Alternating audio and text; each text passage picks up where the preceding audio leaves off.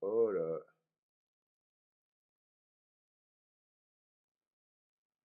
Let's see. Oh, there we go. There we go. For some reason that took longer than usual.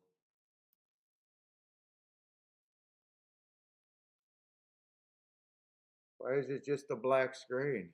It should be fine. Hold up, let me look at this.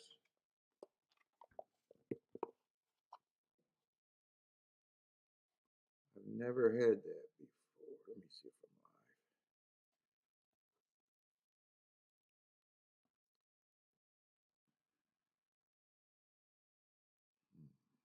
Never had that before. The black screen. Huh?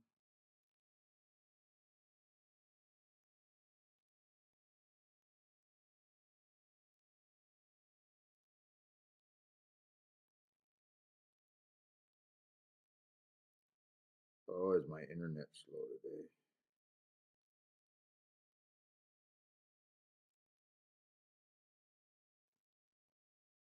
Hey, what's up, everybody? Welcome to the Shake Up. I wasn't sure if this was actually working today. Let's see. Javin, what's up, man? I guess I just had slow internet. Yeah, I couldn't sleep last night, so I started marking up the form after saying there was no way I was doing a show today.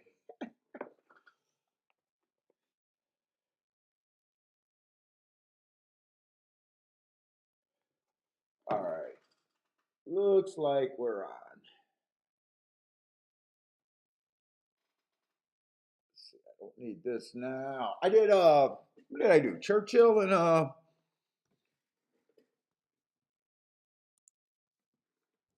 what did I do? Churchill and Gulfstream today.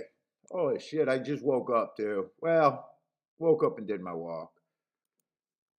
Oh man, let's go. I hope everything's working. Let's see. I have my betting.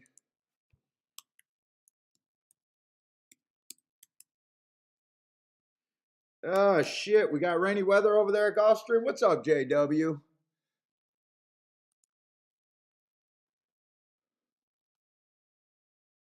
Let's see, what tracks am I doing? I'm doing Churchill and Gulfstream.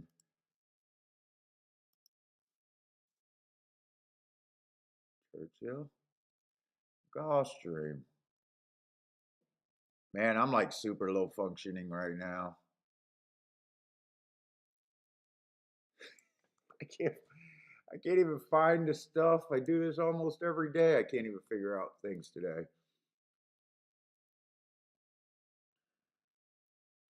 Let's see. Get some scratches. Give what we got? About 21 minutes. Scratch.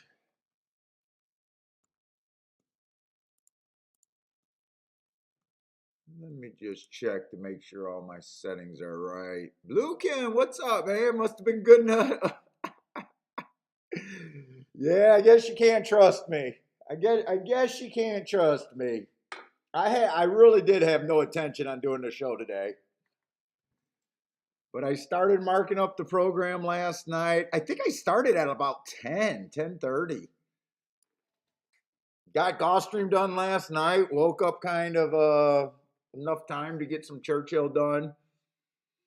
You're just waking up yourself? I knew I was going to play today, so once I get the form up, it's really no big deal. Once I get the form up, marked up, it's really no big deal to stream. Sometimes it's easier to stream than to play with. I was going to say to play with myself. That doesn't sound right. Especially on a boring day. On a card that I don't really like. Sometimes it's easier to play in front of people than it is. What's up, Joe? You've been in a slump. I've been the exact opposite. We've been on fire, but well, let's get you out of that slump today.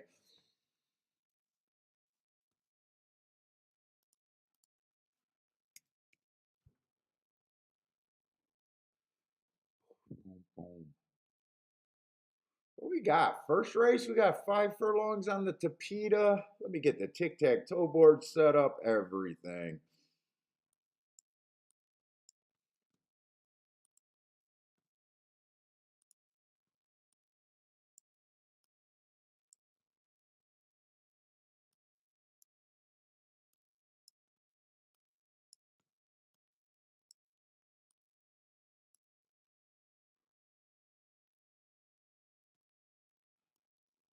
JW got to choose between the two. I watched the Spartans get their ass handed to them. Well, I turned the game off. I don't know what the final score was, but they definitely, at the time I was watching, they were getting their ass handed to them last night.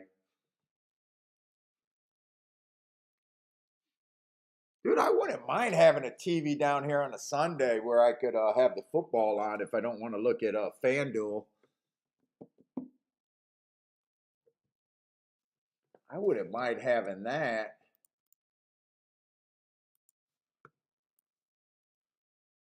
I'm gonna wait a couple more minutes and then we'll go.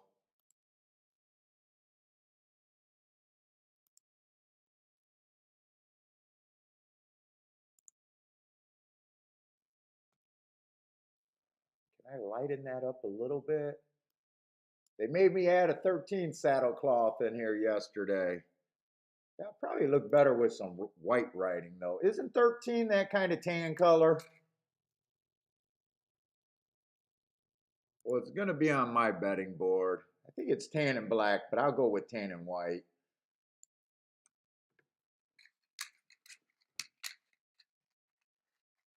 What's up, Frankie Tubbs? What's up, man?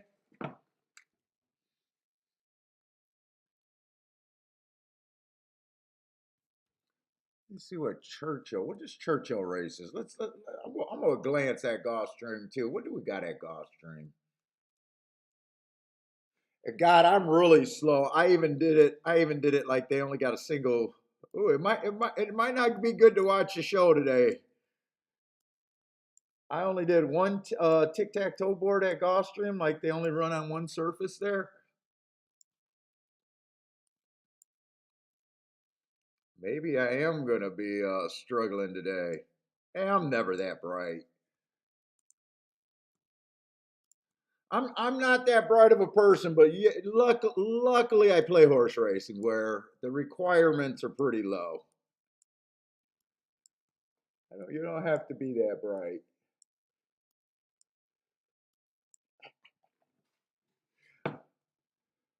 Jay, what's up, Jay? Let's see, what does I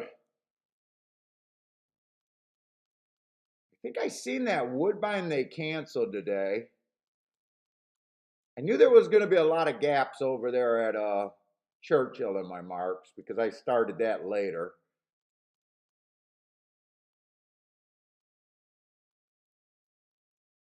Billy, that's the neighbor. That's Ken shutting his door. Billy. Oh, that's the little boy playing basketball, actually. Yeah, I am going to have a lot of, I'm going to be scrambling over there at Churchill. Although the card over there, they do got a lot of races that might be questionable for me, anyways.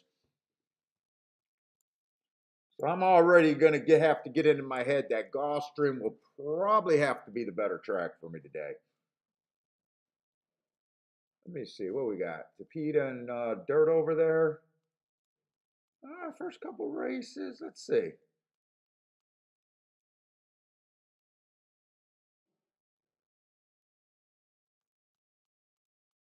You know what? This card at Gulfstream does not look that bad. And I'm just looking to see if there's a lot of maiden races with a bunch of 2-year-olds, basically. When I glance at a card, unless there's a surface that I'm not interested in completely, for the most part, I'm just looking at trying to find a track with a whole bunch of, for me, lower level races with just a lot of marks on my form, running lines, and not too many races that look like this one right here, the one of the late races. Yeah, it doesn't look like that bad of a card over there at Gulfstream.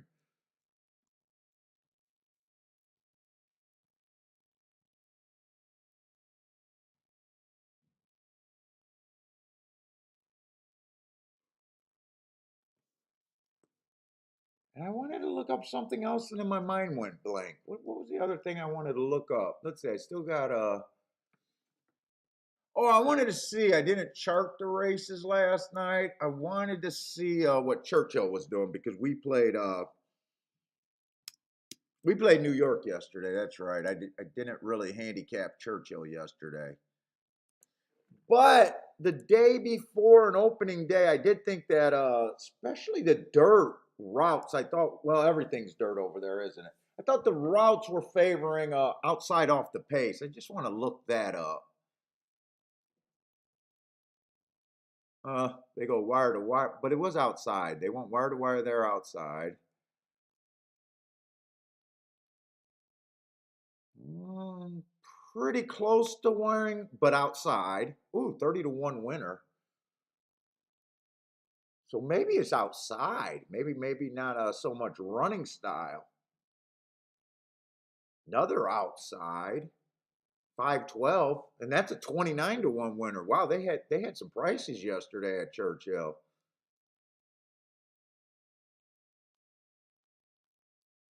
I definitely want to keep my eye on that. They did have an inside winner, the 4 horse from the 3 hole, but the 12 did get second. Maybe it's a little outside. How. Ooh, they had a 3 horse race yesterday over there at Churchill. Could I have bet show there?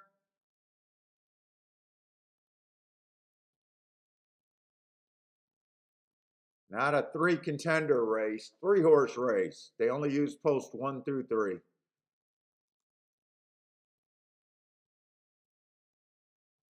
Let's see, there's another outside winner. Yeah, outside did look pretty good. And I'm looking at the prices. They had 2 horses at like 30 to 1, a couple 10 to 1 winners on the outside. Is that I think that's the race that Charles hit. That 576. That was all outside. That was a route race. 5 was 10 to 1. The 7 was 54 to 1. The only horse that won from the inside that I see, there's another 10 horse at 6 to 1. There's only one inside winner, and that was a 4 in the 3 hole. All right, I'll be on the lookout for that. What's up, snapping fingers? Jay yesterday thought Speed was doing pretty good, better than it had been. What's up, Charles? Yeah, the Tapeta on the dirt route, definitely. There was 3 horses that went either wire to wire or pretty close to wire. There was a couple horses that stalked. I think there was a horse that even kind of closed. I'm hoping that I'm going to attack it like it's back, but if they start off going wire to wire like that again, I'll probably have to be quicker on that adjustment. Because I agree with you. Speed was better than it ever has been. They had at least 3 horses that went wire to wire on that Tapeta.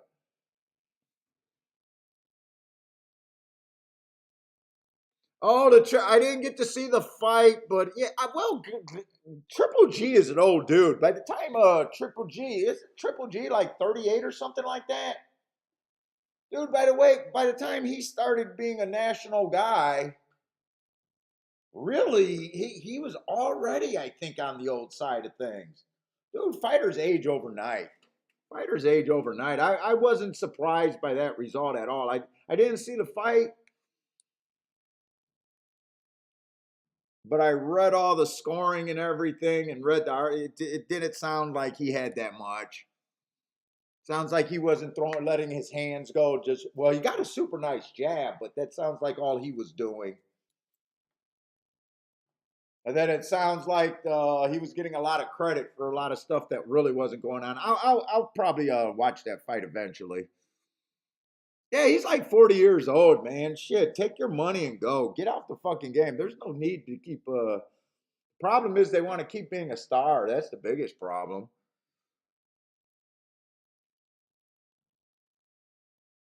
Oh, you watched it this morning? What's up, Steamboat?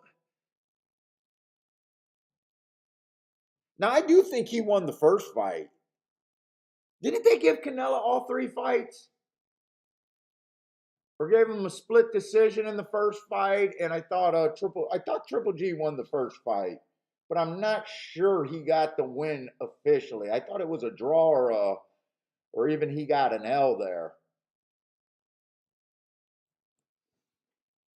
But I think the second and third fight, from what I seen heard last night, he definitely won last night. What's up, Tom?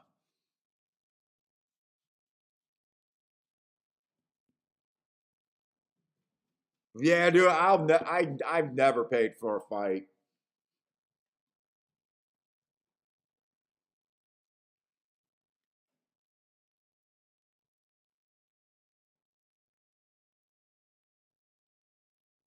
Let's see. Charles says at the beginning of each race. Yeah, at the beginning of each race day, I tend to go with what I think. It varies. It really does vary. On the Tapeta, with it being so dominating one way, I tend to go with what the numbers prove out and want it to go back. Now, if we're playing a track, even though I got the numbers on it, but yesterday was such a strong bias, I might start out hoping that that bias is there. And then it's also depending on what I'm trying to do. Let's just say yesterday was a huge outside bias, but usually the inside's good and it's at Gulfstream. And I'm looking at the first race, and it's a race that I want to play. But let's just say all the outside horses were the three chalk horses, right? I'd be more likely to go back to what I think the track usually do playing the inside because I'm trying to get to the bombs, right? And let's say the odds are reversed. All the long shots are on the outside, and the inside has the favor. Well, that I'm gonna take a shot saying, well, yesterday was outside. I'm gonna hope. So a lot of times they'll have. I'll go depending on what I'm trying to get alive to, or I might sit out and watch if I can. Kind of deal. Because if you had a huge bias the day before, even if it was a different from what you usually think the bias is, you really want that bias to stick around for one more, two more, three more days, or whatever it is. I mean, you want that, but it's always tricky. So sometimes, in the first race, it'll be like, I've been warned. So I suggest you watch them closely and then try to jump on it as fast as you can.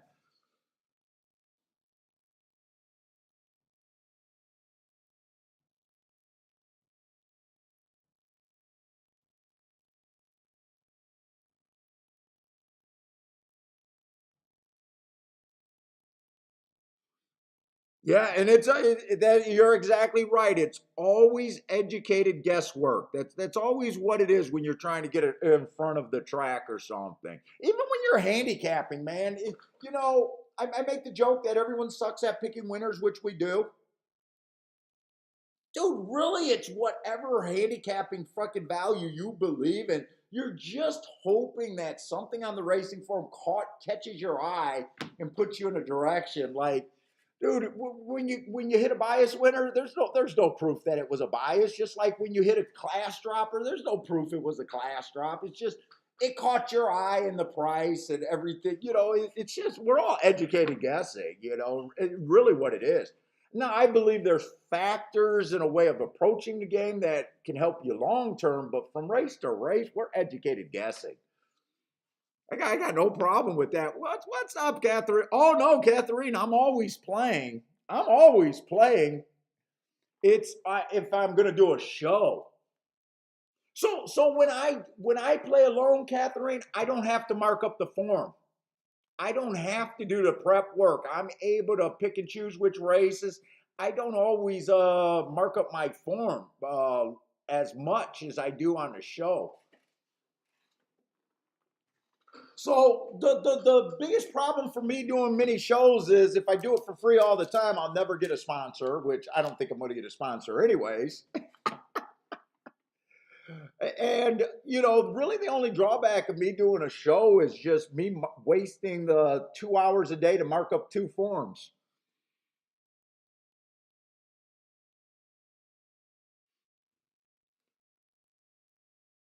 Oh shit! And how the fuck did Gulfstream catch up to me?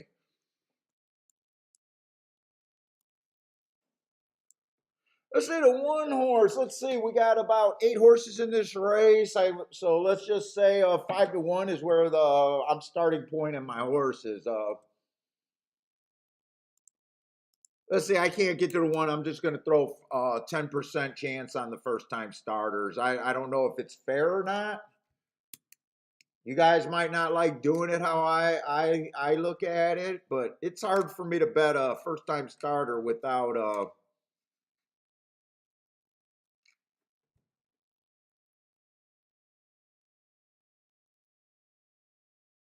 I completely lost my thought there. I'm sorry. Without seeing running lines, I guess. Oh, one. I mean, I don't see much on the one. Let's see. I got to move pretty fast here.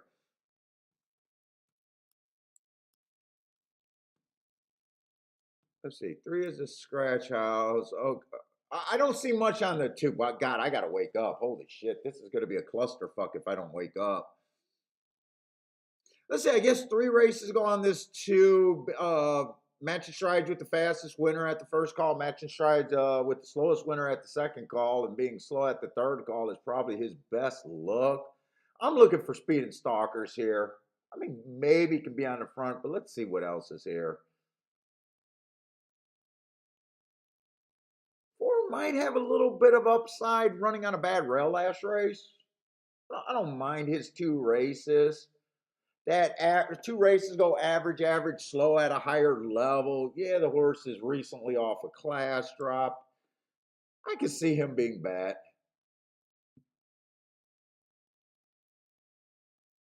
5, I don't like either of his first 2 races. It'd be pretty hard for me to be interested in him.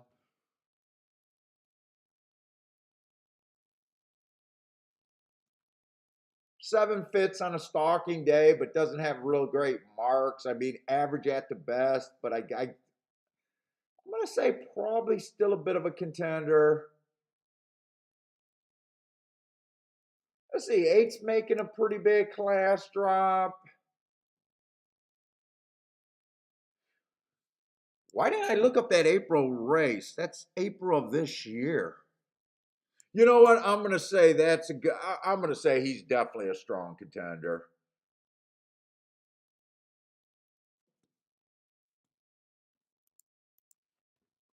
In fact, 8 probably deserves to be the favorite.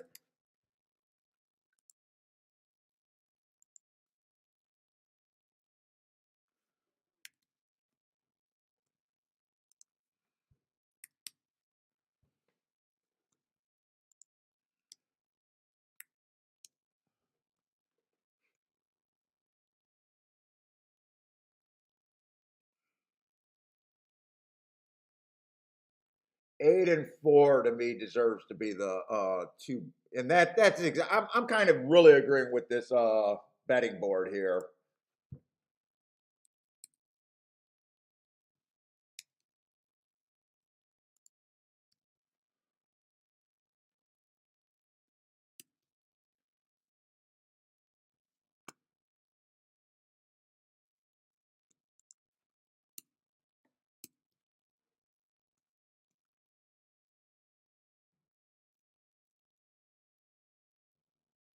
7 can use a couple more points.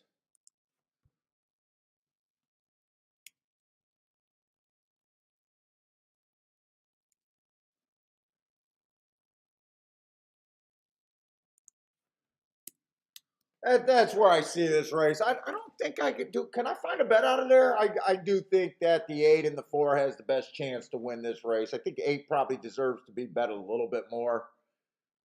So eight is a little over bet to me. Let's say 4, 4 is a little bit of an overlay, but only about a half a point. Let's see.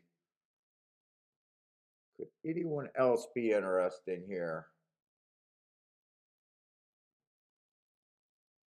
5's an overlay, but probably not that interested in a win bet there. And it is raining over there at Gulfstream. What's up, Dennis? Roman, what's up, man?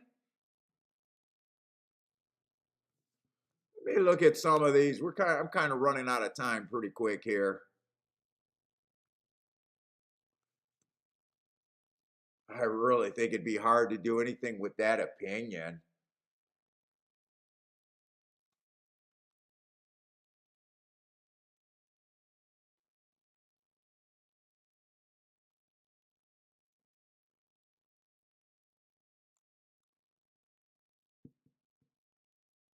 I could bet the 4. They're in the gate. I'm done with it. I could bet the 4 to win. He's a little bit of an overlay, not by much. Play a 8-4-4-8, but then you're really trying to get nothing but the 20 to 1 and higher for third. I'm just sitting out this race. That's the way I see this race.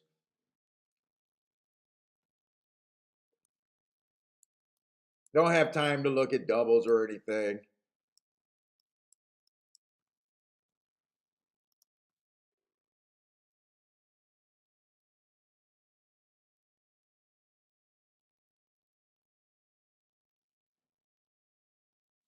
Oh, Dennis was at Churchill yesterday. Nice.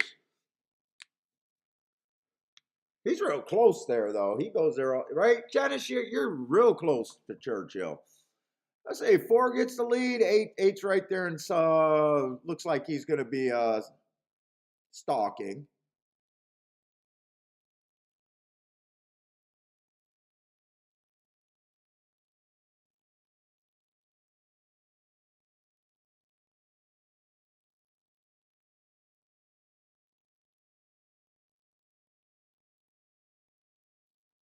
$21 and 4. 4 is going pretty fast here.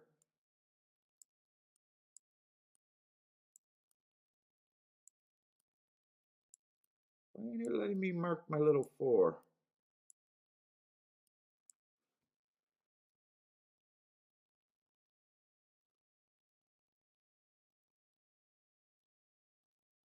Yeah, I could, like I said, I could have bet him. He was a little bit of an overlay. It came in 4-8 exact. I think the win bet would have been better, or trying to find a double.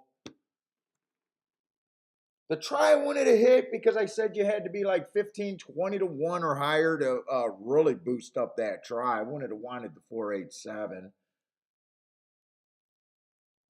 And by the way, my betting line was pretty much perfect there. I got 4 at 28%, 8 at 33%, and my next best horse is the 7 at 16%.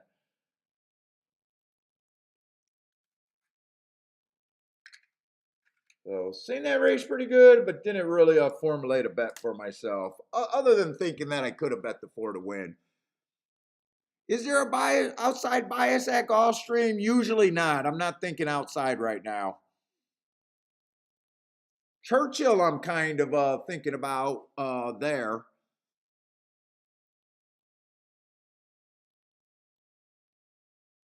The outside is getting better, meaning for a long time, the inside, for years, the inside was so dominant that I was just betting 1, 2, 3 almost blind. That was almost my first bet in every dirt race.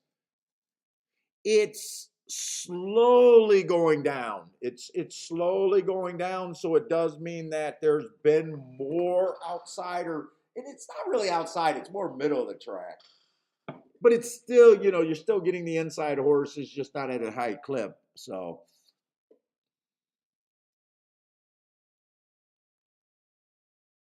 yesterday, I did think the inside on the dirt was pretty good, though. Yesterday, I did.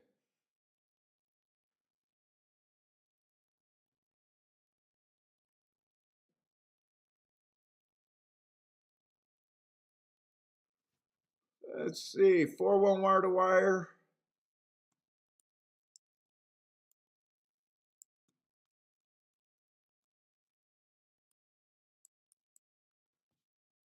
Dude, to me, that was just a math problem. It looked like 4 and 8 was the only two horses, really, and it was just math was the decision of even saying, well, I could bet the 4. He offers more value than the 8 horse.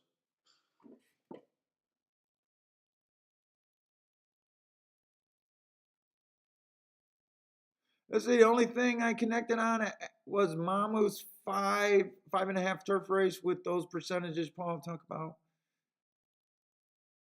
Oh, he had a 6-1 winner, but gave it back.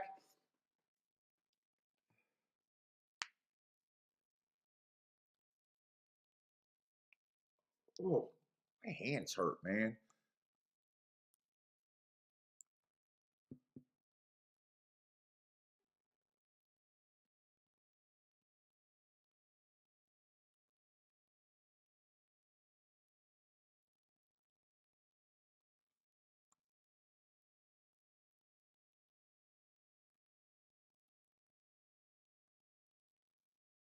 I say Churchill 13 minutes, so I don't got a ton of time. I'm like zoning out, man. I'm fucking zoning out.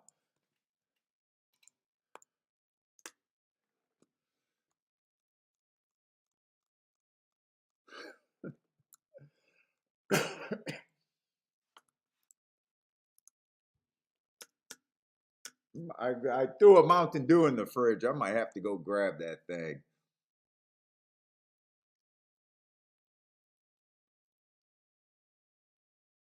Let's see, this is a 7 furlong race at Churchill. I'm more interested in the route races over there. Lanier, what's up, man? More interested in the route.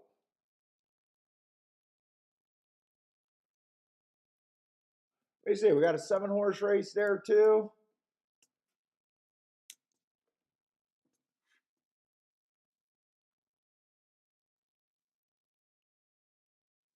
Let's see. 4, I'm not going to waste any time. He's a first-time starter. Let's see. They start with 17 points. I'm just going to say 10.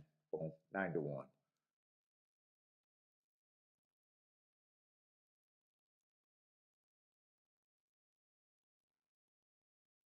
I think overall, that won't hurt me.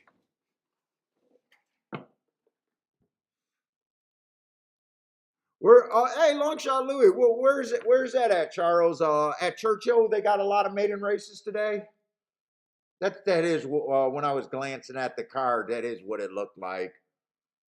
I already said that I think I'm gonna have to rely more on Gulfstream today.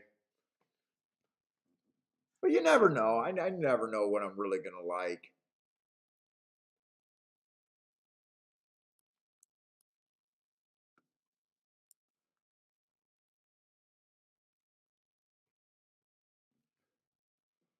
Let's see. 2 races go on this too. It was a bad rail day. I like the asterisk there.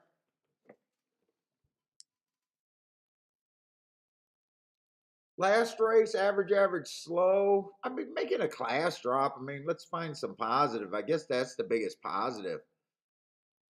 A little annoying because the races that looked the best that she ever ran was 3 and 4 races ago. But those were both 1 race samples, so it's nothing that I can really look up. I mean, class drop helps. 5-2. Right now, my head doesn't sound all that. I'm not all crazy about 5-2, but I'm going to see where the math. A lot of times, the reason why I like doing a betting line is because a lot of times you just don't know where your freaking math ends up. A lot of times, sometimes I'm shocked where my math ends up. But right now in my head, 5-2 doesn't sound right.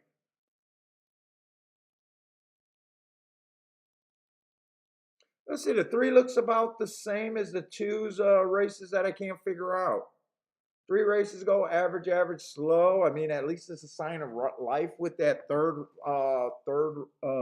place finish.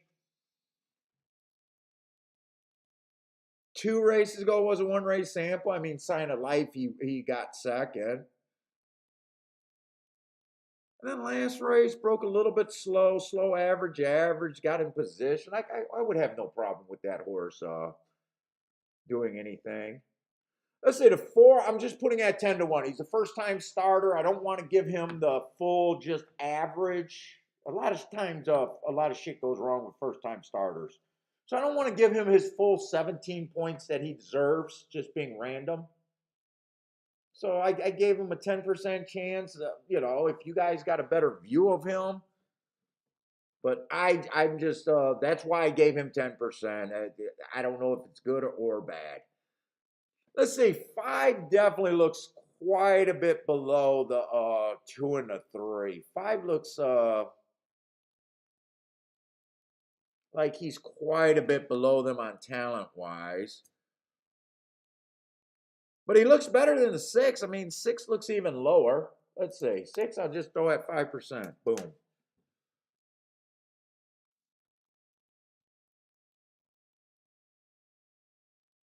7 horse, I don't got crazy notes. Let's see. First race out, inside of track was good. He had the inside. It was early pressing day. He was actually more of a closer there. But I say that race weighs looks pretty much like the same thing the 2 and the 3 are capable of doing.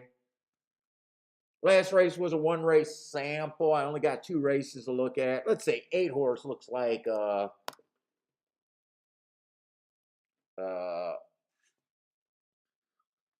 eight horse does look like miracles need to happen for him to win the race. Bad group. Or, just nothing special in this group. 1, 2, 3, 4. Let's see. There's 4 horses left.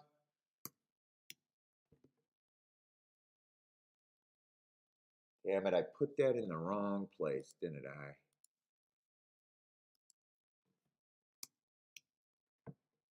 You know what? Fill this square, and I'll stop putting shit in the wrong spot. Look, I spent millions of dollars to develop this project now.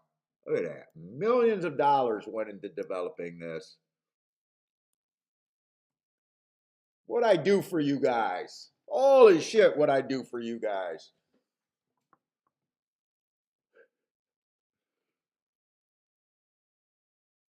Let's see. So who's the horse I didn't really give odds to yet?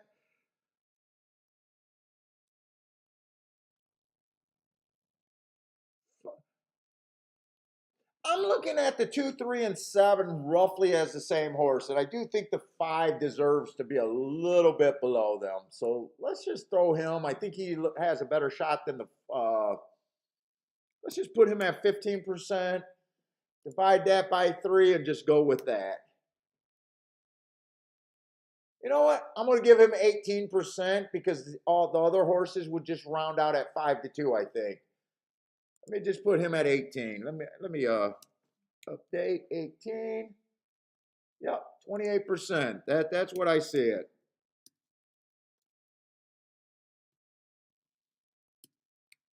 Can I make a bet with that? Dennis, you didn't know I had such a budget over here, did you?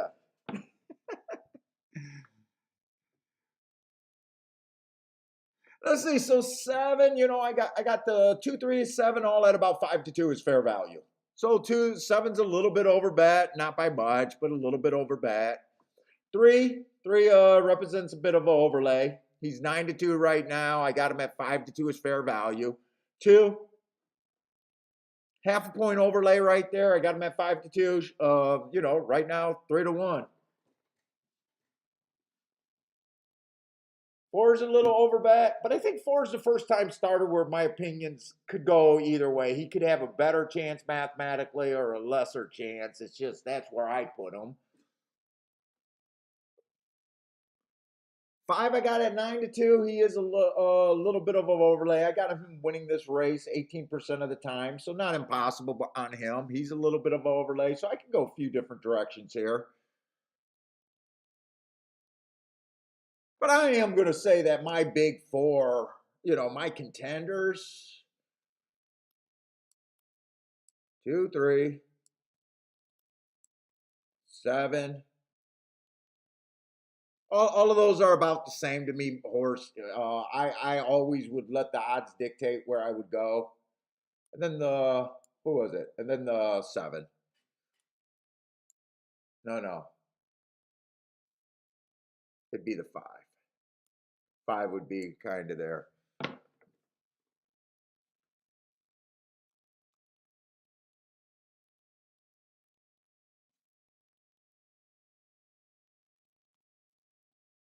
I'm gonna actually play this race.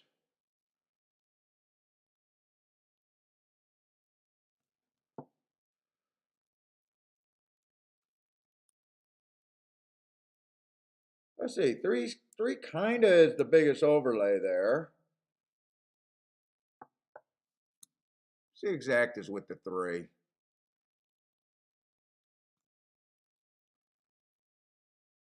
3-2 is paying $47. Wait a minute, that has some value there. Holy shit, 3-5. Oh no, these are for $2. These are for $2. I gotta remember.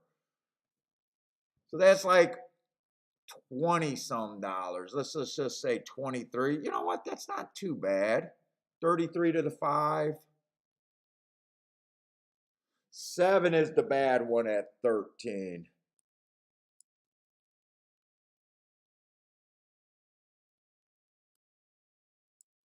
You do something like this.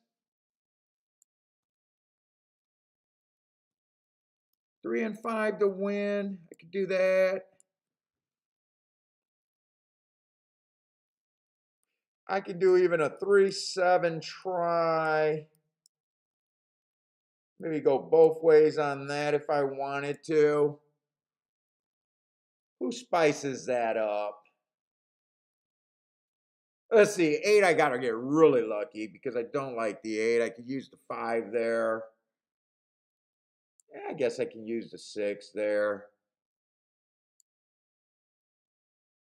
4 is probably a little too low. 3, well, 3 can't be there in 2. You know what? I'm gonna play all of that. I'm playing with the tries here. I'd rather hit winning the exact. Let's see, 3-5.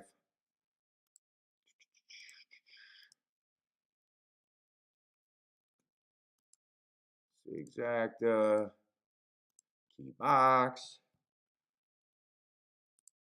3 with the 2-5. That's probably what I want to hit the most right there, actually. What's up, Dean? First time starters back again. Lloyd, what's up, Lloyd? You know, I might as well throw the 8 in there for third anyways, because that would be the best that I could get to with that exact. This is a crappy exact. If you guys are wondering what I'm doing, I'm just trying to spice it up with a try. So I'm not even really handicapping the third spot. I'm just throwing the horses that will make that shitty exact to be a good try.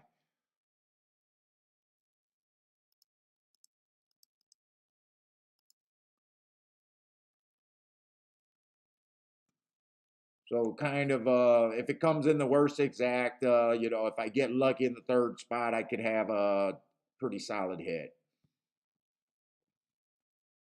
Hopefully. Hopefully I can.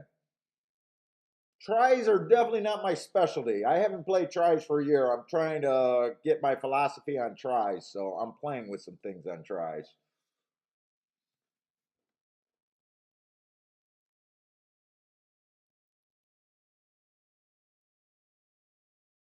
Seven is the horse going to get the lead there. Seven's never been close to the lead, right? He only ran 2 races, though, so a little dangerous to lock him into the running style. Let's see. 4 ends up scooting away. I might be dead money because this is a weak field, and if the 4 gets an easy lead, I could be in big trouble here. I don't think, well, 22 and 3. Let's see, they are going 7 furlongs, not a mile and a half, or not a mile. I don't like the first time starter getting this big of a lead. I got I'm gonna look at this like I probably got my caught with my hand in the cookie jar here. I just don't do any handicapping with first time starters. So when they beat me, they just kind of beat me. So I can't really bitch about this race. I'm just going to see us underneath how close my handicapping was. Let's see. The three's not running a fucking lick.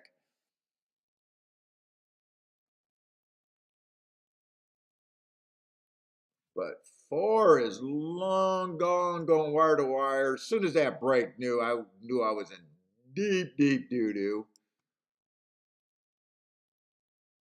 Seven was second best, so that was one of the horses that I liked. Who got third and fourth? How did this come? Got caught with my hand in the cookie jar and it snapped shut on me.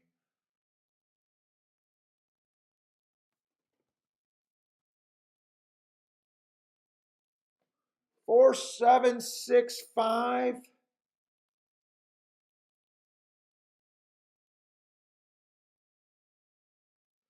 So my overall view of that race was pretty fucking terrible.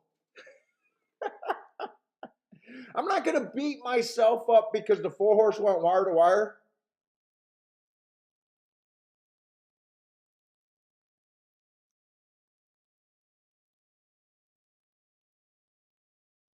But I did key off of the three. I thought the two was going to run. Neither of those ran.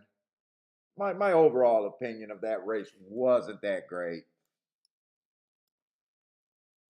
Wasn't that great. Let's see. Long shot. Louis got the exacta.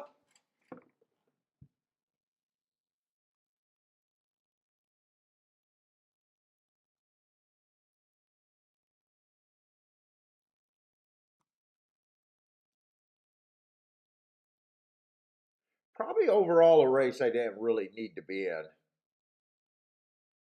Seven ended up, well, seven, or I'm sorry, not the seven. Three ended up at 7-2. So I had them at 5-2, an overlay by the book, but really only a point overlay. I will say in my head, I pretty much thought that these four horses were going to be there and it was a layup. And I hate my history of layup races never work out for me. I will say that, but I did think that was pretty much of a layup.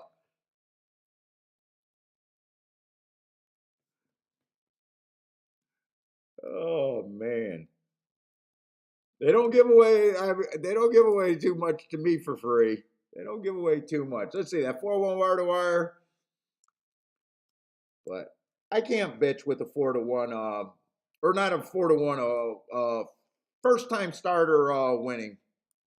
I can't handicap them, so I got to look at the underneath spot to really decide if I did a good job or not. I don't think I did. Oh shit, Gulfstream. Why the fuck are we going to be running so fast today? Drag. I need you guys to drag. Holy shit. I thought I had plenty of time, do my reviews and everything.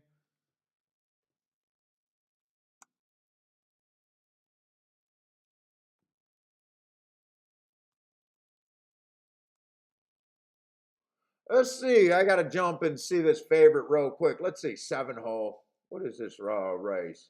Is this Tapeta or dirt? This is going to be a Tapeta. Oh no, this is a dirt route. Dirt route.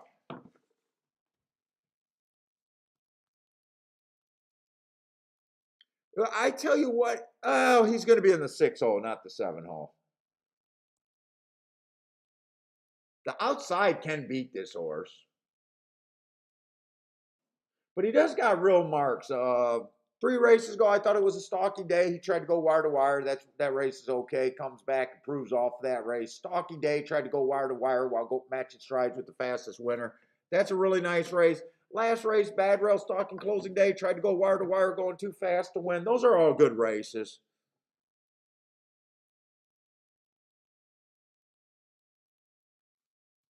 Let's just say, even if I agree, I'd never give a horse more than a 50% chance to win a race. I don't break. Once a horse looks so good, they just look good.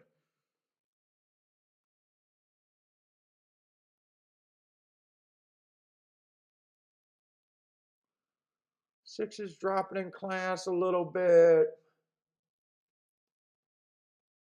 Oh my God, this horse ran at Penn National. Penn National. You talking about Penn National? That's a 2% right there. I just put that prick in the winner's circle. I just put him in a winner's circle. Wait a minute. Wait a minute. They got him bet at. Wait, they got the 5 bet at 7-5. 7-5, and the horse went to Penn National for 4 races. And I'm supposed to take 7-5 seriously? Wait a minute.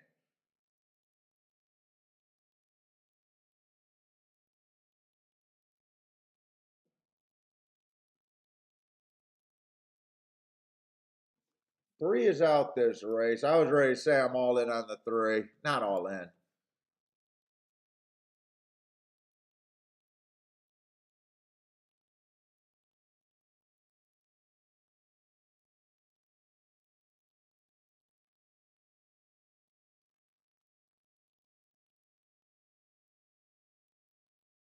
God, these are some ugly, ugly running lines.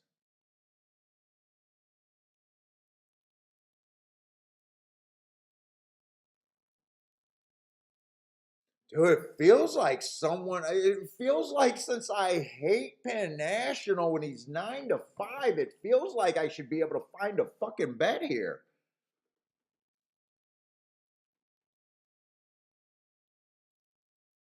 It feels like I should be able to find a bet easy.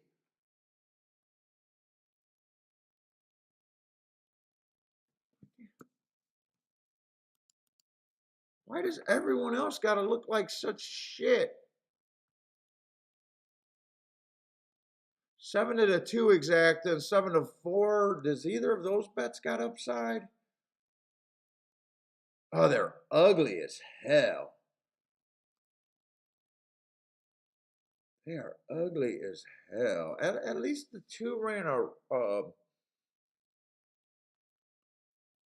Dude, it seems like I got to bet this race just because I hate that 5 horse.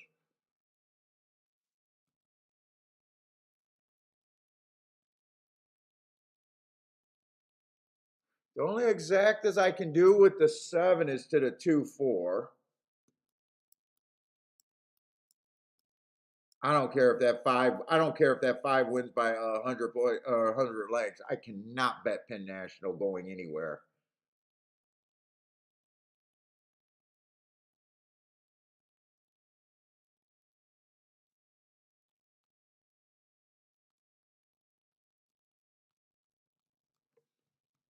Guess what I'm betting? 1 and 2 to win, 7 on top of the 2-4. That's it. Oh no, I'm going to do a try too.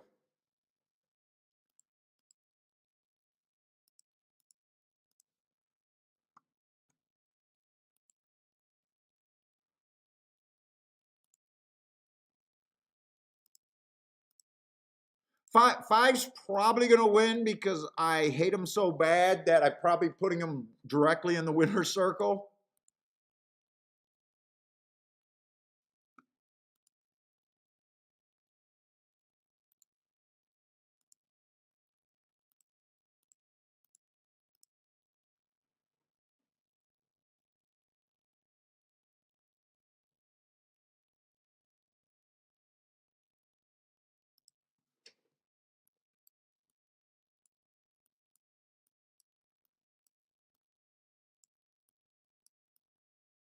Penn National is not supposed to win at Gulfstream. I'm sorry, they're not supposed to win at Gulfstream. What's up, Blair?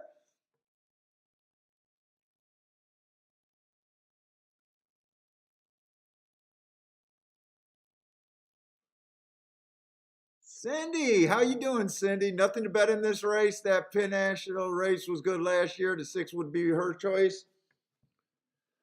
Dude, like I said, I talked enough about this horse. I'm completely expecting this horse to win right now.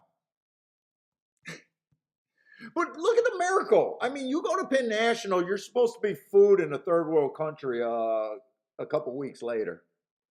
That's not a joke. That's what I honestly believe. He not only ran in such a dire place, they laid him off a year, brought him back. Yeah, it's okay. Race at Gulfstream. I don't care. He's gonna win this race, but I don't understand.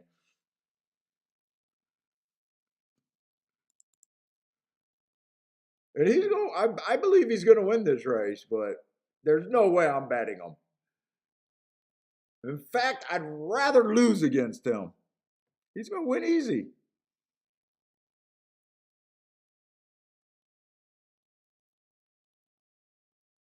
7 can't even get the lead over him.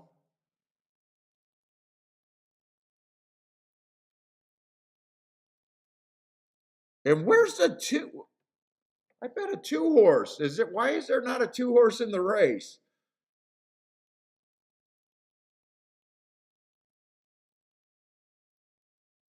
Why is there not a 2 horse in the damn race? Was there? There wasn't a late scratch, was there?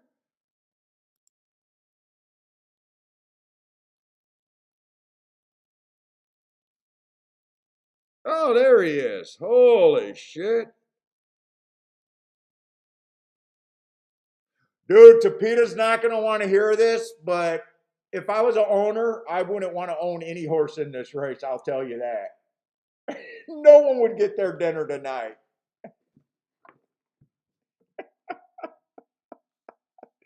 No one would get fed tonight. I'll be like, you lost to Penn National? That's like me having a high school son and him getting beat up by a first grader. I'll be like, you're sleeping in the fucking yard. You're not living in my house. Oh my God, my disdain.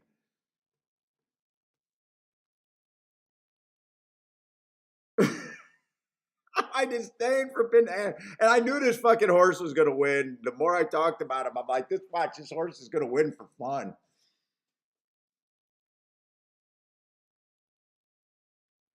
Dude, I'd be like, I'd be if I was a owner of one of these horses, I'd be like, I think I'll be calling the trainer and seeing if I could give my horse away. We got beat by a Penn National horse. Can we give this horse away? I don't think I'll be able to recuperate my food.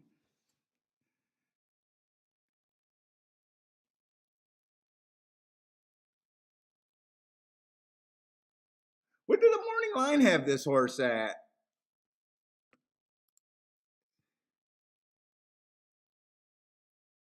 He did a better job than me. Everyone did a better job than me though. Wow, 2-1 on a Penn National horse that was off a year layoff. He's off a year layoff. They were able to put band-aids on this horse. Oh, nice. I guess nice job.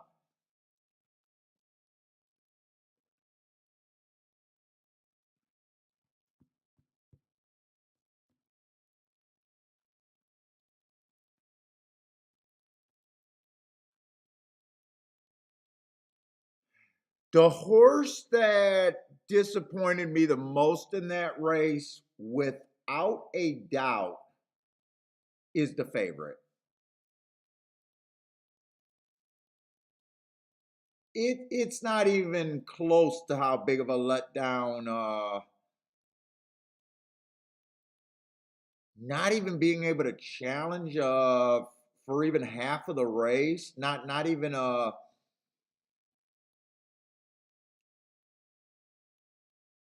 not even being able to be neck and neck or within a length of that horse.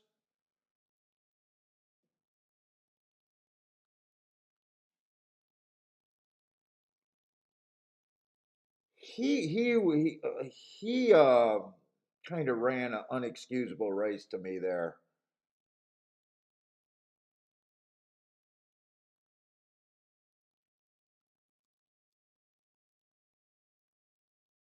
The one horse doesn't bother me as much. He was off a year. He earned a heart coming off a year layoff, so he didn't have to be good. The two horse kind of looked like he could run a little bit, but terrible finishes. So I used him, but he was 100 lengths back. But I'm not even disappointed in what he did. The 8 horse or the 7 horse not even running for a half of a race competitively is to me. And I don't want to say the biggest disappointment because he was a 4 to 5. Like I don't cheer for 4 to 5s, but for him not to run for half a race to me is kind of really bad.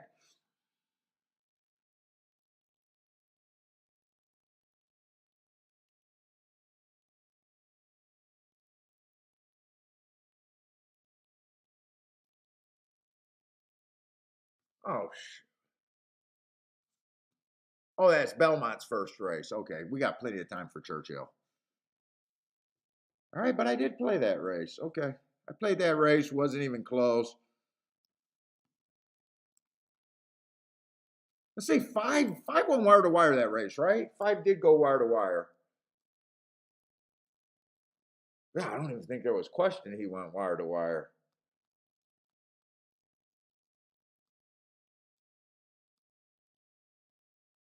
Now I did think the rail was heating up yesterday.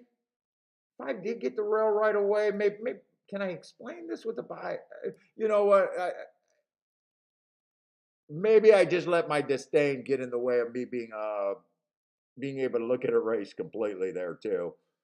I might have just had so much disdain. I was dedicated to doing something. Let's see if the rail I did think was heating up yesterday.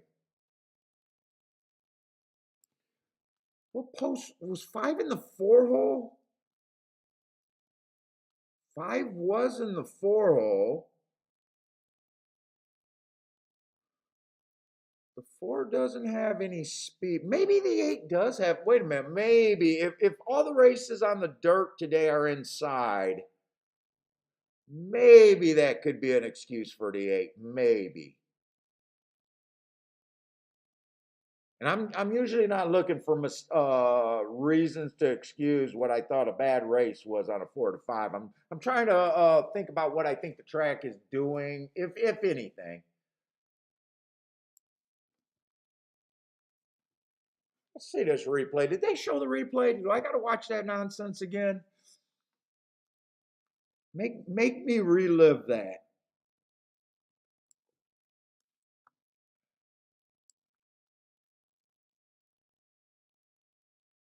But hurry up and give me that race. Let's see. Churchill. Well, Churchill's not the best race for me. We got a bunch of first time starters.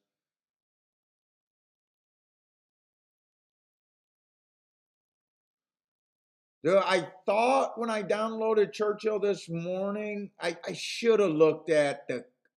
I was looking at. I don't know what I looked at Churchill. I should have looked at Fuck, I should have looked at the class of the races and realized I was getting myself into so many maiden races today. Probably would have went to. Well, I might have made the mistake and went to Woodbine. I think Woodbine canceled today. I would have hated to do that.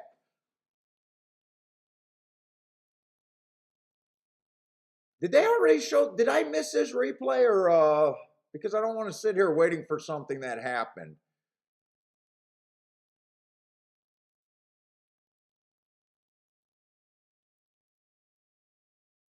Wait a minute. Why did I think they canceled at Woodbine? I thought it was I fell for someone's joke tweet or something. Someone tweeted that Woodbine canceled today, and I thought they canceled. Okay, they didn't cancel. I fell for a tweet that put that up. Okay. Cindy really likes the 6 over there. Yeah, well, I didn't make the right decision for the second track today. I probably should have looked up to see the class. But this is what I got. Let's see. 1 and 2 are out. Let's see. Three's 4 to 5. Wow, does this look like a 4 to 5 horse? Never. Should look. Let's see. You know what? 5 did get the rail, and speed was definitely good yesterday. Two of the races that I hit was definitely inside speed horses. The one was the 4 horse at 12 to 1. The other was the 4 horse at 9 to 1. Hmm.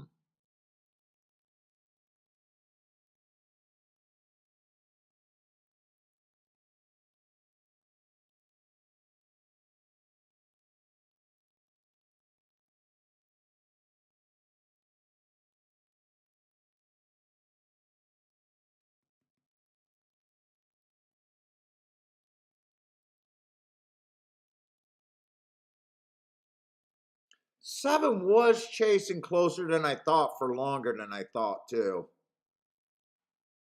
Seven was about a length and a half behind. I'm still shocked he couldn't. Maybe seven did have an excuse right there. We'll see. We'll see how we think the rest of how this track is playing.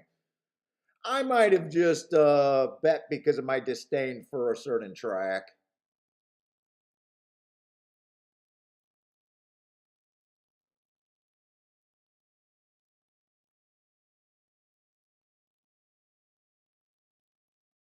Let's see. This is a break. I want to see if 5 gets right on that rail. He's about 3 wide right now. I want to see if he ever gets on that rail or what.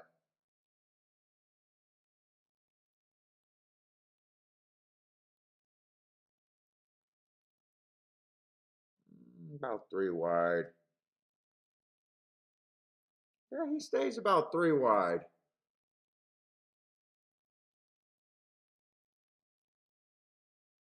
What's up, pocket aces? You like the late card over there at Aqueduct?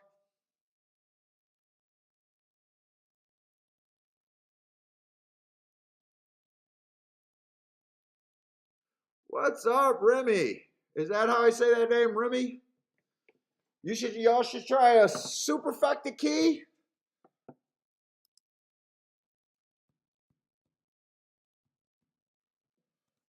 Boom, boom.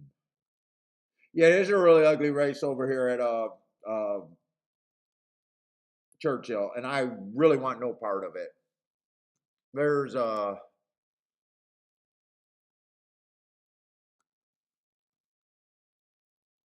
I'm not saying this 7 or this 3 horse can't win. I'm just saying that this 3 horse does not look like a 3 to 5 on any planet whatsoever. Horse with 0 speed coming off the pace. The problem is the field's just so bad. But everyone's lightly raced. Horses improve very rapidly, but I'll say he's the one to beat, but he's absolutely overbet. But I see no upside in that race. Even though everyone's a big raise after him.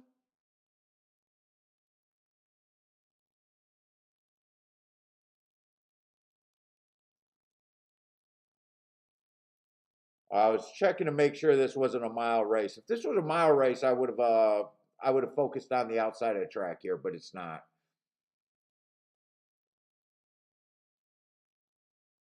Matthew, what's up, Matthew?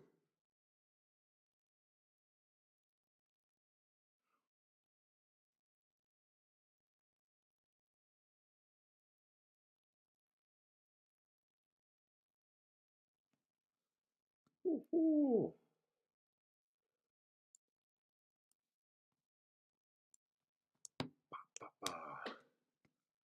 Let's see, 10 minutes to Gulfstream. I'd rather go back to Gulfstream.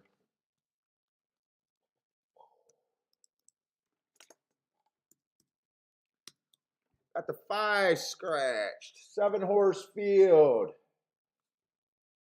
Yeah, 7 horse field, random. Everyone starts at 17%. If you don't know what the hell you're doing, you should start at 9 to 2 or higher. if you suck at handicapping, at least make sure your math is good. Give yourself a chance to win. Let's see. Blair likes the 5-horse at Woodbine.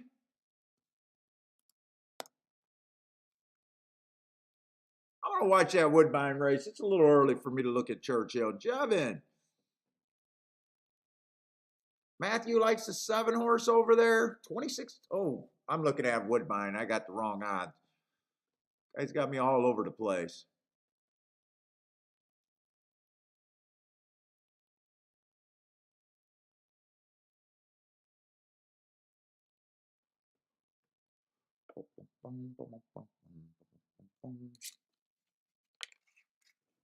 So I even got a cigar, but I need a flavor saver.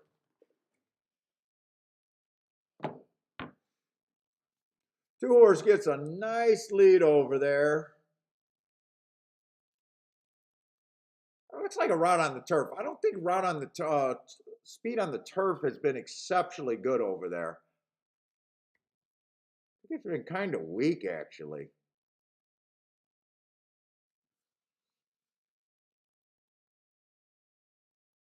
We got what do we got? Third race over there at Gulfstream. We got a Tapeta route race. Speed was actually for a rare time very good on the Tapeta yesterday. It makes me a little bit nervous, but I am going to go by what I've been doing well on. I've been loving the Tapeta ever since they put it in. Well, ever since the first month when I figured it out. Speed's been terrible for the most part, but yesterday it was good. I'm going to have that in the back of my head. But we're going to have to see where we can actually get there. Let's see, one just doesn't have any form. I don't know what to make of the one other than a class drop. Probably just not that interested. By the way, if you guys are new to the show, welcome to the show. I do this full time. This is how I make my living, not YouTube fucking betting on horses. I will sit out a ton of races. I'll give my opinion on like where different directions. I don't always bet my. I don't believe in selections. You gotta worry about the math in this game more than anything. But I will sit on a lot of races. I'm pretty much anti-chalk or trying to get around the math, the chalk. So don't tell me you gave me a 3-5 and the 3-5 wins. Don't tell me after the race a 3-5 won and you helped me out. I'm playing at a different level. Kind of deal. I know I win long term at this game, and that's what it's about. So I'm doing things that might not look good at any particular time.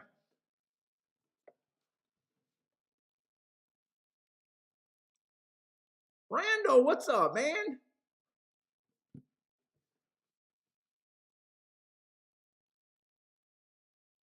Yeah, one just has very hard form, but he is lightly raised, dropping in class. These horses can improve quickly. Let's see, 2-horse dropping in class, got a little bit more form wise on him. Let's see. I'm just looking at the one like he's a 2% chance to win this race. I gotta assign value the way I see it. Every handicapper should be doing their own value.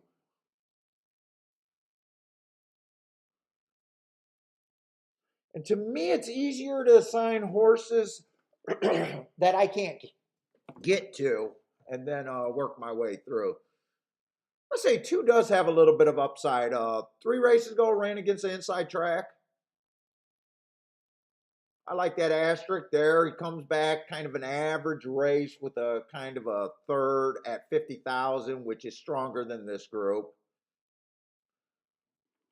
Don't necessarily like the sprint to route on the Tapeta route, but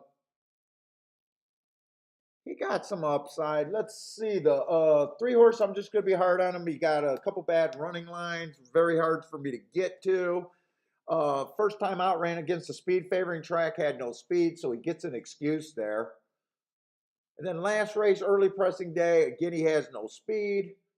Stretching out, trying distance, just hard for me to make a real case for him.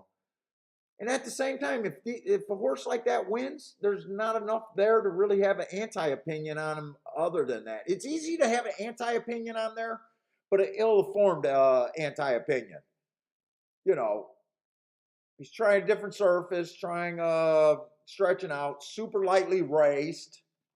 You know, it's hard to say how bad he is right now, even though those two running lines, he's wearing the uniform of looking pretty bad. Put it that way. He's wearing the bad uniform.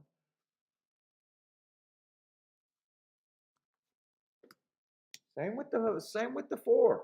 I don't have much good to say other than lightly raced and dropping in class. I guess that's the best angle he has going for him.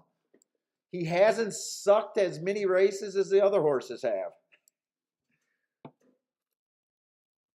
Jesus Christ. Same with the 6 horse, and that's an ugly first time out. That's an ugly first time out.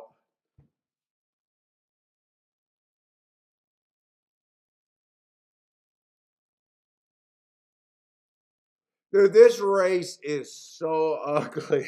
It's so hard to put a. I'll say the 8 probably deserves to be the favorite, but Jesus Christ, am I willing to take him at a 6-5 proposition in such a bad, lightly raced, dangerous kind of race here? I mean, his first race out definitely isn't screaming talent either. There's nowhere for me to go here. There's absolutely nowhere. I'm going to watch that Churchill race if it hasn't finished. Let's see. I know someone gave out the 7 over there at Churchill. I remember seeing someone liking the 7 at Churchill. Outside winner. Steve, what's up, Steve? Steve says, yeah, Steve. Okay, so Matthew was the guy that gave out the winner over there.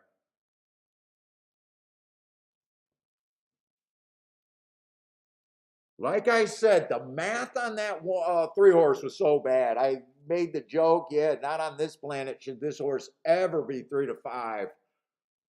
He got beat, he ran second.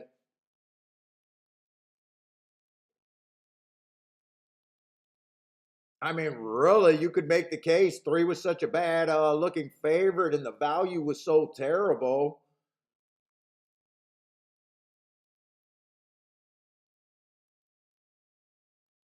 They almost force you to choose between, I would say, probably the 5 and the 7 there.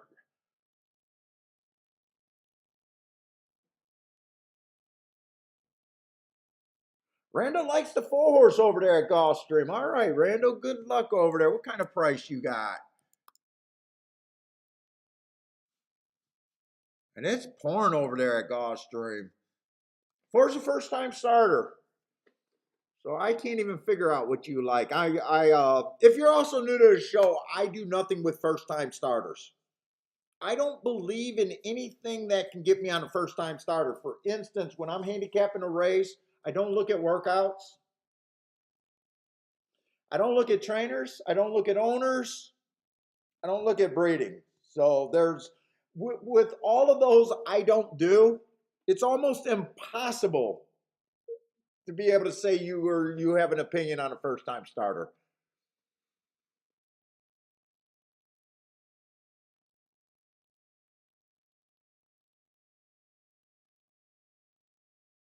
Nice price on your first time starter though, Rando. Good luck. 10-1.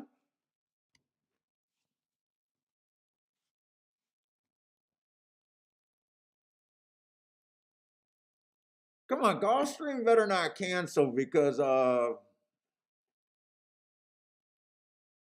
Churchill doesn't look like that great of a card to me.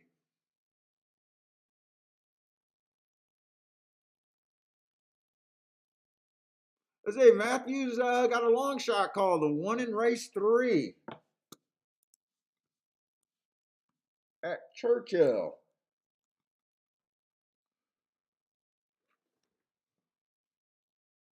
Let's see, Remy, 867 over there. Oh, you got an option. You got a nice option with the 7. 7 is the best part of that ticket right there. 7 is the best part there.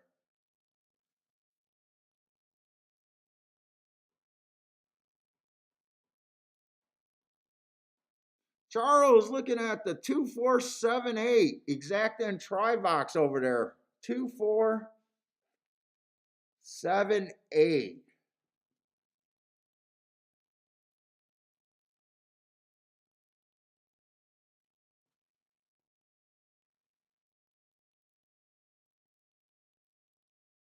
We got a favorite. He got two good, decent shots there that definitely helps. Let's see if the favorite wins. The exacted at a 7 can't be bad. The exacted at a 4 is probably okay.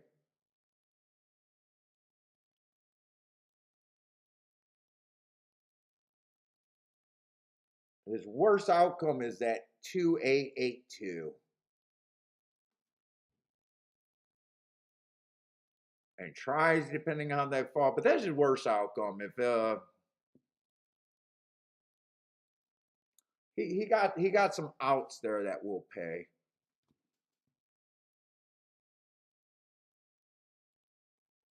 Oh man.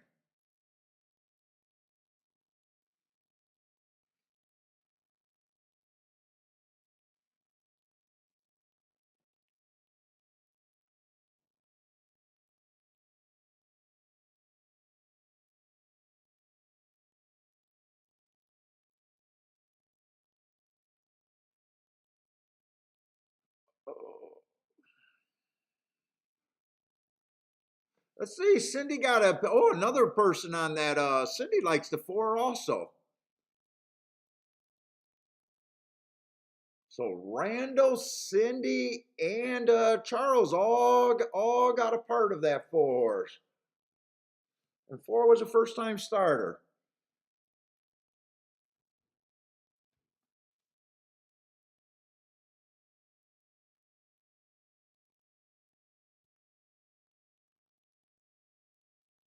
That's probably the most common number that I see of the few picks that are up there so far.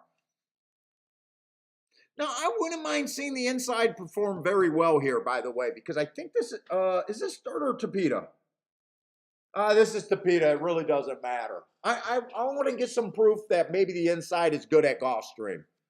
But the Tapeta doesn't really matter. You guys know I'm talking about the dirt there. Oh, hopefully the later half of this, middle and later half of these cards get better for me to want to look at.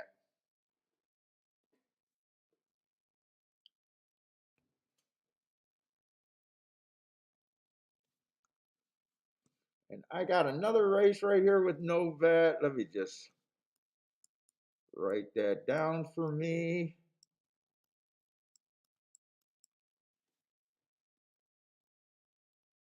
Well, all that rain we see, and look at the Tavita. The Tavita does look pretty uniformed, and you wouldn't even know it was really just raining there.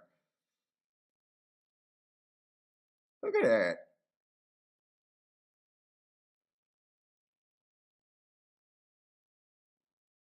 Do I wonder if they ever think about canceling?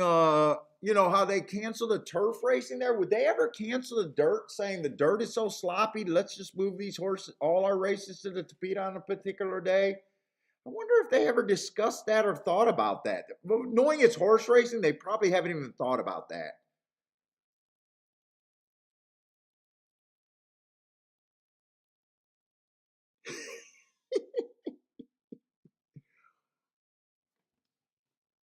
Oh my God, they just bet the hell out of your guys' 4 horse. Or you guys bet the hell out of that 4 horse. Horse was just 10-1, 8-1 in the gate. Now he's 7-2. I'm not going to complain. It happens all the time. It's just something we like to point out. But they bet a lot of the value out of that horse.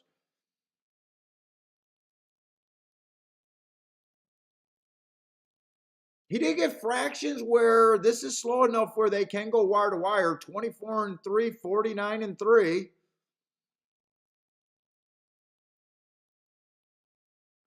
Now, who was that person where I said, I was trying to give a clue.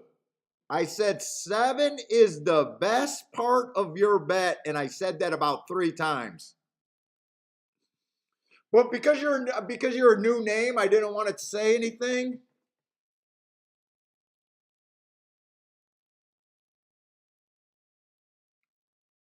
I know you hit the exacta, and a very nice exacta. But 7 should have got win money too. Kaboom with long shot, Louis. Who was that I kept saying that to? Remy. 7 was the best part of your bet, buddy. Nice job. Very nice job there.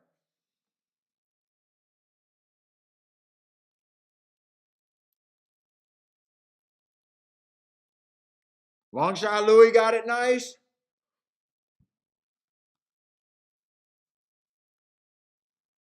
Jevons alive in the Vic 4. Nice, guys. Nice.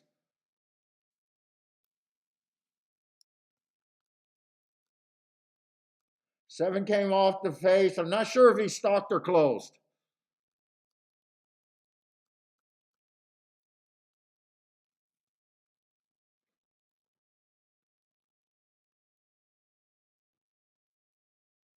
That's got to be 100 to 1 exacta, right? At least 100 to 1, I'd say. Nice job.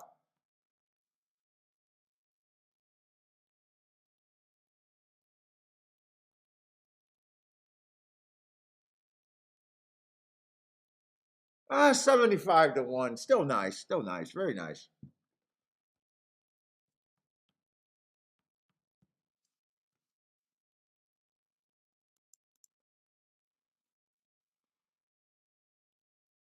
Who was that? Remy. Remy did that.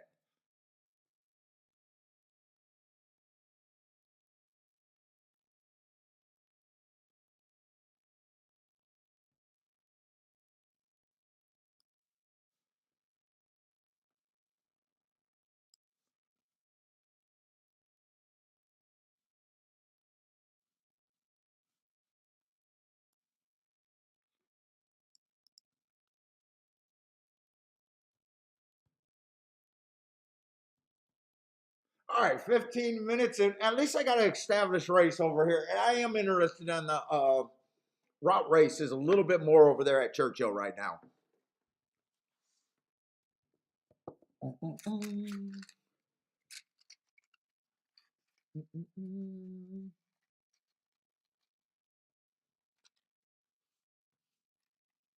Catherine was on that 7 horse. Nice job.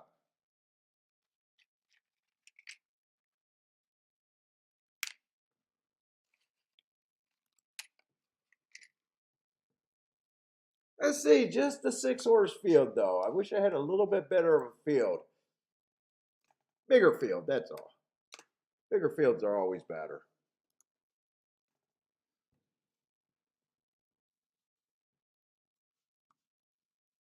Let's see, $20,000 claimers. Non-winners of 2 lifetime. Your lucky number, huh?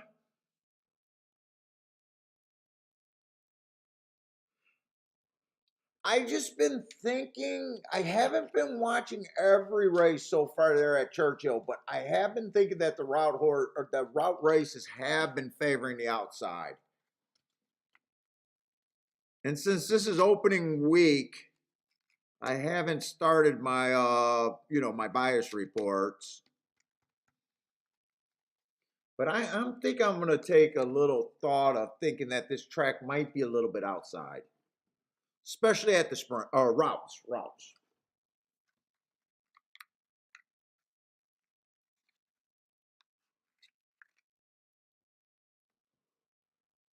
Oh, that was another Marcos. We hit Marcos yesterday with 13 to 1, I think.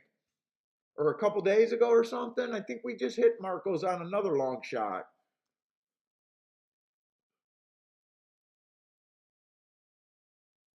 Let's see, the 3 races ago, stalking closing day. Was a stalker, average. Got in position at the top of the stretch. Okay finish. Comes back average, average, average, and then last race bad rail. Was nowhere near that rail. Slow, average, average at a bit higher of a level. But I started off talking about this race saying that I'm not that interested in the inside right now. I might be wrong about that call, but that's how I'm handicapping this race. Like, I think that it's outside.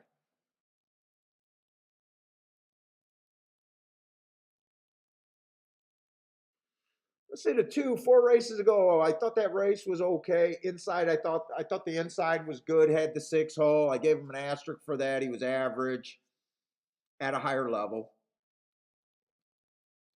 Comes back slow, average, average at a higher level. Goes to Indiana. Now that's where I lose. But I'm going to say overall this horse is dropping. But again, this horse is on the inside. I'm just thinking outside.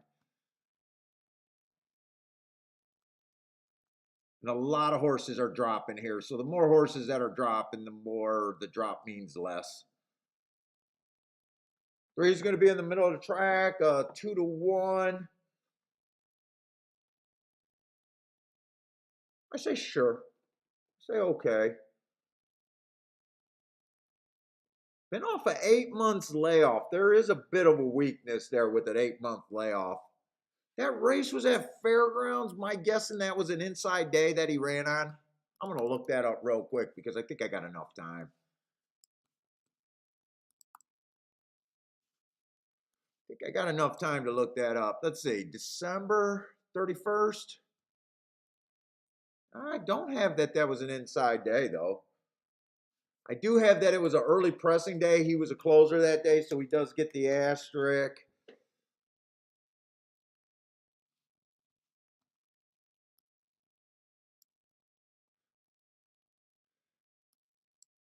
That race I just got is slow, slow, slow.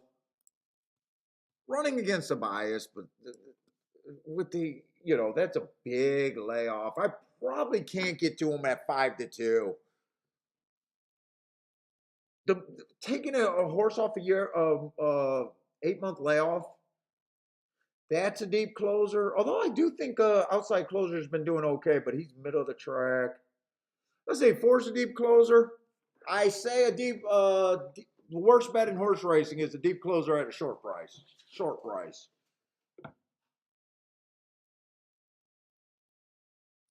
3-1 is it's kind of short, but not short. Wow, they are giving me some ugly ass options today, really. 5 does look like the only speed in the race, but I don't know what keeps him from going to the inside of the track other than it's coming from Prairie Meadows. I don't know what to make of that.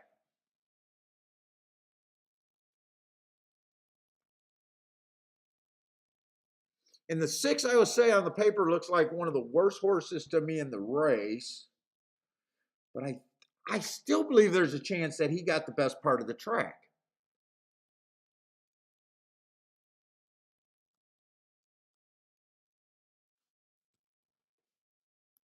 Let's see. I'm going to be really hard on the 2 inside horses just because I think that the inside's not that great right now.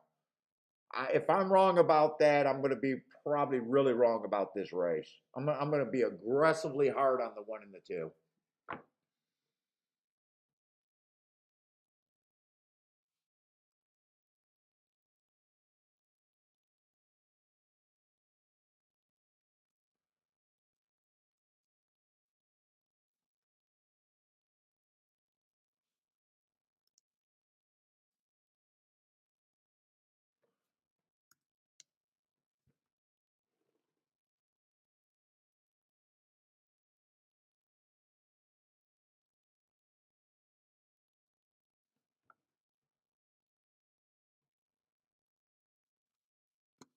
What if I even did this?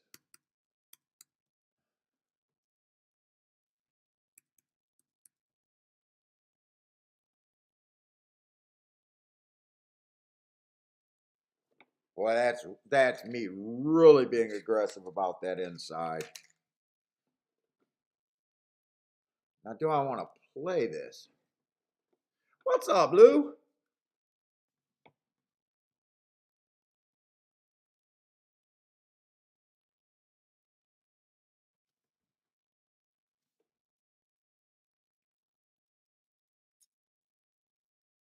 God, I need an old. I should have got another cigar today.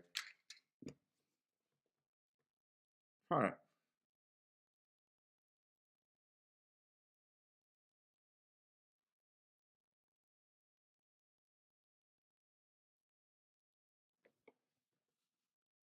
I actually think I'm going to do something here. I'm just waiting to see where the odds are.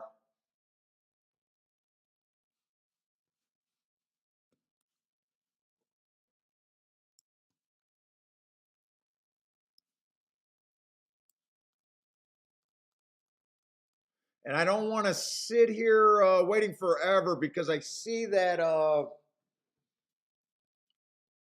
there's only like 6 or 7 minutes looking like they separate between Churchill's next race and Gulfstream's next race. So I want to get set up for Gulfstream too for the fourth race.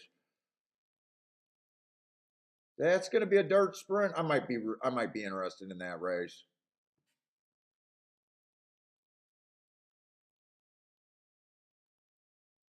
And I might be handicapping Gulfstream right now, at least for the first race or so. That I might be handicapping Gulfstream like I think the inside of the track is good.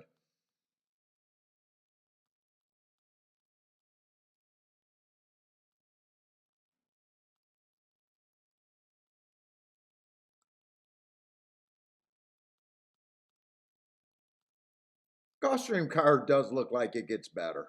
Gulfstream card does look like it gets better.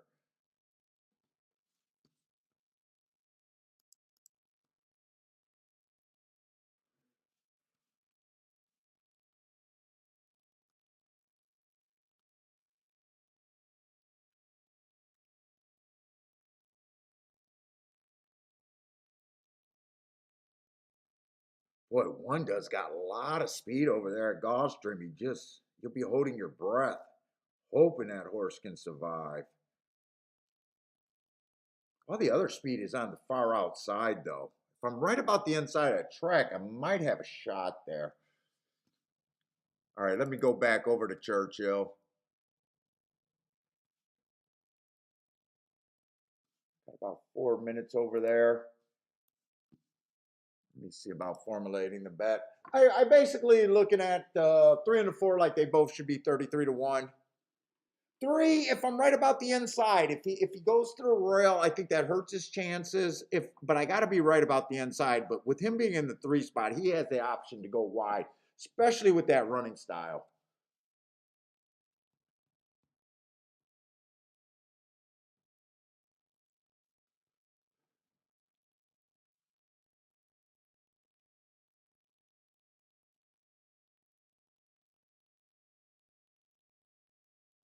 And 6 horse, I definitely need the outside of the track to help the 6.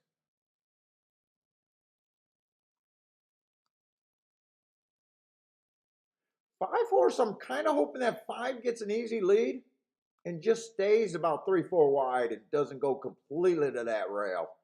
With him being the only speed in that race, I don't know how aggressive I'm going to be here because I don't know if I can really trust the tracks that he's coming from.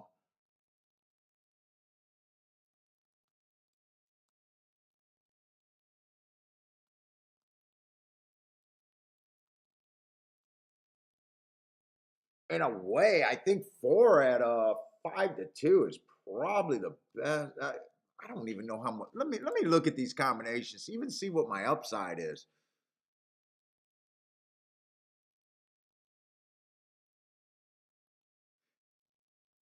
The 5-3 exact is terrible. That's $10 or 4-3.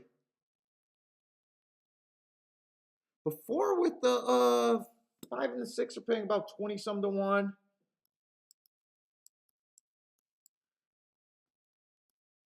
I'm gonna try to hit that key box that. I don't think tries or anything makes sense.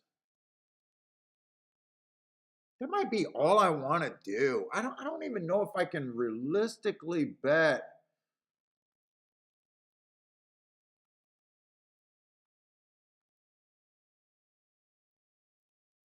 I still got to worry about that damn 3 getting off the rail.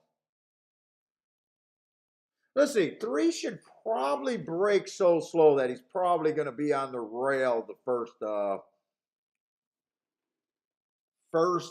6 furlongs or so. He probably won't tip out because a lot of jockeys will try to save ground.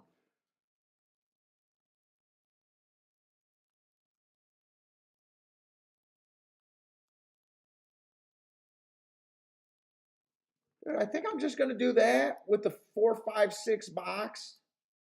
So if the 5, 6 exacta comes in, I hit that. Those will be a lot bigger than the 4 in first and second. I'll probably play that both ways so I can get paid both ways if I'm right. I need this 3 to go on the inside. I need this 3 to go on the inside, and I need the rail to be bad. That's my win condition, I think, right there. And I need the 5. If the 5 gets an easy lead, I need the 5 to keep his ass off the rail. Or be wrong about the rail. I could be either way.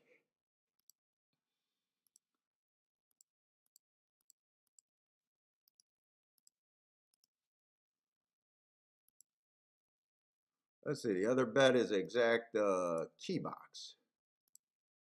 And that was wheeling the 4 with the 5, 6. So we'll see.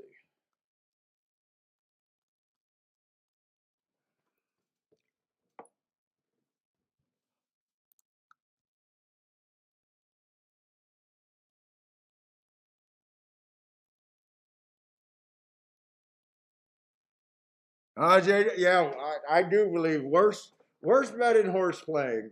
Deep closers at a short price, I think, is a terrible bet. Long term, without a doubt. Terrible. It might work on any given day.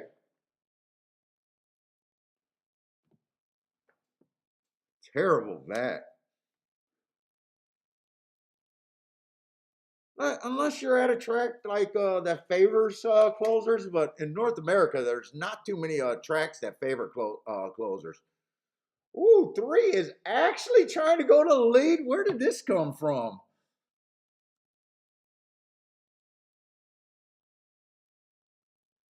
All right, he's trying to do something he's never done. He's trying to use his little bit of, he does have a bit of a class edge, so maybe that's what the thought. He's lightly raised.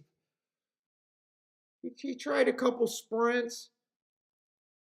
He is on the rail. Pin this prick on the rail.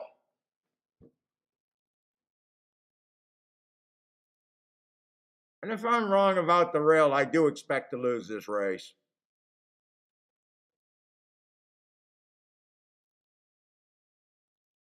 Keep the 6 on the outside and just keep the 6 interested.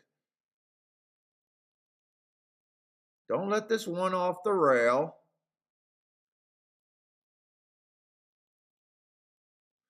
Here comes the 5. Can we keep this move going with this 5? Keep bringing this 6, and I think I might be fairly happy. How does a 2 get so wide? 4 sucking wind, checking like a son of a bitch. Fuck you, 4. Crashed into the other horse. Come on, 6, but I need the 4 to run. Yes, well, 3 is just too good. I thought the 6 had something. Come on, 6, one more time. Nah, he's not going to get by him. One more time with this 6. One more time. No, 6 tried. I can't be too mad at that. Like I said, I might have been able to choose a try. I thought about the try. I just thought that there was no way that the try pays anything here. If that try pays more than $25 for 50 cents, I would have made a mistake. I just don't think that it will. I just don't believe it will.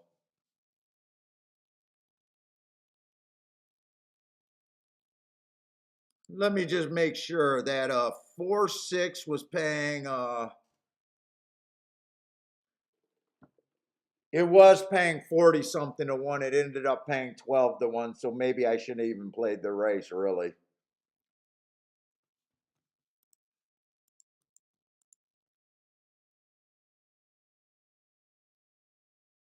Maybe I shouldn't even played that race really. The price did not end up being that good.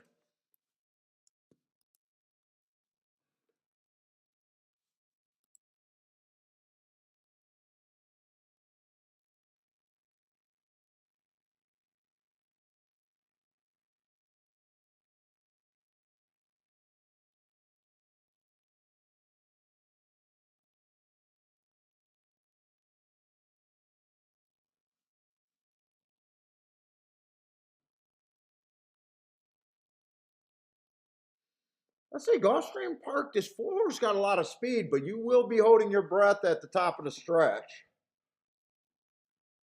But at 11 to 1 is worth it to me.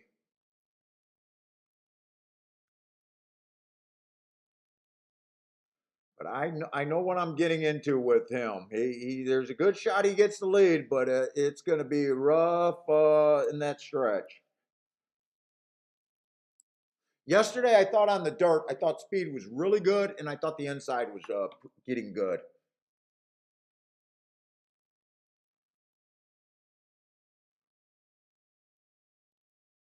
And I really don't think, unless this 3 off of that first time out, but hard for me to back him. Let me look up that race right there.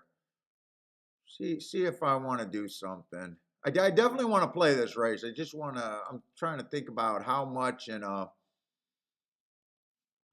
see, wrong folder. Oh, that's the right folder.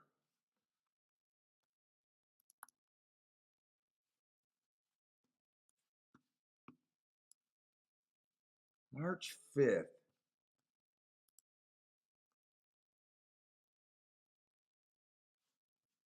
I had that was a bad rail day, early pressing day.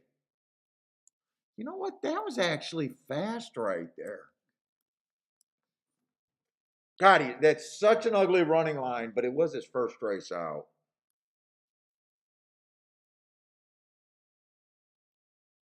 Dude, I kind of want to do something with the 1-2. I really wanted to do something with the 1-2-5 here.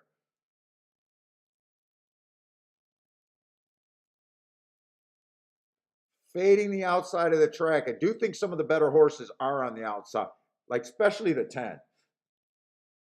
But I don't want anything to do with the outside right now. I could be completely wrong about that. It's early in the day.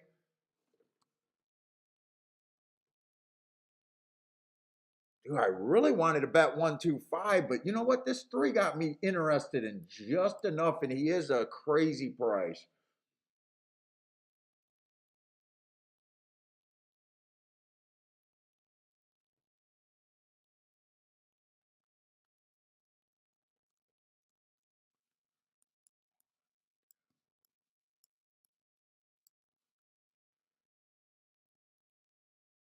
I don't really want to do a 4-horse box.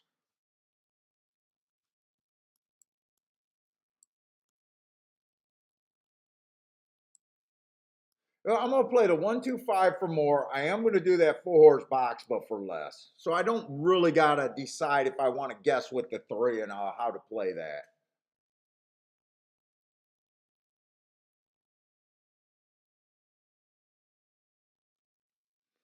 Definitely want to play the 1 to win. I really wanted to Dutch the 1 and the 5. Now because I pulled this 3 out, do I really want to bet the 3 at 24 to 1 or the 5 at 5 to 1? 5 has obviously all the reasons to bet on paper. You know what? My main bet is going to be 1 and 5 to win, and I could do a smaller bet on the 3 to win. That would be a bigger hit than the 5 anyways, actually.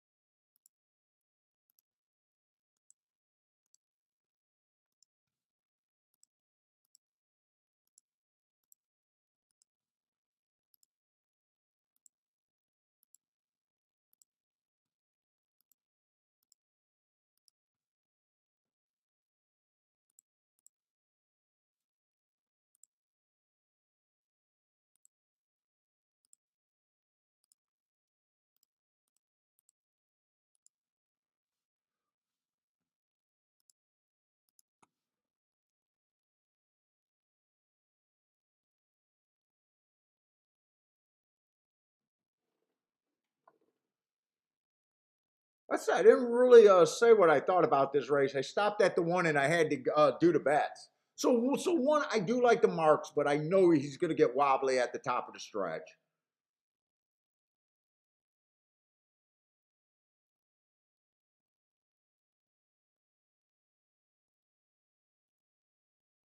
Two horse just has the inside. There's not much on the inside, and I thought he just looked like the safe part of the play. Three, I kind of talked myself into. Four looks like he's going to be too far back. Five to me is the best bet option for me. Not my best bet, but the kind of the safest part of my bet at the higher price. I didn't like the six. Seven is route to sprint. I hate that coming from Churchill. I didn't look him up though, and I do believe that the eight and the 10 and the 11 are. If they were on the inside, I'd be all over those three horses.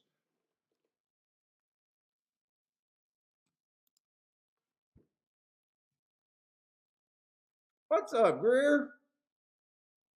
Let's see. Looks like you guys are only on the outside. Greer's talking about the 10 horse. Frankie Tubbs is looking at the 6, 9, 11. So you guys are looking at this completely different. Cindy's king off the 4 and the 9. So you guys aren't worried about the ins, or you guys don't think that this could be an inside. Charles is king off the 9.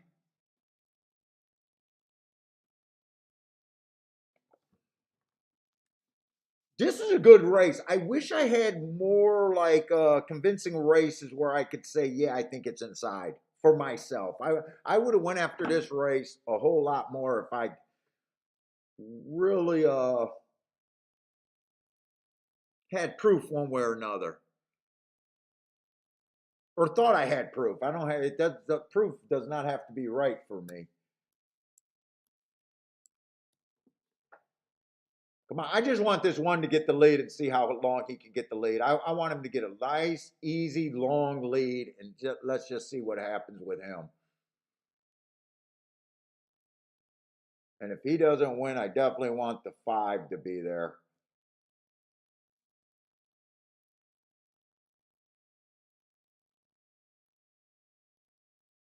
Let's see, Steve B's another guy on the outside of the track over there at Gulfstream. Wow, you guys are really disagreeing about the thought of this track is playing.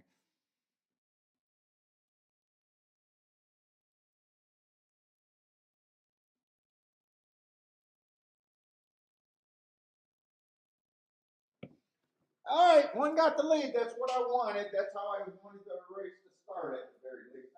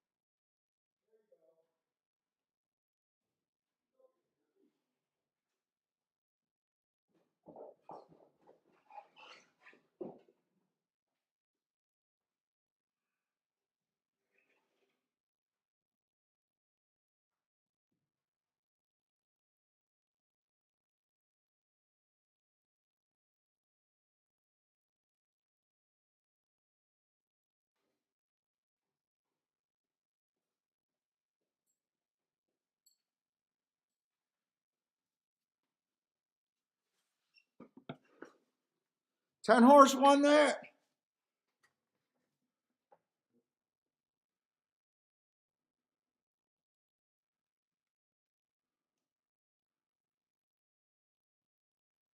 Ten two five.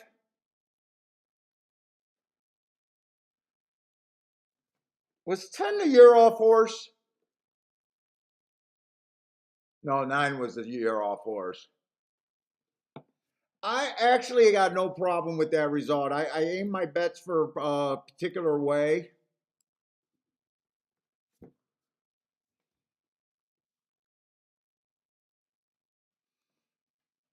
Like I said, I would have loved those horses if they were on the inside.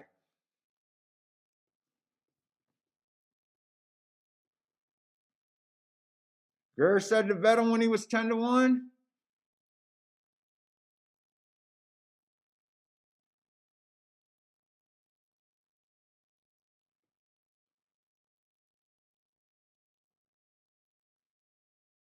That's gonna be a nice that should still be a nice ticket there. Long shot Louis with the kaboom. Oh, your betting average is at the 750? 75% today? I know my betting average is too high too. I've probably got to lose 3 or 4 races today. Yesterday I hit 4 winners. I'm not sure how many plays I played.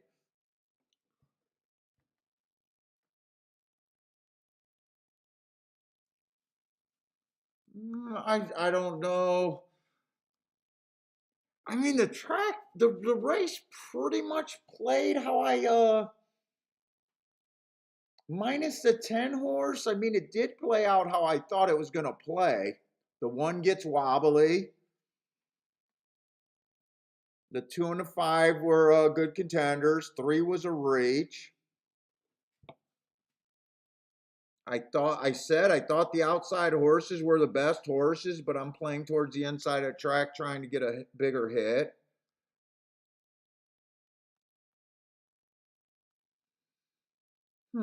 Not really sure what I make of that right now. Not really sure. I mean, to me, that's just a decision that I made betting wise, not necessarily that I don't see it.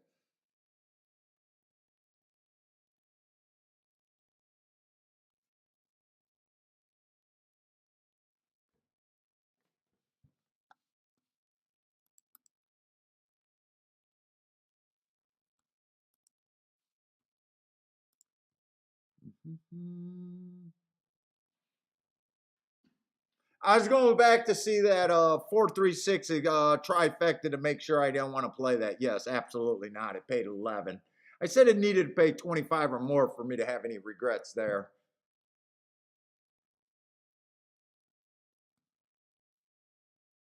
Let's see. I do want to see if I can see this replay over here at Gulfstream. 10 did 1 get the lead and 10 was always the horse in second? Was 10 always the closest horse to the pace?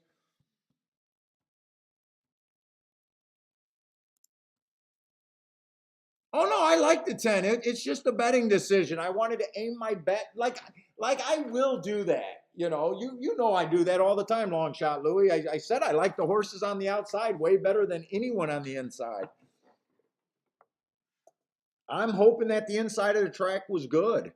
And I'm trying to get, what I said is I'm trying to play to the biggest hits, I'm trying to hit the 20 the whatever the 1 was at. So that's why I'm not like even last race at Churchill. I said I played the 4-6. Now I was a little down that they bet the 4-6 down. I got to really remember that those payouts is for $2.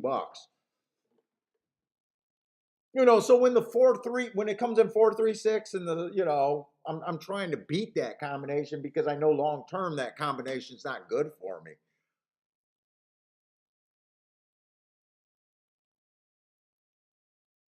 Sungi says thought something was wrong. No cigar. I think I only made 3 or 4 plays so far, and none of them too big yet.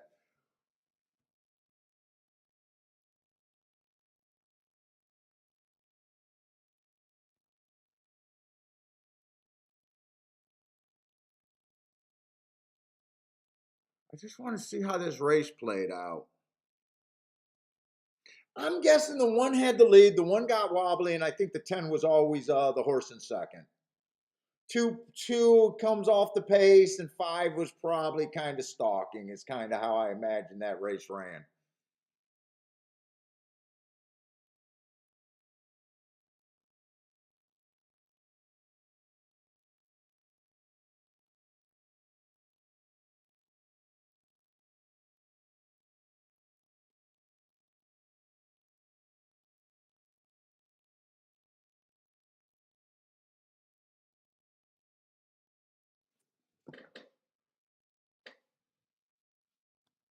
Did I circle the 10 there?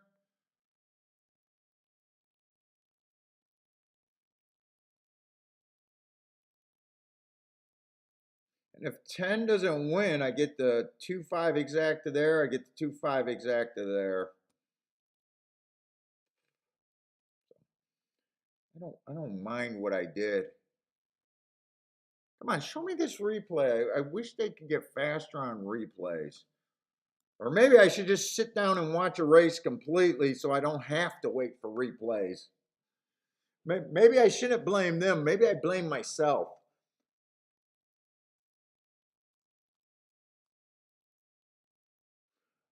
Although this race at Churchill, they just got too many of these maiden special weight races that I'm not interested in. So maybe it's not a big deal one way or another.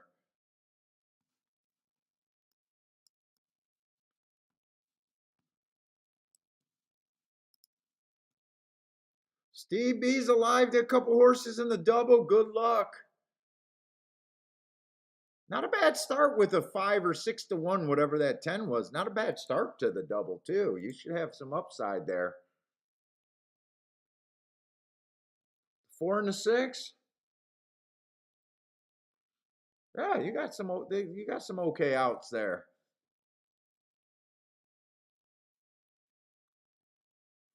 Four's your better option.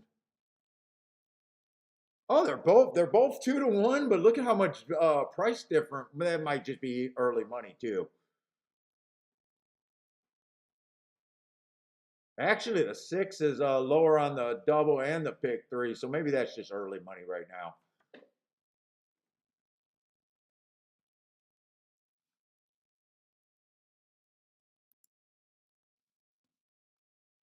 JW says 5 got a shitty ride.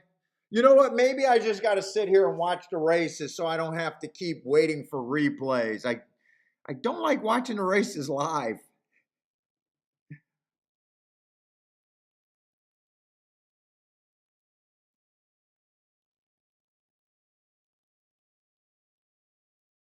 All right, here we are. Let's see. I'm guessing 1 got the lead and 10 was always there. Yeah, 10 got a nice break out of the gate. There he is. I see it right now.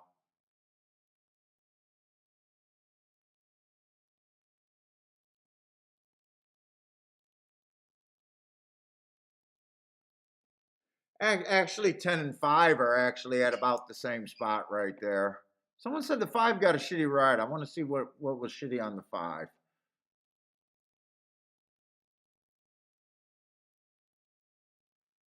I got exactly what I wanted and what I predicted on this one horse. One horse gets the lead, and it's going to be hold your breath at the top of the stretch. I got exactly what I handicapped there.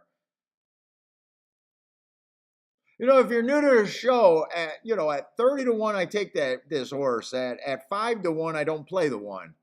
It's a math. Okay, so 10 gets first run. I still don't see anything wrong with what the 5 did yet.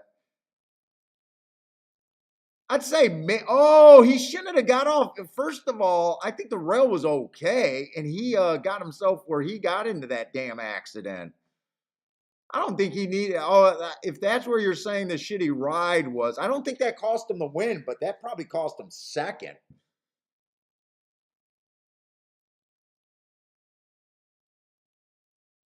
All right, so 10 was pretty close to the pace. He did win from the outside.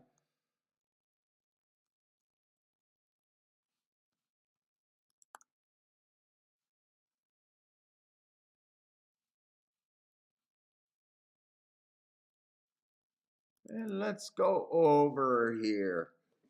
Just a dangerous race. Bunch of first time starters where it's hard to price value.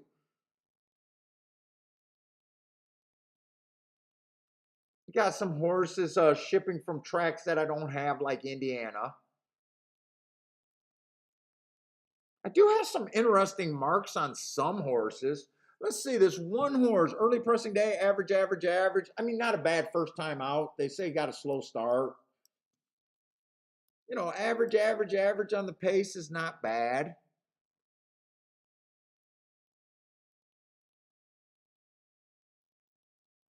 2, 3, 4. You guys know I got nothing extra.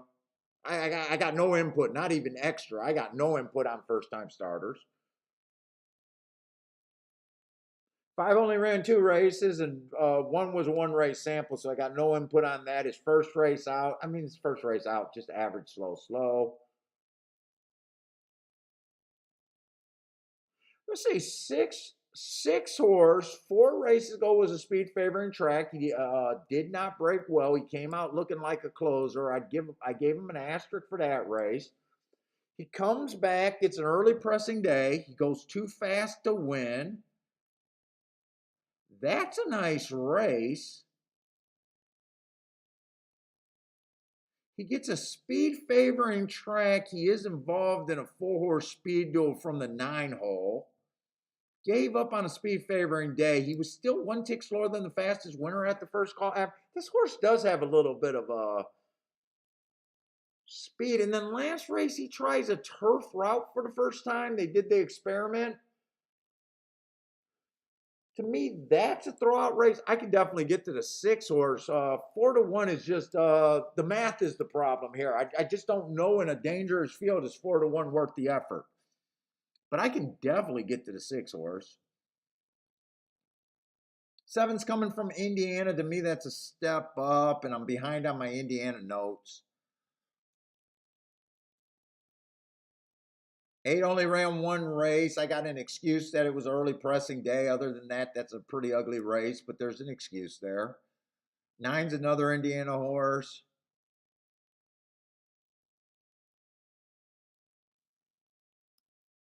Let's see, 11 earned a heart, but that was at a route.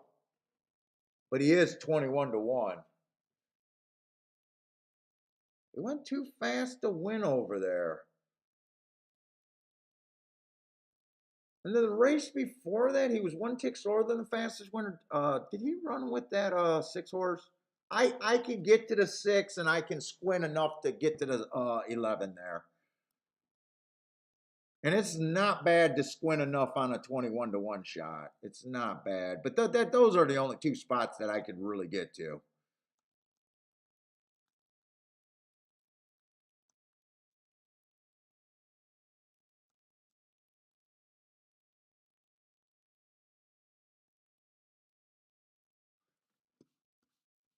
In fact, I'm going to look up 2 races here.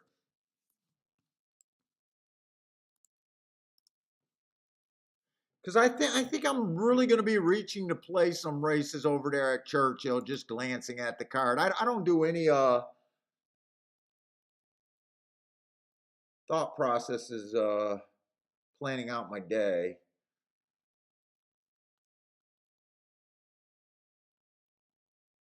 What was that? Ellis Park 722.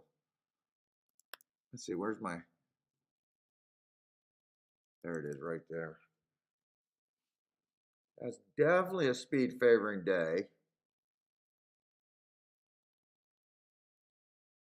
4 horse, wow, 4 horse won every race post 4 that day. And he was in the 9 hole. 4 horse also won it. It was definitely a speed favoring track, and I just 4 did win every race that day. He was in the 9 hole.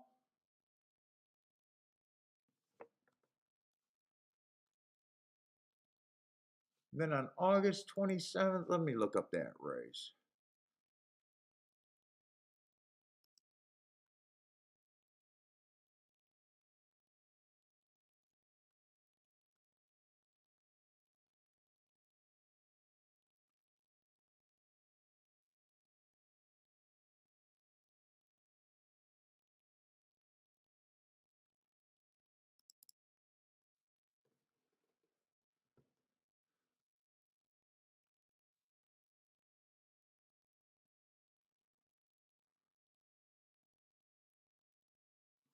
I can get to both of those horses. Let's see what the 6 is at.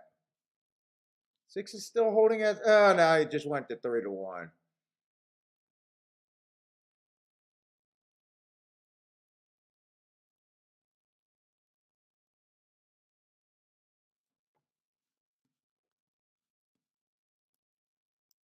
The 11 bet I'm definitely going to do a bit.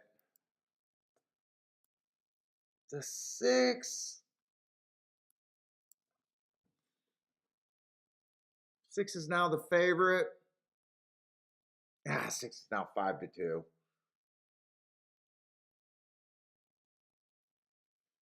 Fuck. I was hoping to get 3-1 or more. I was really hoping to get 3-1 or more.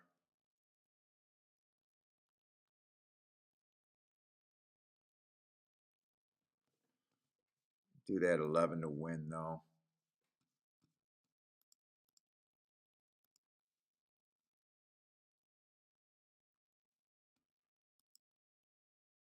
Can I look at a double real quick? I don't have a whole lot of time here.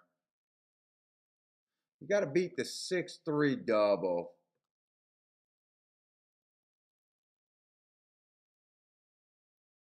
Dude, I think you could beat that 6-3 double.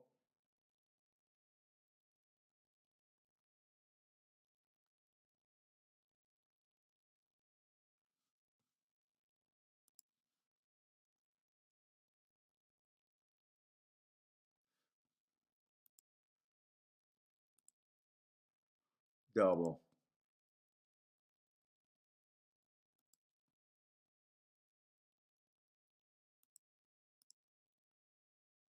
Six with the 2-4.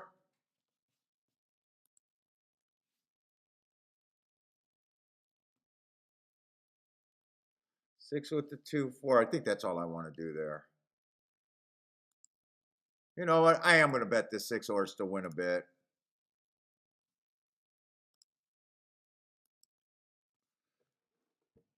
All right. So what I got? 6 and 11 to win I did, and 6 with the 2-4.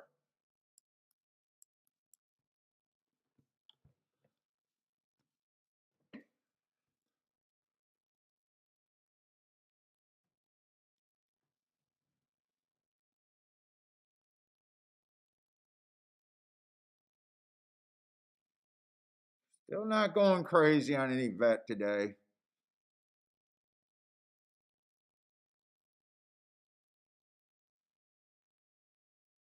And Gulfstream, don't walk away because you're going to have to wait for a replay.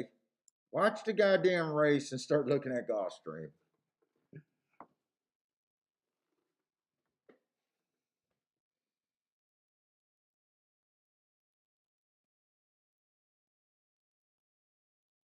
Oh, 5 is the fastest early. 11's up there, but I don't want 11 to be in that 4-horse speed duel, that's for sure. Because I think the 6 is going to get hurt dueling now. Now I don't like to bet on the 6 at all. Keep this 11 interested, and maybe if he's good enough, keep him interested.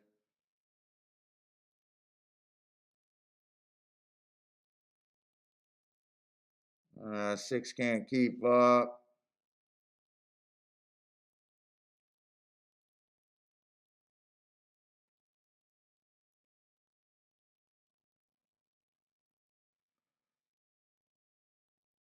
Six can't keep up. Is that the 9 on the outside? That's the 9. Woo, this horse is full of run. I think that was a favorite, and I think he was a first-time starter.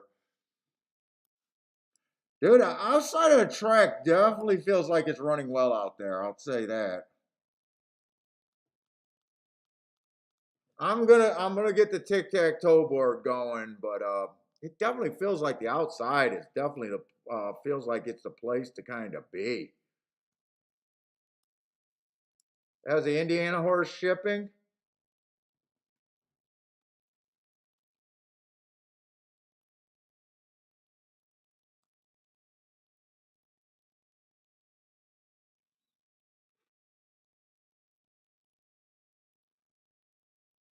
Wow, 5 had all sorts of speed for the first time, huh? Where did that speed come from?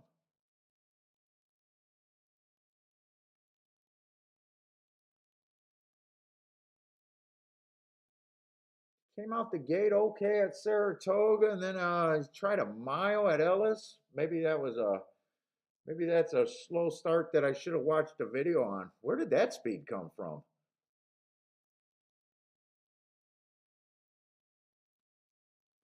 Who was the other horse that was on the lead? The 7? Was it the 7 was the other horse that was kind of there with the 6? What's up, Ryan? All right, I don't got a lot of time. I'm still trying to find a race that I could really play. Let's see. 5 is scratched.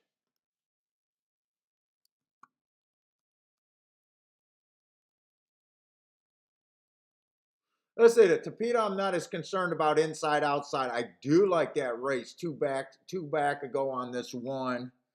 Went too fast to win. Tell me there's not a lot of speed here. Last race was a speed favoring track. Couldn't get the lead, but he got beat by a couple horses in this race. Let's see. I think this race did catch my eye last night, actually. I think this August 19th race. I thought there was a big rematch race there today.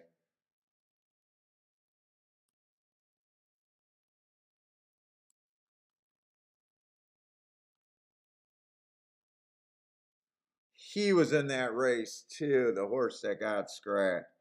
6 horse won that race, but it was a speed favoring day and he got the lead.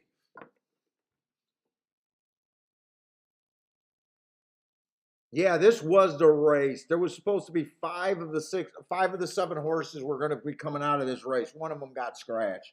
They were all kind of close too. Now the problem is, Dark Side of the Moon is on like a freaking what 4 or 5 race win streak over there, and he has been beating these horses, but horses aren't meant to keep winning.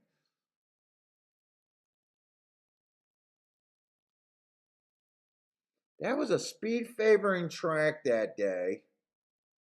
If I can make the case to downgrade him because he went wire to wire and upgrade the horses that ran and chased him, let's see, that would be the 7, that would be the 4,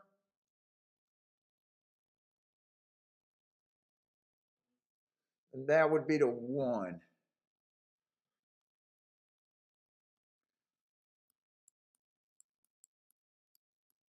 I don't really have time to put odds on what I think the thing is. I got to do everything in my head, which isn't as good.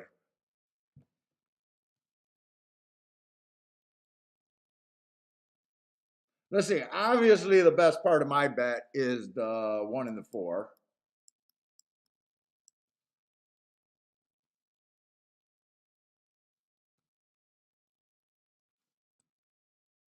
I start out with the 1-4-7 box. I don't think you can't box the 6 with those. Everyone's gonna. My guess is 6-4 is still paying good. How is 6-4 still paying up? I'm looking at doubles. 6-4 is paying crap. Okay, it's supposed to.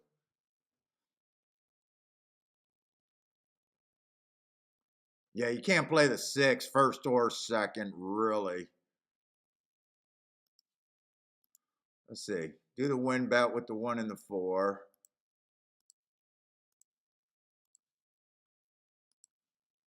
God, I'm not having enough time. Exact the box.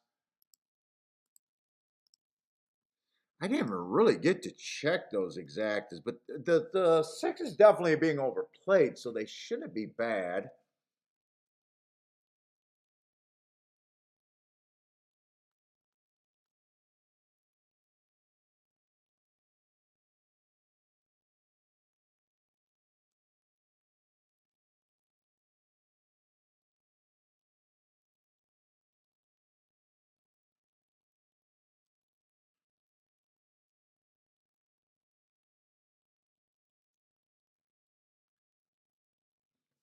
Dude, I think I want a little bit more money on the 1 than the 4.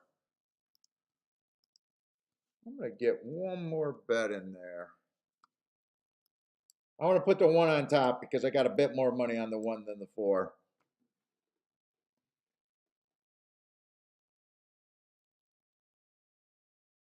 Ah, 6 still got the lead.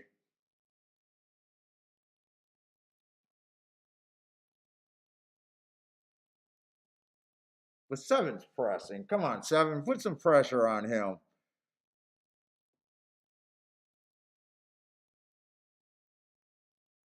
Come on, you're wearing the yellow silks. Let's go. But I need the 1. I need the 4 to 1 to get second. I don't need this 3. 3's a headache for me. Ah, shit, I'm gonna beat him, but I don't know. Come on, I need help for second. I can't connect on the exact the fucking today. I handicapped my fucking ass off and made the right fucking play. And 7 goes, oh no, 3 to 1, not 8 to 1. I knew this horse was gonna get beat. I knew he was gonna get beat. I thought there was a good shot that he couldn't hit the exact even. And fuck, I can't take advantage of it.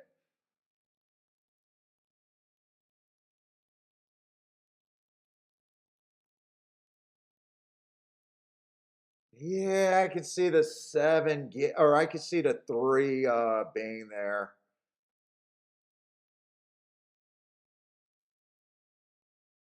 In fact, 2's a total throwout. My whole opinion was beating the 6 in the exact in the win spot.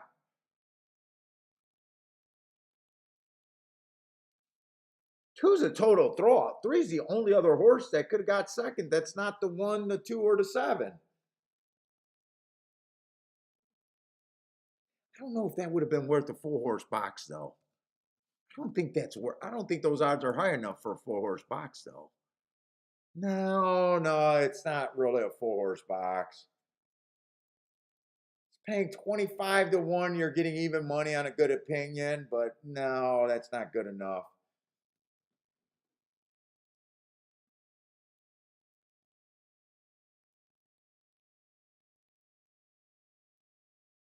I knew they were going to beat the 6, and I thought the 6 wouldn't hit the exact.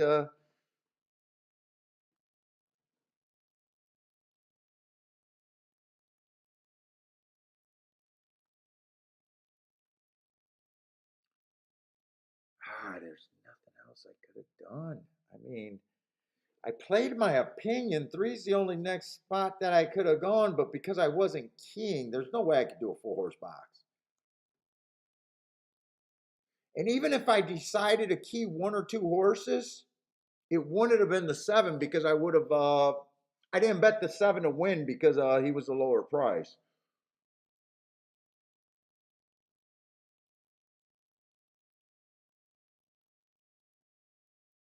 So even if I would have thrown in the 3 and key box, that would have made it mathematically better. No, I just got to take a loss there. I just got to take an L there. There's not really anything I could do. I couldn't have bet him to win. Well, I could have bet him to win, but at the time, the 4 was 4 to 1, and I didn't know I was going to get 5 to 1. Or I'm sorry, I didn't know I was going to get 5 to 2. If I knew the final odds were going to be 5 to 2 and 3 to 1, though, but I wanted a Dutch. There's not really anywhere I could have done. There's really nowhere I could have done.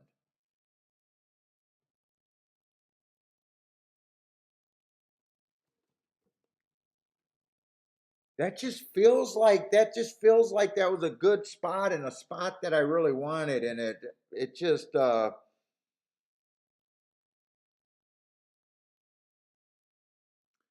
way I could have really done anything there. Not too different.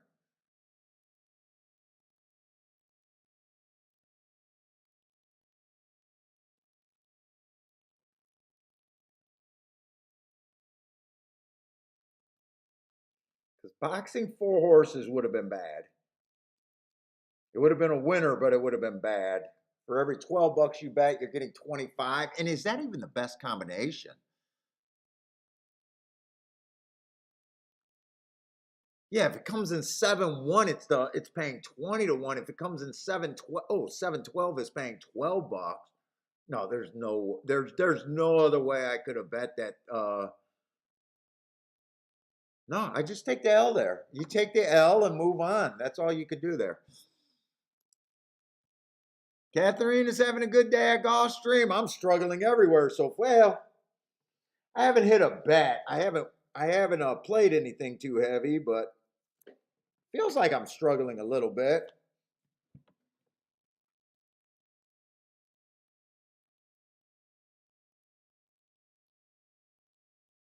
And the favorites are getting beat. The ones that need to get beat.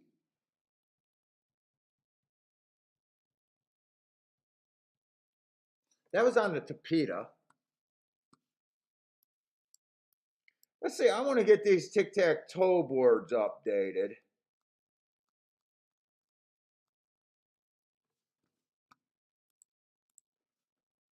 Because it's more important to win late in the day, really, than early in the day. So let me give myself this.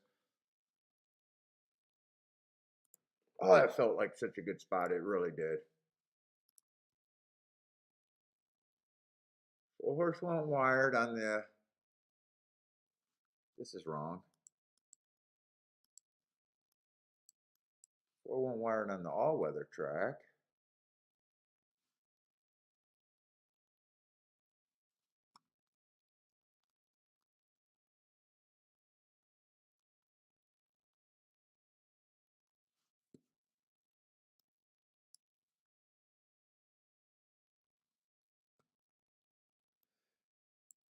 Ten stalked. 10 stalked at a Gulfstream.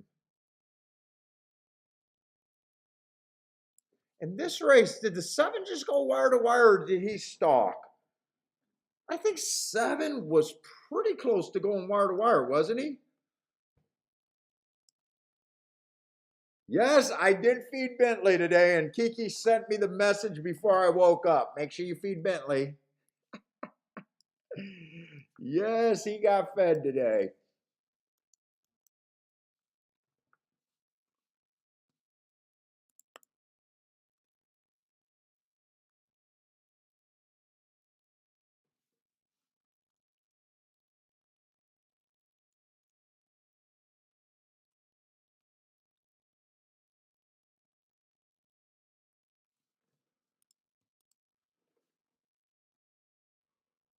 Oh boy. Oh, we're gonna. Oh.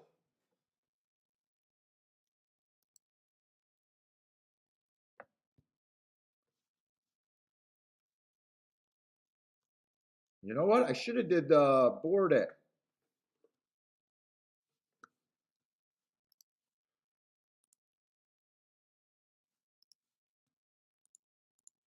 Do, do, do, do, do, do, do.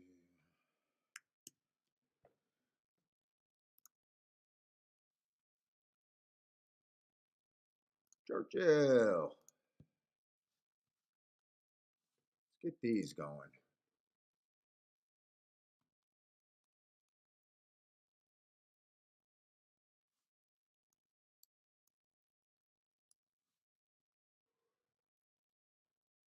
Oh my God.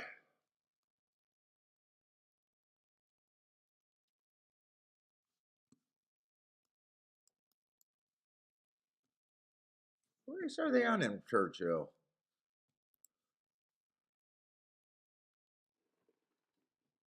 So last race, the 9 horse one. That was a sprint, right? I'm pretty sure that 9 at least came from 4 or 5 lengths off, right? I'm guessing he came from 5 lengths off. I don't remember seeing a 9 till super late in the race. I might be wrong about that, but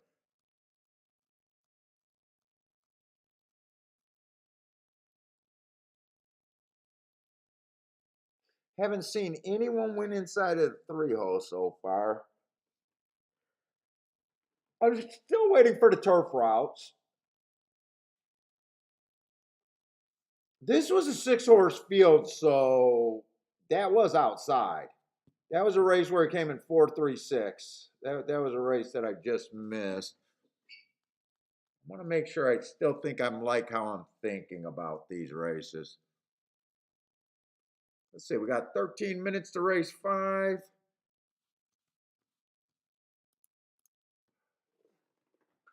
Anyone got a race at Belmont? I feel like relaxing for a minute. Ugh. Belmont's loading in the gate. Anyone got a race over there? Aqueduct. Frankie, 7 with the 3-5. Steve B hit the pick 5 at Gulfstream. Nice. Spent 20, got back 114. So Gulfstream has been fairly chalky today, huh? I'm supposed to lose on chalk days. I'm supposed to control what I lose, but I am supposed to not hit anything on too chalky of a day.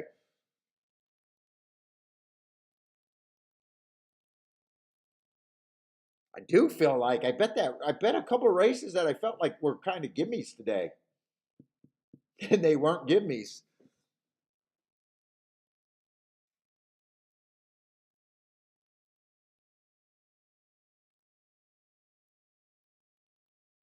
Thad got the 2-horse over there at the Taco Bean. He's hungry.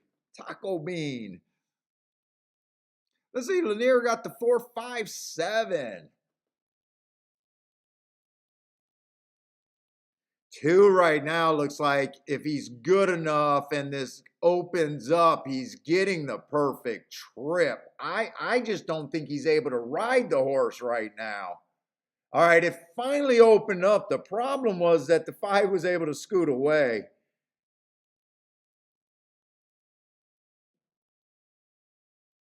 If you're a trip note handicapping, you might want to put a mark on that 2-horse. I don't think he was able to ride when he was supposed to. It looked like he was waiting until that 5 opened up a little bit.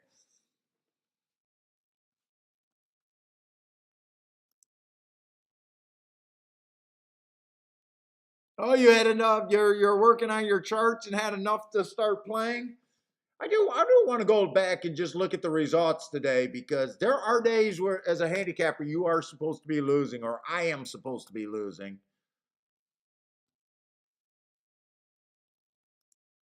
I know that 10-horse, that was the best race that I can think of results, payout-wise, all day today. I just want to make sure that that's right. Let's see. First race, terrible exacta with the 3-1 winner. Not really for me. Second race, terrible exacta with a 2-1 winner.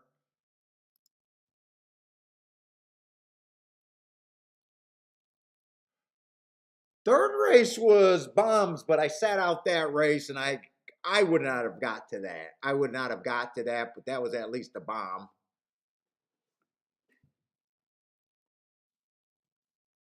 But I know I wasn't there, and that was a complete sit-out race, so no harm, no foul. And the 10th or the 4th race was a nice payout. I ran 2nd and 3rd. I was aiming my bets towards the inside. The outside came in with my horses running 2nd and 3rd. No real shame there. You know, there was what did I play? Did I play 3 races over there or 4 races? Let's see. I didn't play the first race, and that was good because that didn't pay.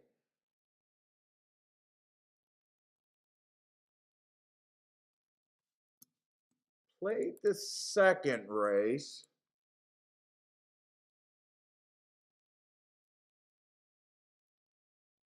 I was fading the winner there. I was fading the winner there. Oh, that's the Pin National. That's the Pin National horse. Yes, that's the Pin National horse. I'm supposed to lose when a Pin National horse wins at Gulfstream. Third race I didn't play. Third race was the big price horse, right? And then fourth race I played. I said I liked the 10 and some other outside horses, but I was playing towards the inside. I'm actually supposed to lose that race.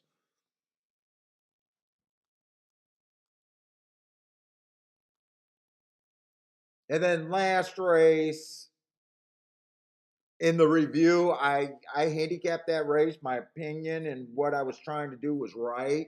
I just missed the exacta. And I couldn't have spread anymore. And I couldn't even figure out a possible way. And that was kind of, it was 3-1 over 6-1, but I was supposed to lose that race.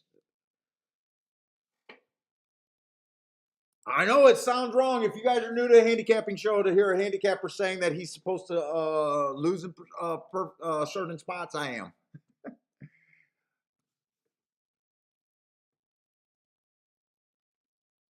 It sounds wrong, but I am.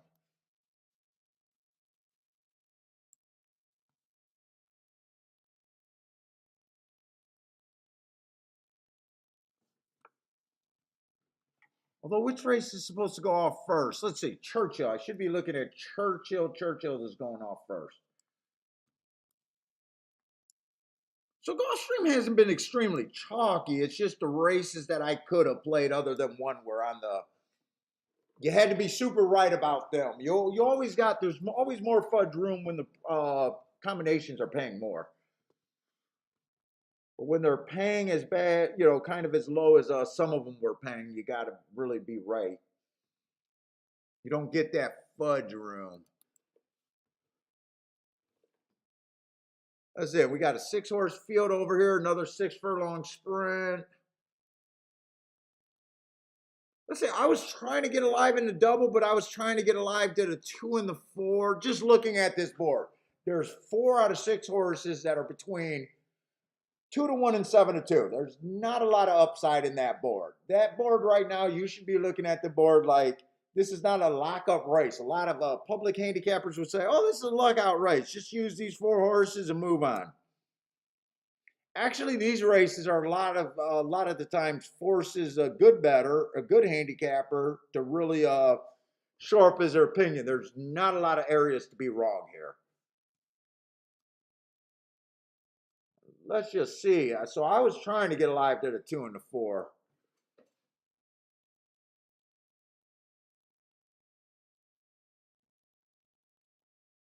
Let's say there's 6 horses. Everyone got a 21 or 20% chance on 120 to 1 betting line. Everyone should be about 4 to 1.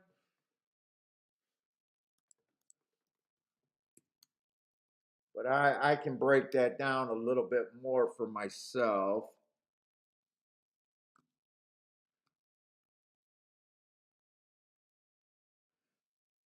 Let's say the 1, 2, or the two races ago, that's obviously a really nice win right there, but it was just an average race that he ran away and hid. But I like that he came back on a speed favoring day, couldn't quite get the lead that day, and I thought he was at a disadvantage that day. I do like the 2 a little bit. I think he's a player.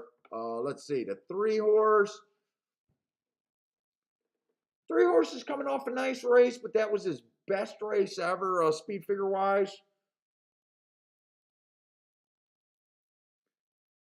I do got enough time to look at Oaklawn. Let me just look up those Oaklawn races real quick, just to make sure they weren't better than what they look on paper.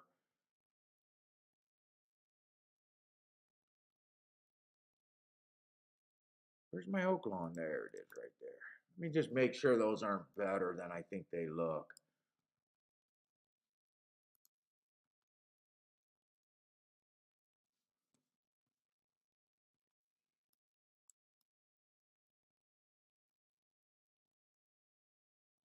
Average, slow. That's not really better than what it looks. January 22nd.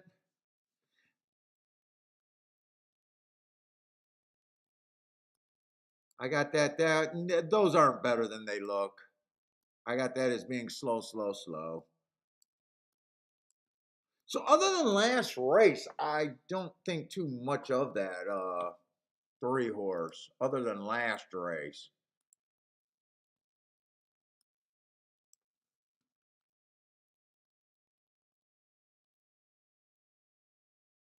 Four horse, I liked his some of his races, except now that I'm looking at it a little bit closer. Let's see. Oh, I like this race. 4 races ago, Bad Rail. He had the rail. He went fast. He comes back, wins off of that race. Well, he was the slowest winner of the day, but notice that's his coming out race. Ever since that Bad Rail, his speed figures went up quite a bit more. I like him. 5, I just think is going to be too far back, and for the most part, sprints over there at Churchill. I don't want to be a closer.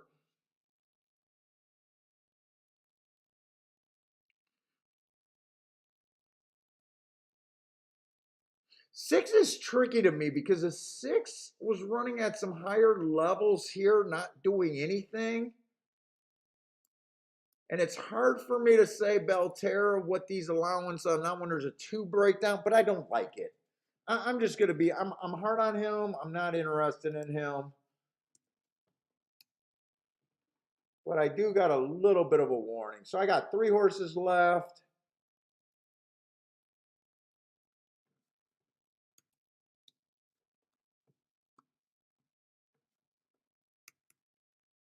Wait a minute. It's the other way around.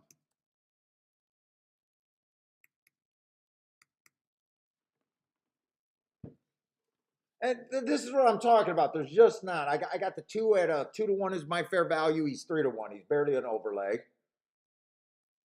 I got the 3 a little bit over bet. I got him a 20% chance, so definitely not impossible. Fair value to me is 4-1. He's a little bit over bet.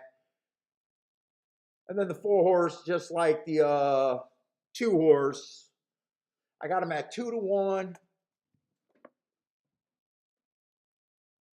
33% chance to win this race, and he's a little bit of an overlay. I'm shocked. And to me, the 5, the 6 are a bit over bet.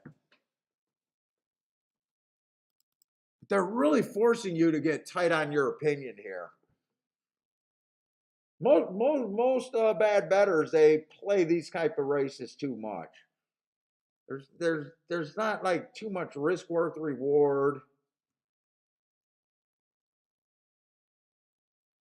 A lot of guys don't keep their opinions narrow enough.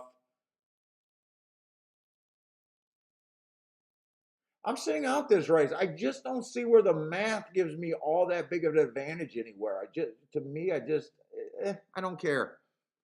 If I hit a race, it's not even going to be a big hit. I don't see where there's an edge to get something overpaid here. Let's say Lloyd made 1 bet today. Yeah, I don't think that's a bad thing. You know that. Greer says, don't play against his picks.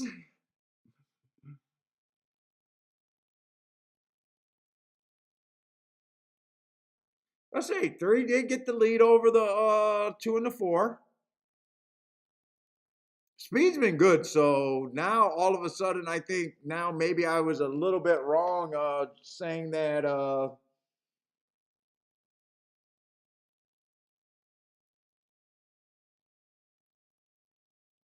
but the 2's stepping to him so easy. I think this 2's going to go by pretty easy. And now the 4's stepping to both of them. Yeah, I think I got a good betting board here.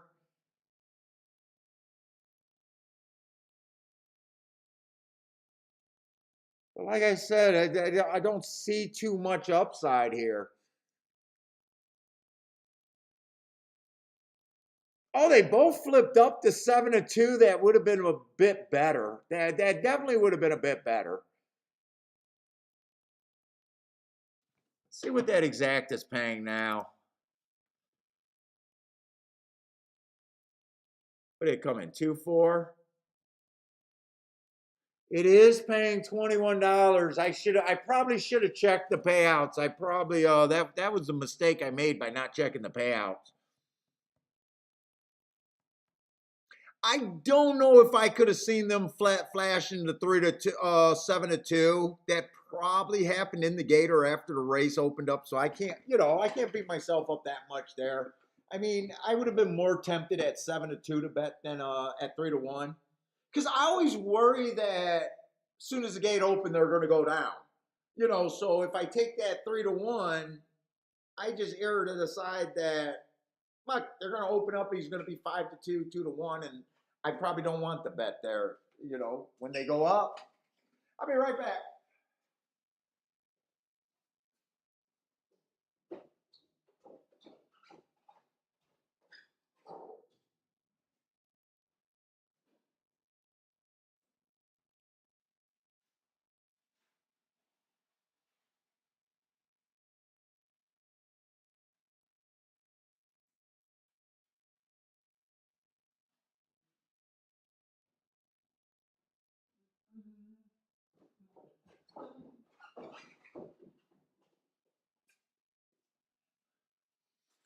She's gonna be pissed. I'm eating all her fucking gummy bears.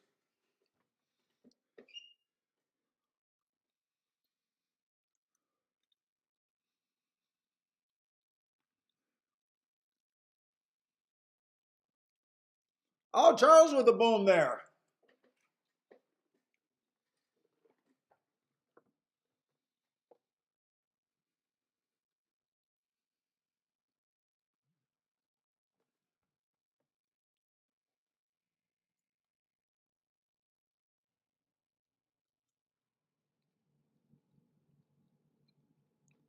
Boy, that would have been a good race to go 2-4, 2-4,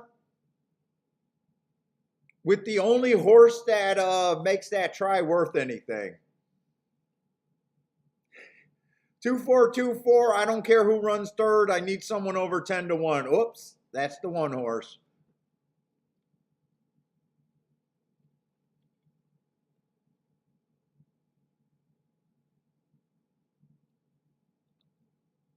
Lou says, if someone bet horse, sports, crypto, slots at the same time, would their head explode?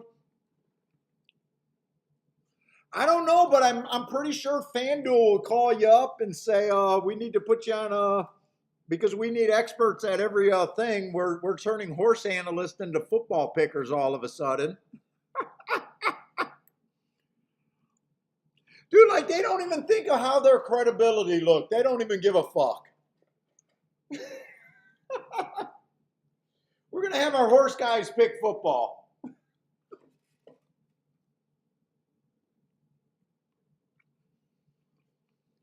I've been watching TVGs for years. I never hear them give out. I never hear the horse experts talk about football. Maybe Dave Weaver a little bit. Now all of a sudden the FanDuel takes over. Hey, oh, you're a horse wagering expert? Oh, that must mean you're a football wagering expert too. Dude, it loses credibility to me like nobody's business. I mean, their bad pick and bad advice is bad enough. but after years of watching them put together terrible tickets, AAA every freaking race, the only thing that's smart about it is you don't got to spend any more money, and you'll say, hey, with the betting line, how far off can you be on a coin flip scenario most days? So maybe that's why they don't mind. It's like, how bad you going to be? Even if they pick 40% winners, we'll still have enough for their highlight. We'll still have enough for highlight reels. Yeah, right, Lou? How bad can you be, right? It's like, you don't get exposed betting football.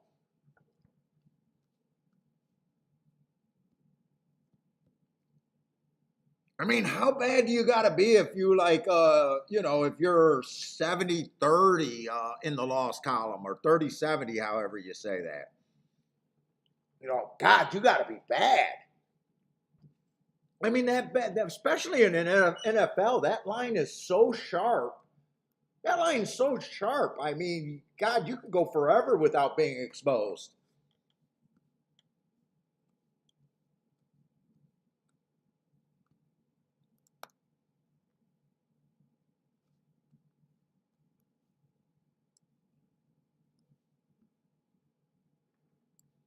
Shoot, I should cover the NFL and do a Bentley pick. Just lay out the newspaper and wherever he poops, that'll be the play of the day, and see how good Bentley does. Right, Lou.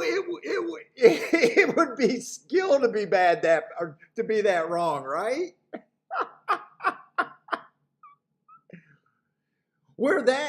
That's where I expect to be horse racing.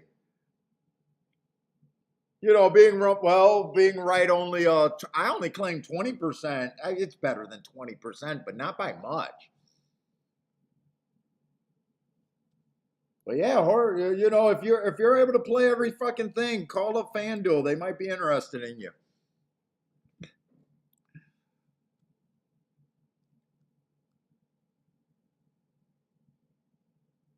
Oh shit, wrong race, wrong race. I mean, I don't know. I might be a conceited asshole, which I am. But even my no bet advice in that last race and talking about the math and where I seen it, to me, that's more valuable to people trying to learn, even though I sat out that race, than the last, I don't know, 12 years of TVG content. I don't even think it's close. My wife insists that I expose myself once a day. Nice, Blue Kid.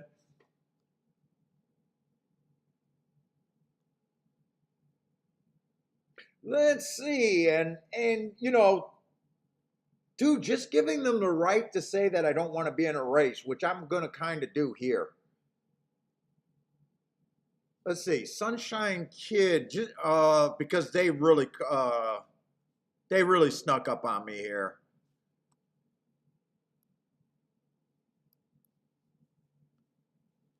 They really snuck up here. Dude, I still want to lean towards the inside of the track on the dirt at Gulfstream. Could be a good place today. But this is another race where I do think the better horses are on the outside. So I'm going to watch this race.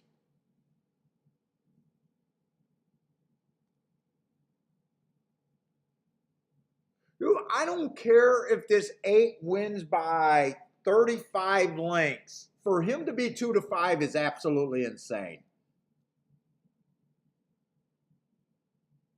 In fact, after the race, when he wins, 2-5 is still fucking insane. 1-2 is insane. Even if you had the result that the race is over and it won, it's still fucking insane. It's not free money.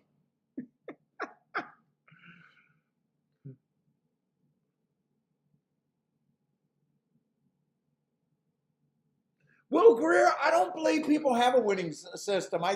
You know what? You know how everyone around the track thinks that nobody wins, and then they'll say the computer guys. I've had this thought about how to really explain that. Now, I never met a computer guy, but I do know that they're out there. But I can assume what they're doing. They're building models, and they're using math with models because logic with fucking computers is nothing but fucking math. They're whatever they're doing, they're assigning things using math. Their bets are based on math decisions. And horse players just want to say that they're out there and they're not dumb and they're not regular people. Dude, even if you're a computer syndicate, you're a regular person. Whoever's controlling it, whoever's programmed it, you're not Lex Luthor in the fucking Superdome or whatever. Legion of Doom. There's none of that out there.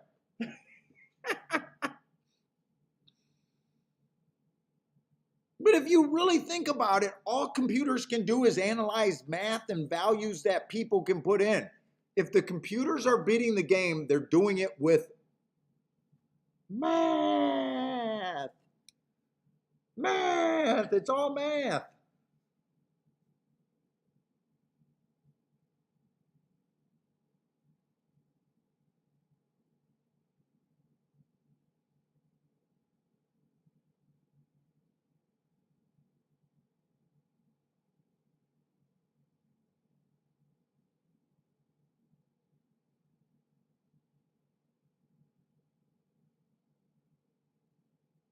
And what could you be doing? You could be using math on the same way.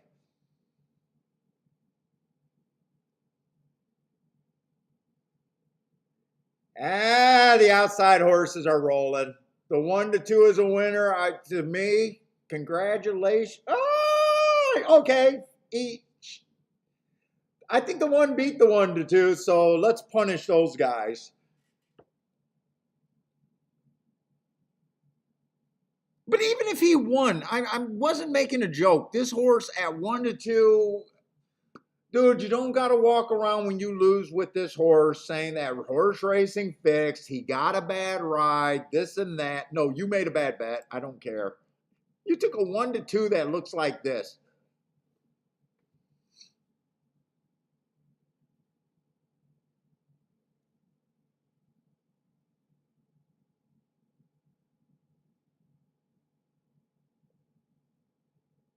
Dude, he came up to that one like he was going to pass that one like it was easy. I thought he was going to pass that one like it was easy.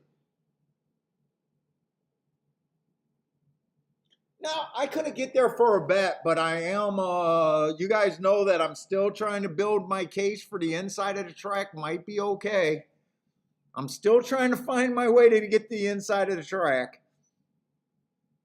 Look at him. He looks like he's going to pass this one like the one was standing still. He approached that one like it was nothing and then really just idled it. Look at how fast when we watch the replay, look at how fast he gets up to that one horse. I thought he was going to blow that. I thought he was going to blow by.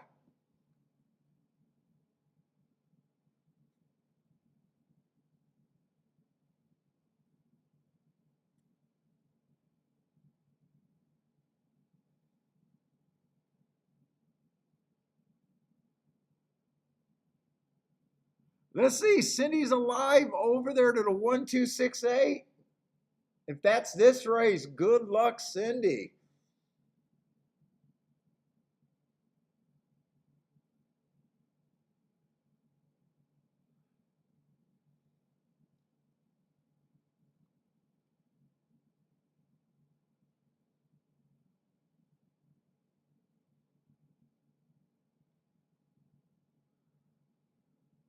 One on the Bob. Was one of your horses? Or are you talking about Gulfstream, maybe? Oh, she's talking about Gulfstream. Did they put that photo up? Yeah, I thought the one won it. There is an inquiry here. Huh. Let's see, the 1 and the 8 were never next to each other. I don't know how it's on the 1 and the 8. Well, I don't know if it's, I wonder what they're looking at here. 1 was in front pretty much the entire race. 6 was never close to the 1. 6 was coming off the pace and angled inside of the 1, but the 1 was clear. I know the 1 was tired. It wasn't running straight, but I don't think that's I don't think the 8 could I don't think the 8 could be lodging against the 1, could he? I don't know where that inquiry is coming from. Let's see, they're showing the start here. 6 and a 7 banged out of the gate, but usually they give them a step or two. I don't know if that would be it, would it? 6 got third. He wouldn't lodging, and 7 is nowhere. What is 7 going to try to move up and make $2 more? Oh, did you see that jockey bite the big one? There was a jockey that fell.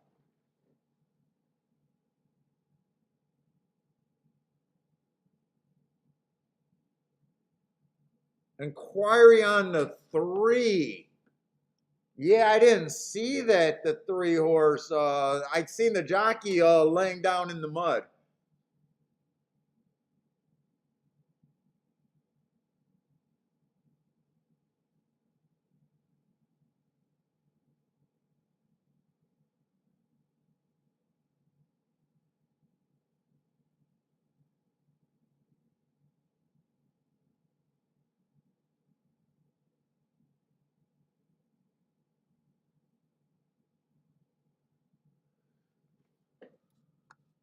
Let's see. I got to watch the clock over there at Churchill. I still got 16 minutes.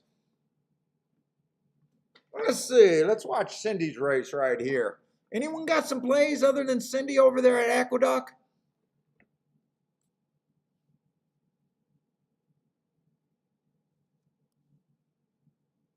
I'm still not worried about it. I still think I got enough races, and I still think not burying myself with bets, so I feel pretty yeah, I'm also on a giant fucking win streak too, so I still feel pretty stress free. I'm pretty stress free, even though I haven't cashed a ticket today.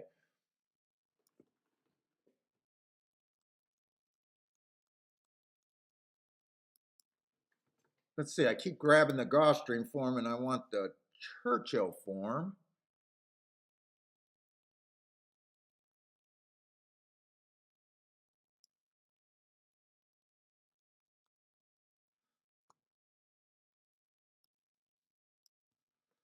Let's see.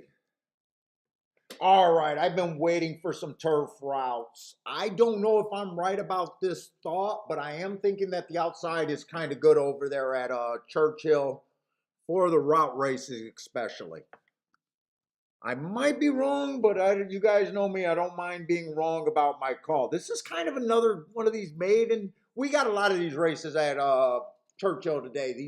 These kind of maiden with a lot of first time starters or a whole bunch of lightly raced horses. A combination of both, and then a combination of not a lot of upside on some of the race with the odds for me so far. So I haven't been liking or even been able to play too many races at Churchill today.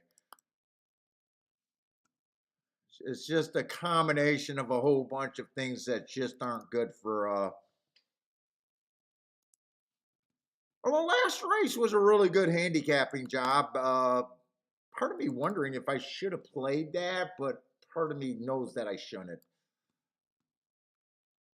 Like long term, that ticket would not have mattered last race, but short term, it just makes today look better.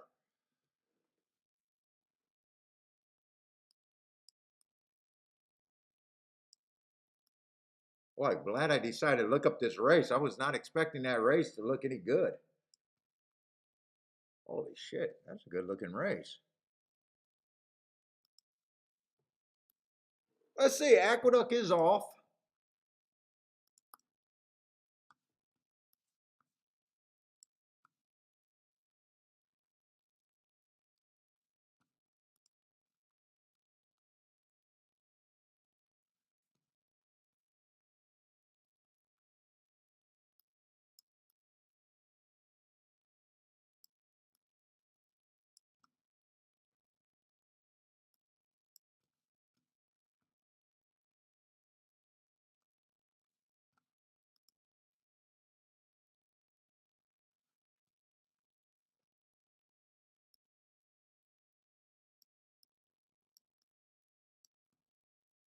I wonder when Kiki's coming home.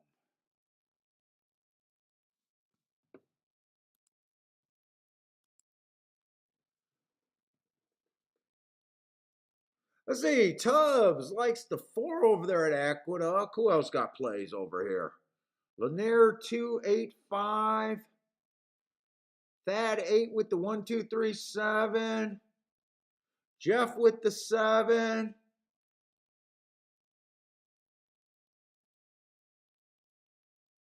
Man, 4's running his ass off at a nice price either way.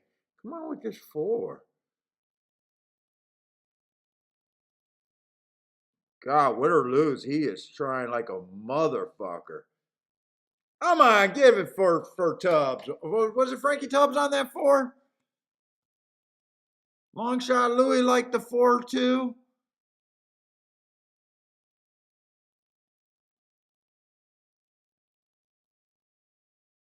Dad was king the 8. 8 was there too. What was the price on the 8? Yeah, 4 was the one that was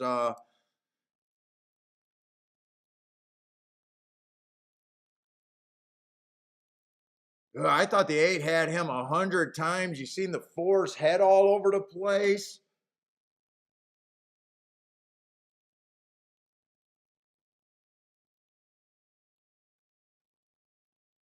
Wow, did he fight? Look at this. The horse looks like he's turning his head trying to look at the fucking 8.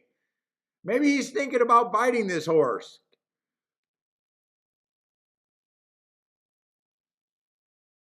Dude, win or lose on that 4. I mean, to me, this horse just refused to give up. Holy cow.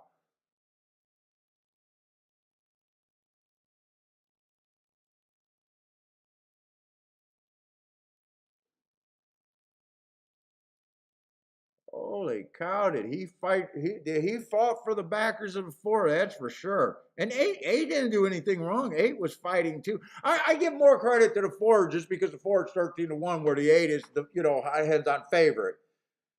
It's like when you're watching a sport, an underdog is battling, and you get to the point where it's like, all right, I'm just gonna root for the goddamn underdog.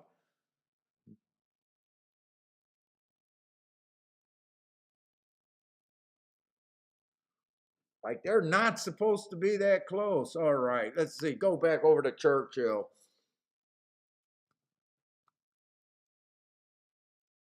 Let's see. 4 is a first time starter.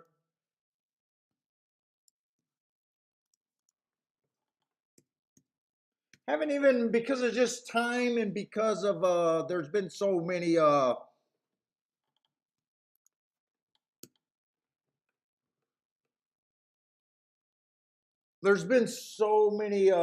races with so many question marks that I know that a lot of these races I haven't been able to do my betting lines.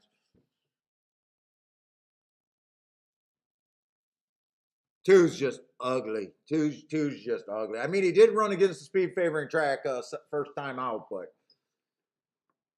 these 2 races scream I'm not that interested in racing. Oh, he's lightly raced. I mean, if he gets a form turnaround, I won't be able to get it, but I won't be crying either.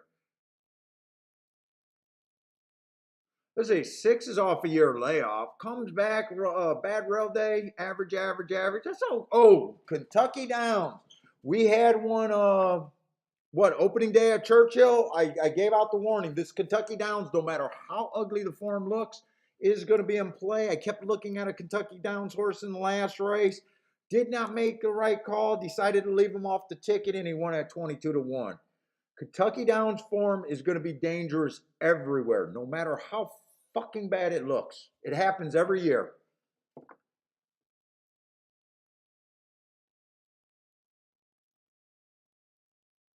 If I would have fired that bet on that one horse in that last race, I would have already been ahead of the Kentucky Downs angle with the 22-1 shot.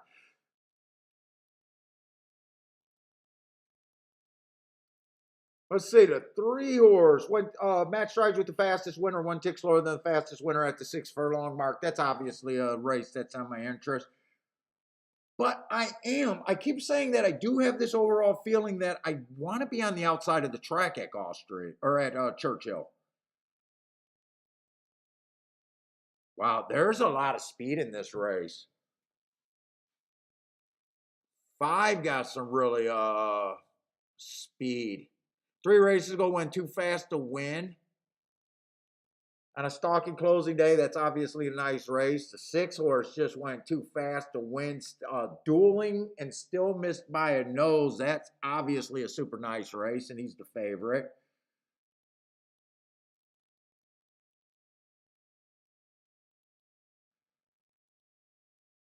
God, I don't want to be hard on this Kentucky Downs horse. And I shouldn't be. I know I shouldn't be. But I just want to express my opinion that I think the rail is bad. Same thing with the 3. I don't think I should be this hard on it, but I'm trying to get ahead of a bias. And if you guys are new to the show, I believe in biases because I know what's responsible for all my major hits. That's to sum it up. I know why I'm profitable. I believe in them. Take it. Kind of take it. If you don't believe in them, I'm fine with that. I can't prove them. I just know what's been good for me in the long term.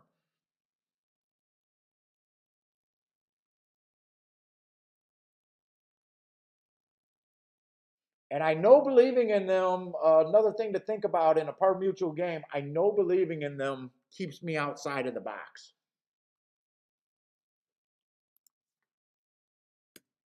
which is more important than being right.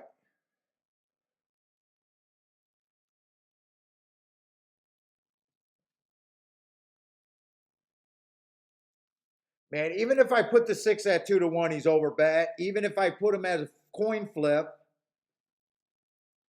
I'm still not interested in him at 8-5. So I'm just gonna try to keep my odds line okay. I'm gonna say he has a 33% chance, but either way, for me to want to be in this race, I want to be against him. Otherwise, it doesn't make too much sense for me to be in the race. I don't think I got to break this down anymore after that thought right there. My opinion is I don't think the inside of the track is that good. And my opinion is, fuck, the six can win, but I know if he wins, I don't want him.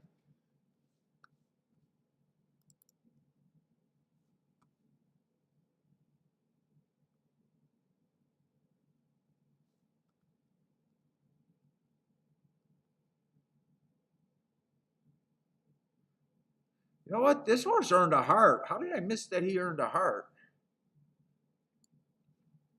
Let's see. So I got a bunch of horses that I'm kind of interested in at the 9-2 range. The 9, the 10, the 7, and the 5, kind of the other outside horses.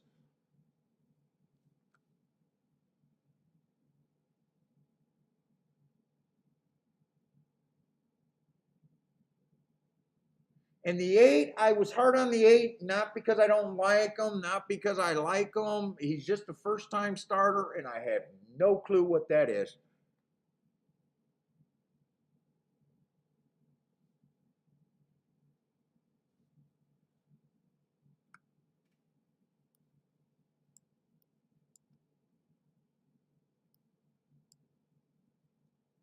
I might do a full horse box here and don't have to do anything. My opinion is trying to be right about where I think this track is favorable. Although I would like to see if the 6 wins, if there was any exactness to the outside that I could play that makes sense. 6 to the 5. Oh, wait a minute. These are for $2.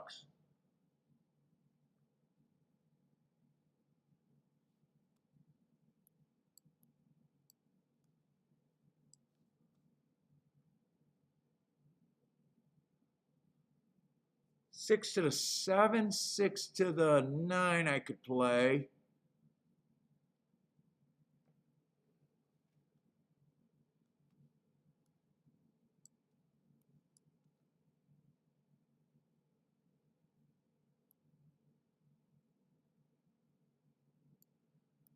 Could do try 6 to the 5 and 10.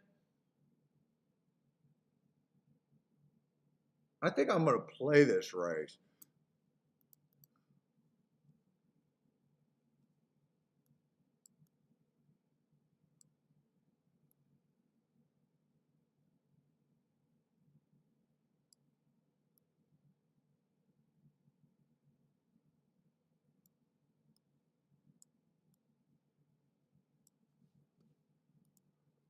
I don't think I want to do any win bets or anything. I'm still not going after this race too aggressive.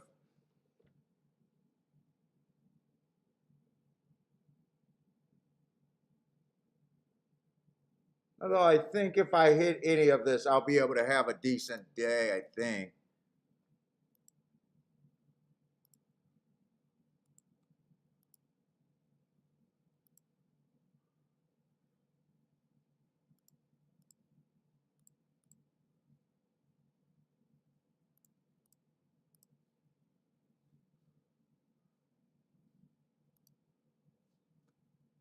These exactas are going to be...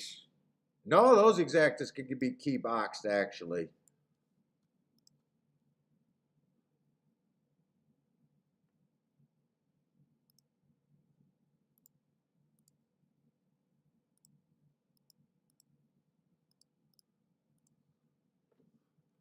Let me, how much is that try that I got there? I got to figure out even what that try is. I'm going to put it into,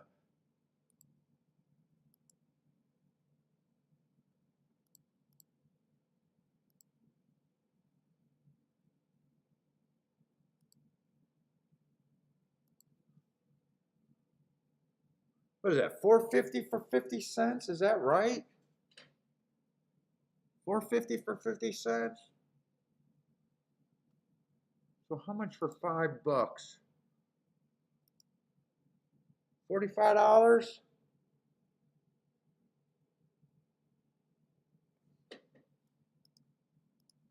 Dude, I think I'm gonna do the wheel the 6 in second too, with the 5-10 in first, with the same horses underneath.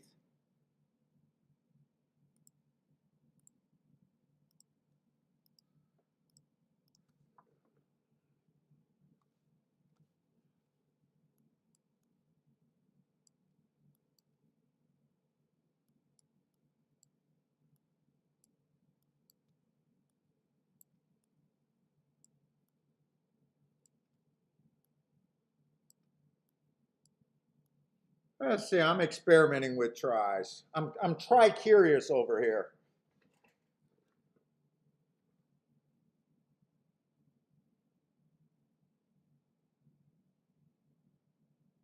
Oh man, did I miss another Kentucky Downs horse? Are you saying that the nine's a oh shit, I missed that the 9 was a Kentucky Downs horse on the outside.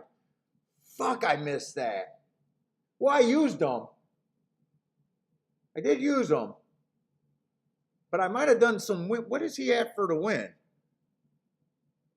16 to 1. I might have done a few things different if I would have seen that.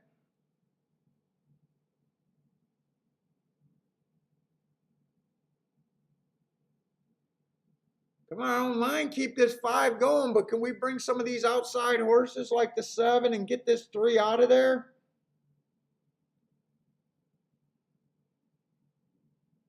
Shit, the first time starter's running and I don't have the first time starters. This is a second race where I might get beat by a first time starter.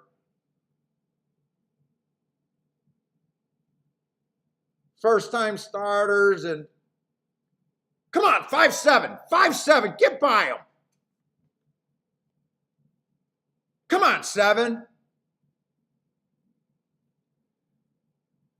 Ah, shit, 5's going away. I got the 7. Come on, 7, at least just win. I'm going to get beat by fucking first-time starter. That's just bad luck. He is outside. He's a first-time starter. Oh, that's such fucking bad luck right there.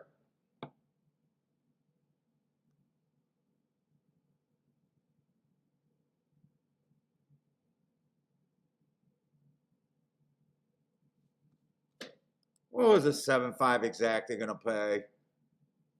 Dude, I thought I had that bet like a lockdown race. All I got to do is be right about the fucking first time starter not running. That's all I got to be right about. That's all I got to be right about is the inside of the track and the first time fucking starter. That's it. That's all I got to be right about. All right, I don't mind that bet at all. God damn, that would have came in 7-5. $245 exacta. Son of a bitch. That's just bad luck.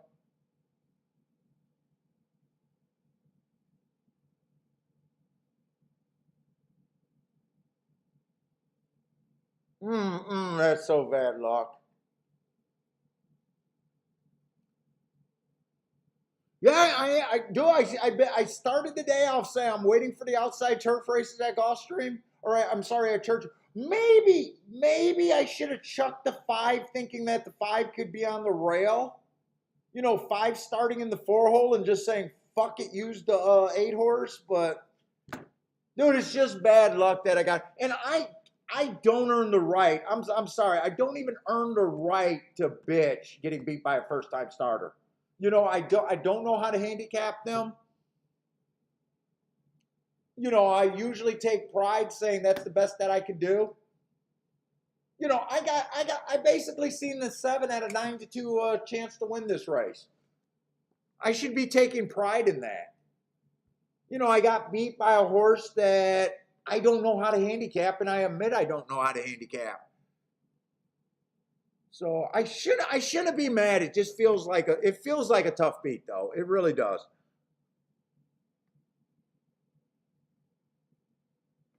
Hopefully we get a couple more looks like that on the outside though. Hopefully I get a couple more looks.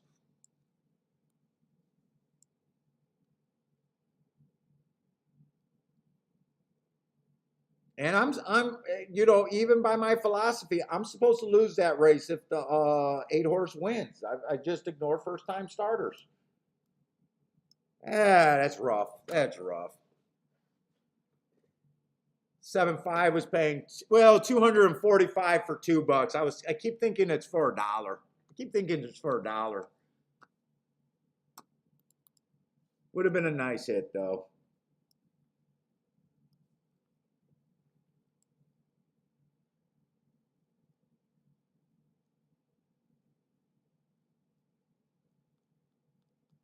I still need to hit something. Yeah, Gulfstream, we're running out of good races. We're quickly running out of races over there. Let's see, another Topeka route race. Let's see, 8 is scratch. Man, I got that itchy nose again.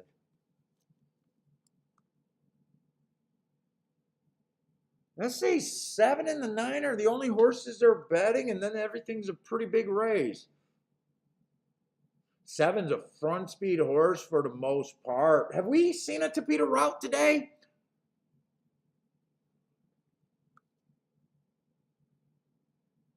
Yay! I could have done that too when there's only, I have done that before, included them if they're on the part of the track that I like. The problem is I was still using the 6, right? If I didn't do the tries, that might have made more sense. I still had to respect, I still had to play that race like if the 6 was a good thing. Yeah, Dude, to me, that's a great handicapping job. I don't even know if it's poor execution. I don't do things with first time starters, and it's going to bite you time to time, or bite me time to time, and I guess I overall got to live with that.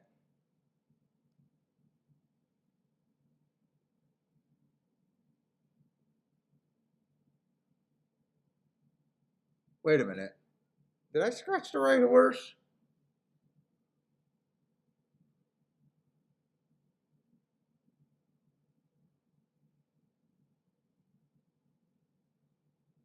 This 10 got some great marks.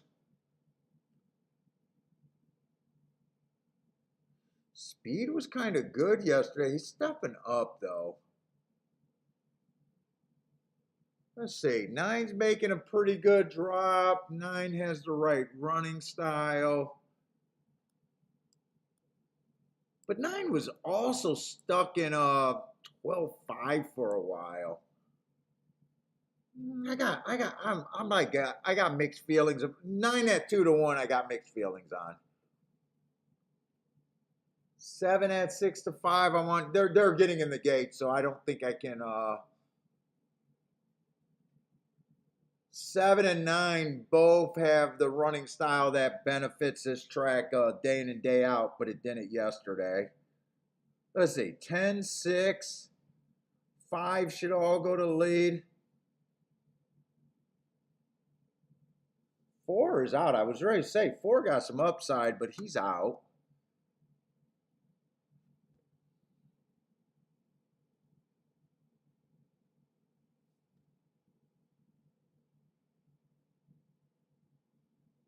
One got great marks, but he's just adding this speed. I guess I'm just going to have to watch his race. There's not really enough time. I probably would be playing off the pace here, but yesterday's speed was good there. Well, actually, the 7 and the 9 are both the favorites, and they're coming off the pace. So that's not a good area to be. Maybe this race was just unplayable.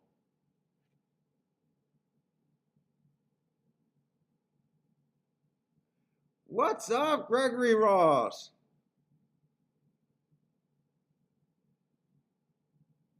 Yeah, that lone first time starter would have been easier to include if I was doing doubles too. Maybe if I didn't do the trifecta, I could have included him half-ass. I never looked to see of that group of horses that I don't know who I would have keyed off. I never considered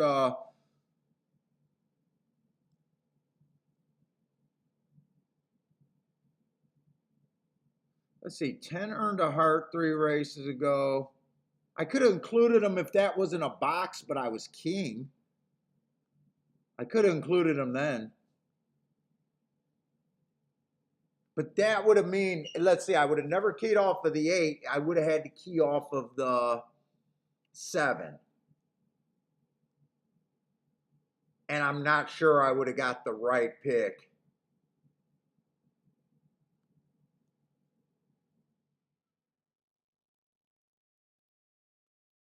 Yeah, I'm not sure if I would have made the right decision there. I could see me doing the 10 if that Kentucky Downs race caught my eye. I can see me king off the 9. So, some races, even though you got a good opinion, you're just supposed to lose.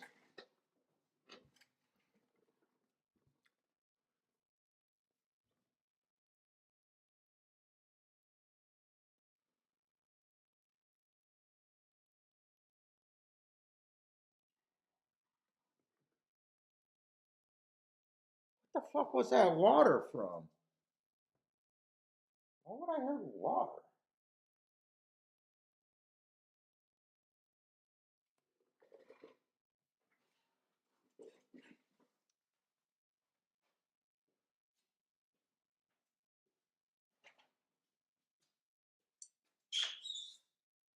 I got a drain over here somewhere.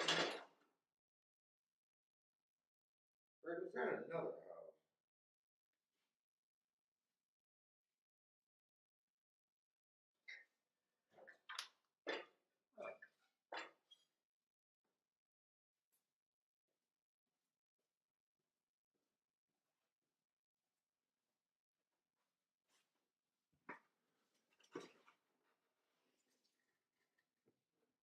Did that 10 horse or was that the 3 that I think that was a 10 that got second over there at Gulfstream? That horse had great marks on him, but I did think that if they were backing up, you weren't going to beat the 7 or the 9.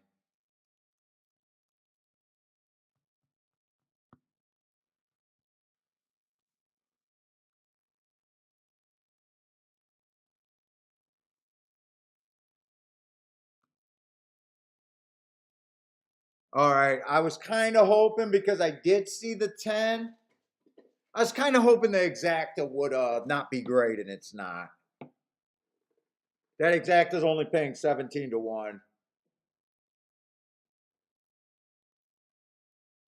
Even though the 10 was 21 to 1.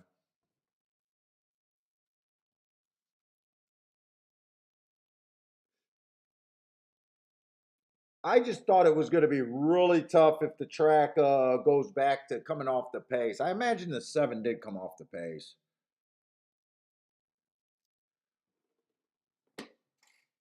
That it was going to be tough to beat both of them.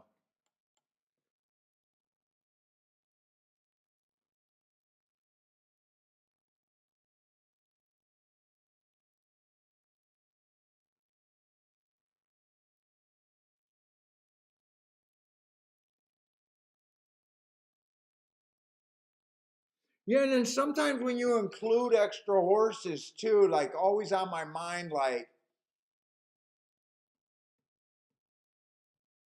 Well, if I include one more, does that weaken what I should be getting paid? And then you're balancing that. I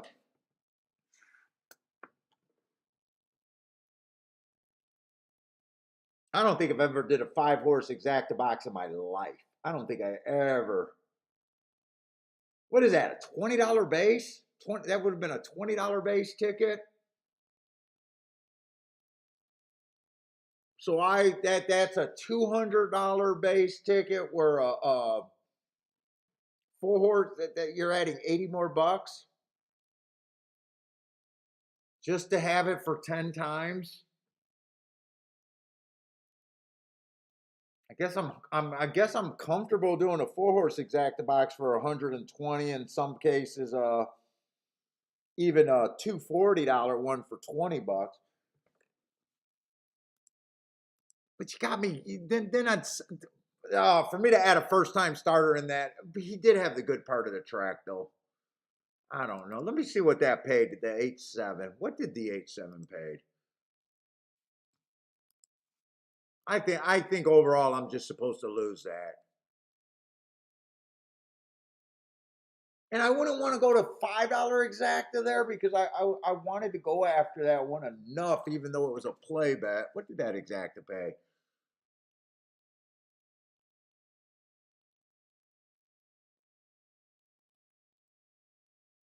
So it paid 90 to 1.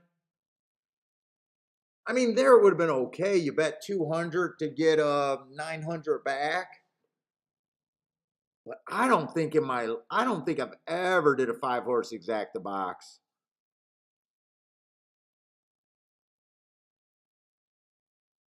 Hey, what's up, BJ?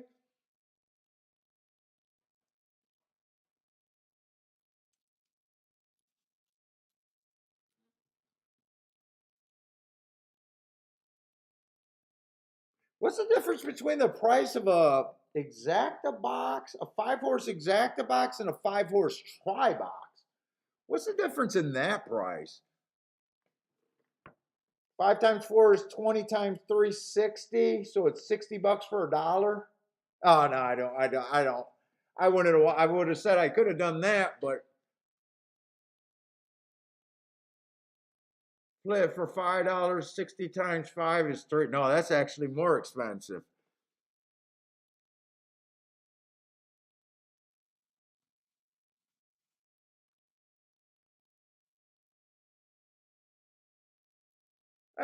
Sometimes you got a good opinion. Sometimes they pay what you think they're going to pay, being a huge ticket. And sometimes you're still not going to hit it.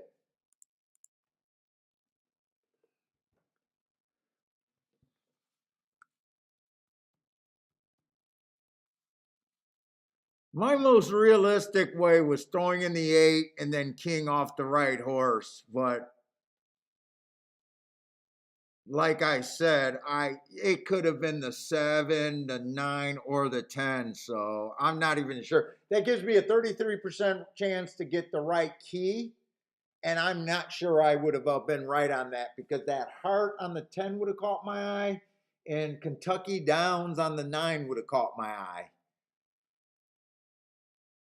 For the only way I miss the 9 is if I don't see the Kentucky Downs, but then I'm still see the heart on the 10. I'm just not sure I would have made the right call. Well, tell me I got another dirt race. I mean, I don't have to win that race. Just give me another route race over there.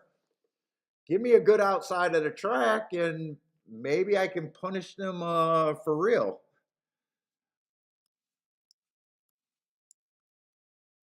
This is not the race for me right here. All these first time starters. So,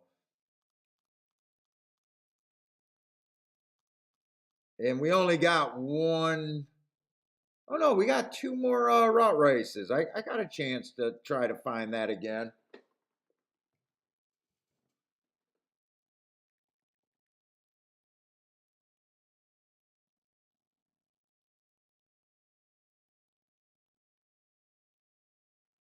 Let me text Kiki. She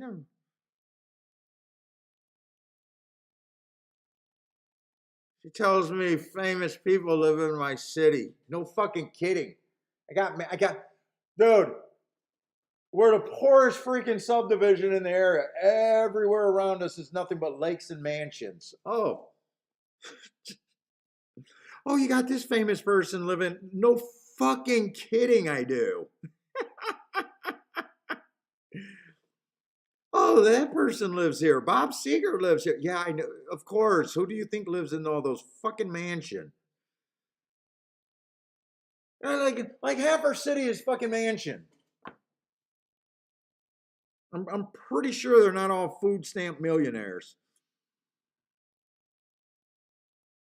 And when I say mansions, I'm not even fucking kidding about mansions. But my wife is still intrigued with that.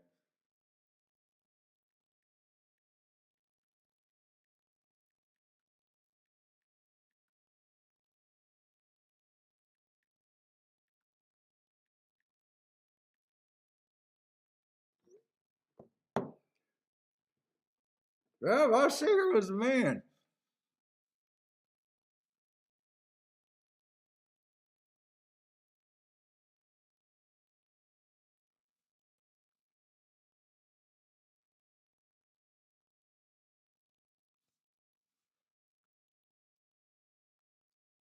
Let's see. Let me glance ahead at Gulfstream. What do I got at Gulfstream?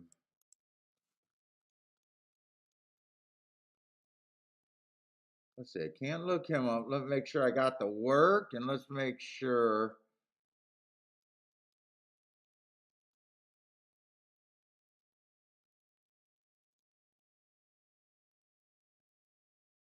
You know what? Gulfstream. Are we going into Lake Double territory? Oh no. I'm looking at the wrong track.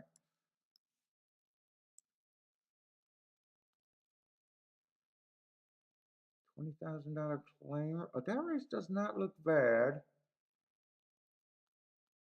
Ninth race does not look great.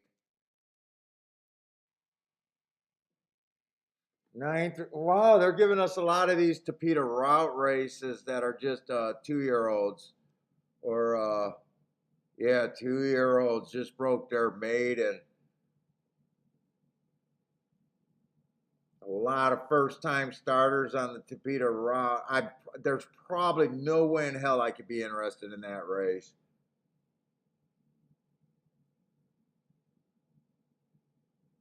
Frankie Dubs with the boom over there.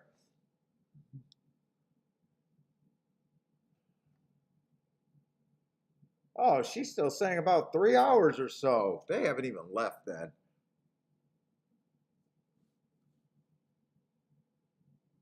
Let's see. So this is probably my last race at Gulfstream then.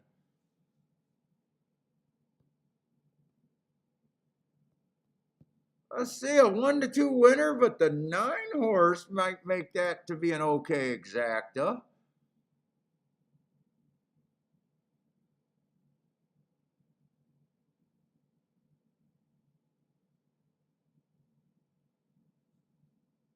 Mr. Tubbs had it. Frankie had it. What's up? Nice.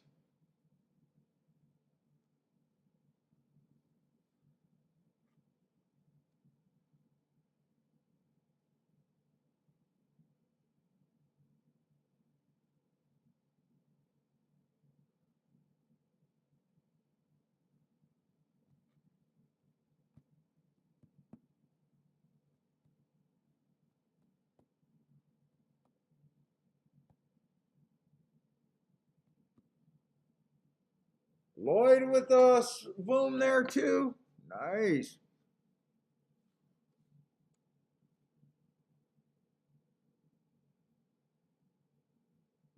Where's Churchill's results look like today?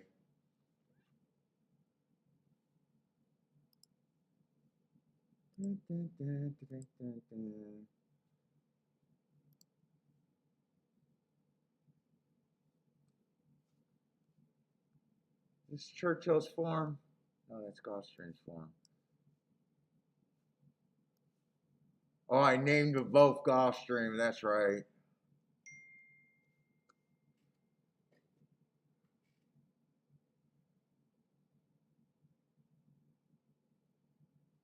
Oh God, they're not even close.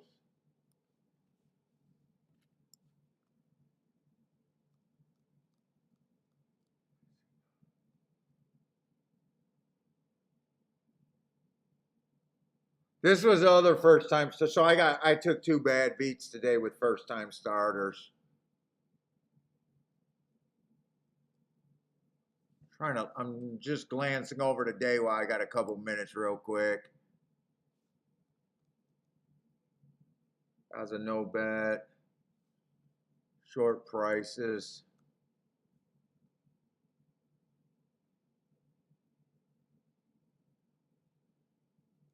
Third race. I don't think I bet that race. Short price. Oh,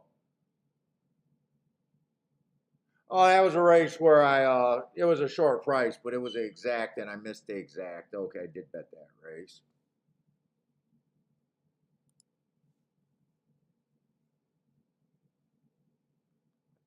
Don't think I played this.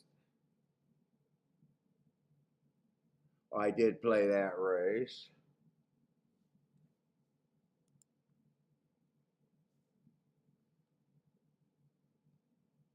That was the one that I liked, but I did not play it. They both creeped up, but that was kind of a tough call. Not a tough call. That's the race I just got beat in.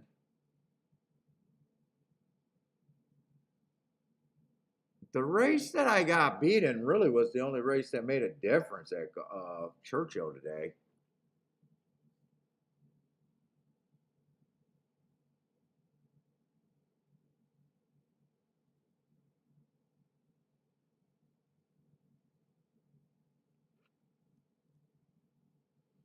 And this race I absolutely can't play.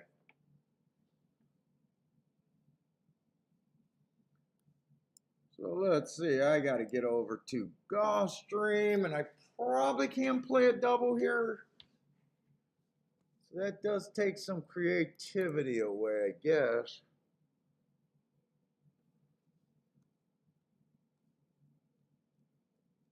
One more good spot. 7 horses in the race. Might as well look at this because there's nothing to look at over there.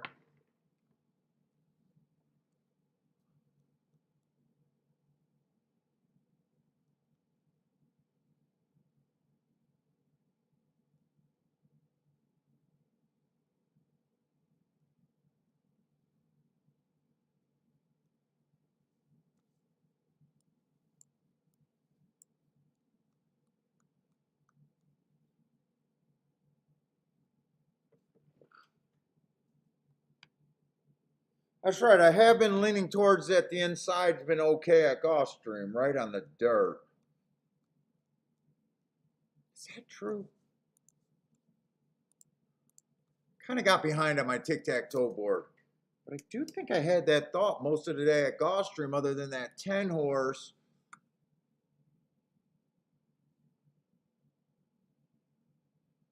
I don't think I got to look that up. I think I remember thinking that. Other than that 10 horse.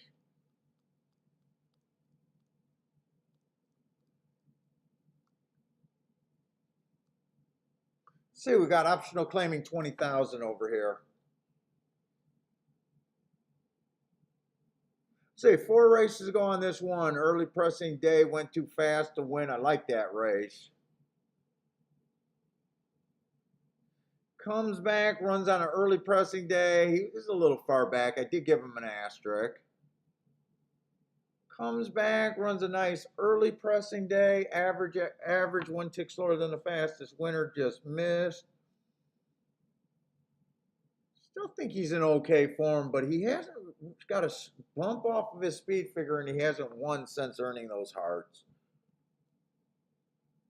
I think he's still in decent form. I'm leaning towards that the inside might be okay.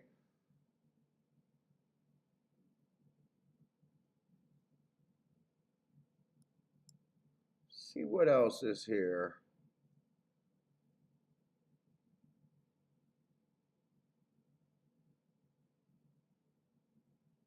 See the 2 horse.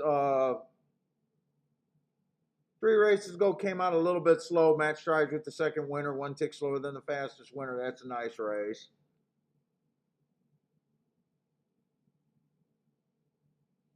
Two races ago, early pressing day, match strides with the fastest winner. Average. He wouldn't surprise me. Last race, speed favoring day.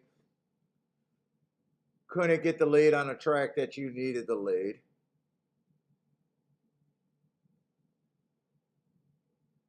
Three horses stepping up. 2 races ago was really nice. Bad Rail went too fast to win, comes back, wins that race on a good inside day. Stepping up, right kind of spot.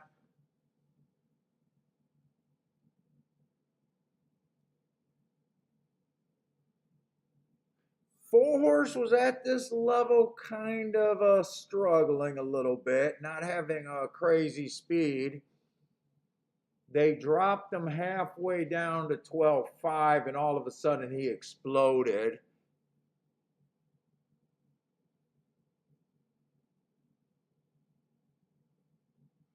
But those are beating up on better or on lower ranked horses. You can look better.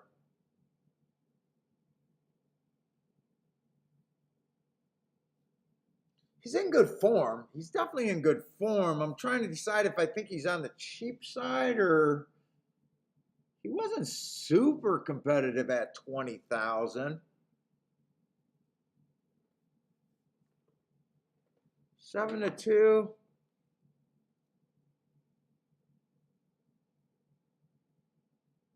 Boy, I can make a case for a lot of horses here.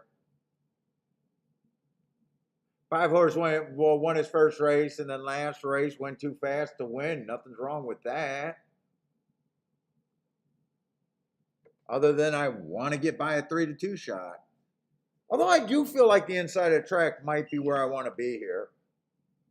And then 7's been going too fast to win. There does feel like there's a lot of speed here. Can't do anything in the doubles.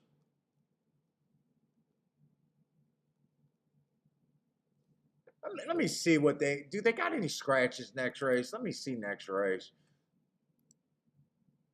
No scratches.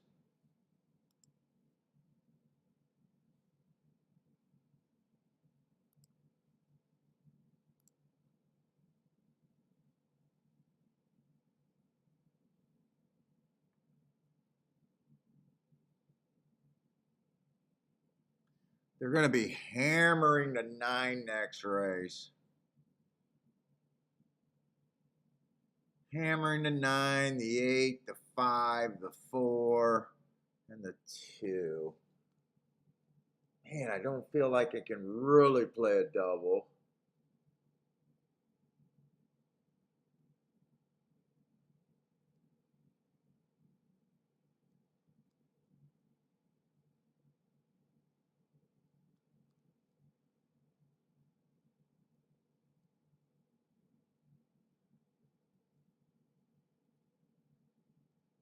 There's no way other than me hoping to get lucky. I would have to go so wide in that double. You can tell me anything in that double. I want nothing to do with the last race over there at Gulfstream. Not a damn thing.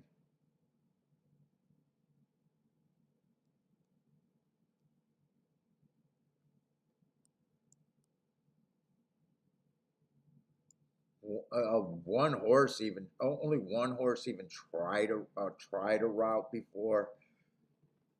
Where's this? Oh my god! Oh, nothing to do with that race. So, all right, that's off the table.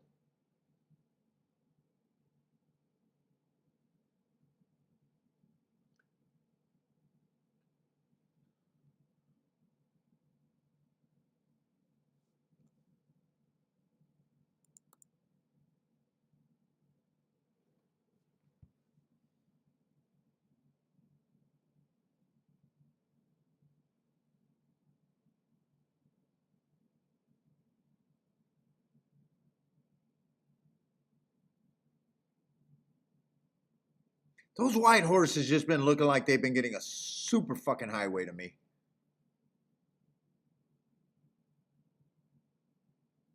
Over there at Churchill. Although he is 2-1, but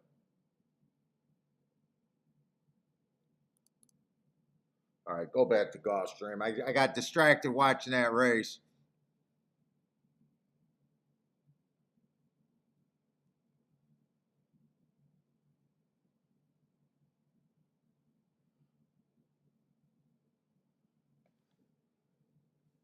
Can I make a betting line this race?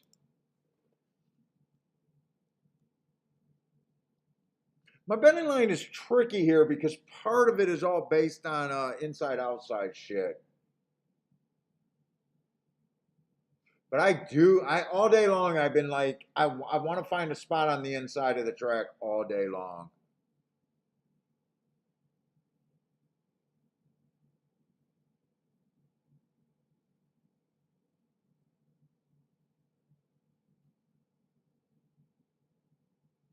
I think there's a lot of speed in this race with this 7 horse going too fast to win, the 5 horse going too fast to win.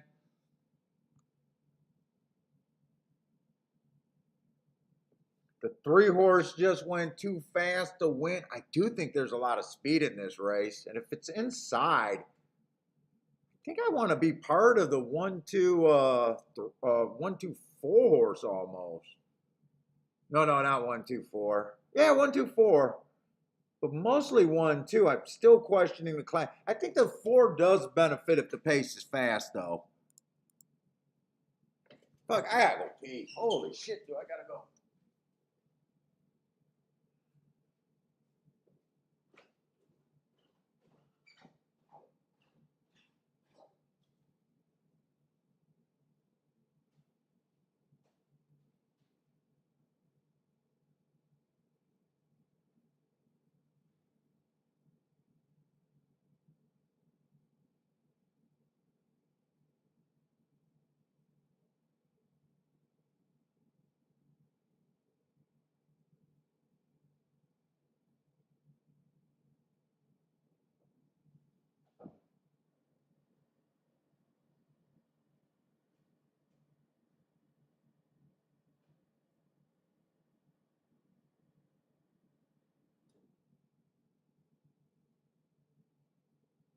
I see you, B.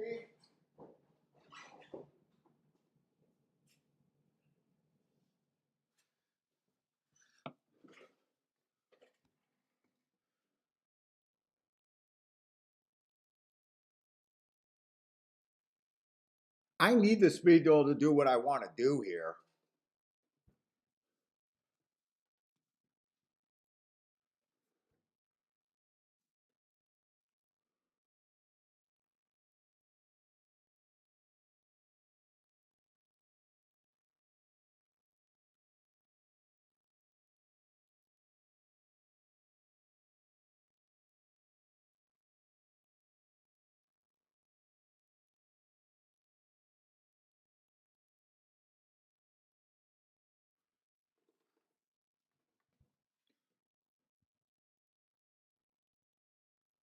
Hey, what's up, Grandma?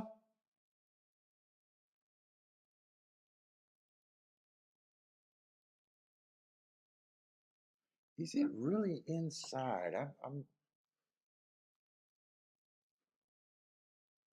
because in a way, I wish I could bet this 8 horse, or 7 horse. I just don't think it's out. I just don't think it's outside. I don't think there's any way in hell he crosses over this 5.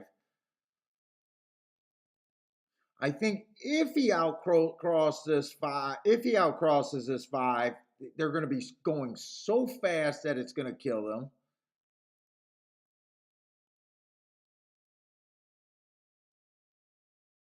Just don't see it.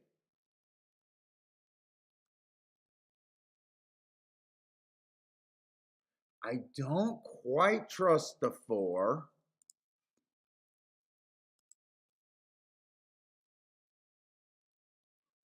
I really want to do something with the 2 and the 1.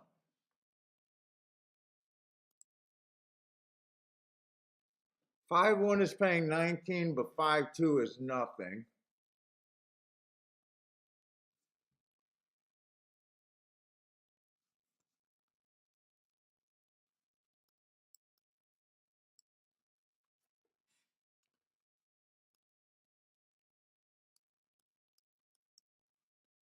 I think I want a smaller 7 with the 1.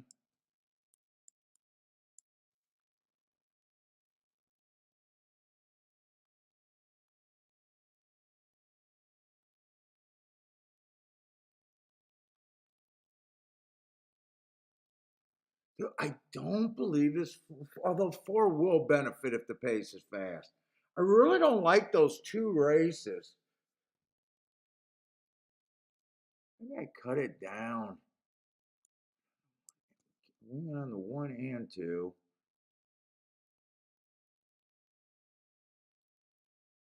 I need a lot of things to break my way for this 1 to win, though. I do need a lot of things.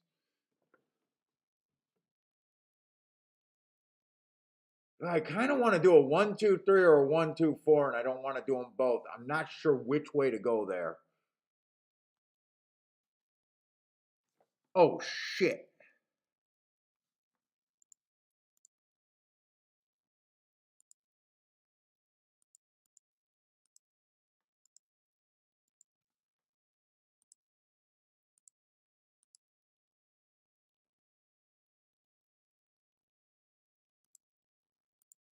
Just do the 5 and 7 together with the 1.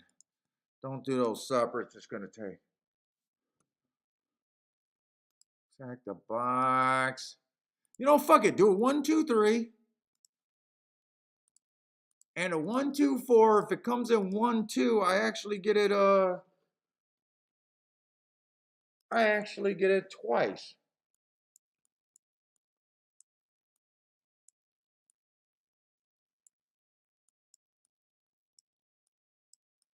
actually get it twice as much.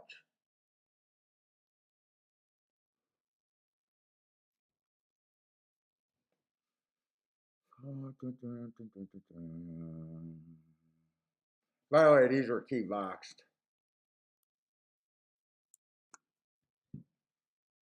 All right, 7. Oh, I forgot about doing a 7, 2, though, 2, 7. I did leave that one out. I couldn't do a 2, 5, but I could have done a 2, 7, and I forgot about that one. I kept saying if this 7 horse was on the rail, I wanted to bet him. Please don't let this come in 1, 2, because that's the only combination that I feel like I forgot to leave out. But it can come 7, 1.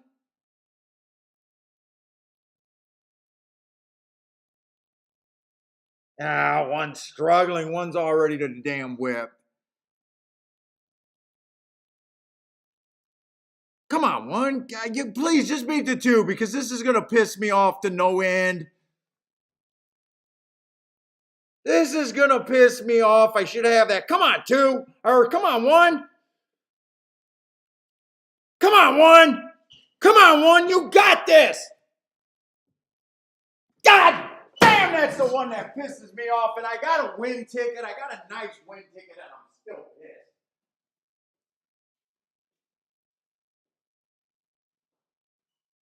God, I should have had that fucking exacta. All right, I got a nice win ticket, though. You know I'm having a rough day when I'm bitching about that. I knew I couldn't play a 1, 5. I started getting short on time. Or, I'm sorry, I know I couldn't play a 2. I knew I couldn't play a 2, 5, but I forgot about the 1, 7 was a combination that is supposed to be played there. And I still had a shot at a really nice hit with a 1, 2 exacta. 2, 1 exacta. God damn it. I'm supposed to. First of all, I'm supposed to hit that. Second of all, 7, why ain't you quit?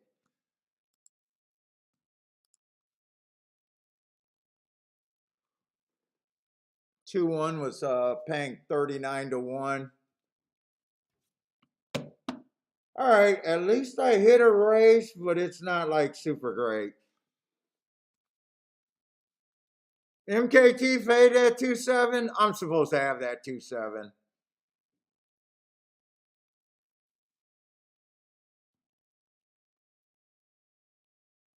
I knew it soon as I started looking at these tickets. I knew it soon as I started looking at them.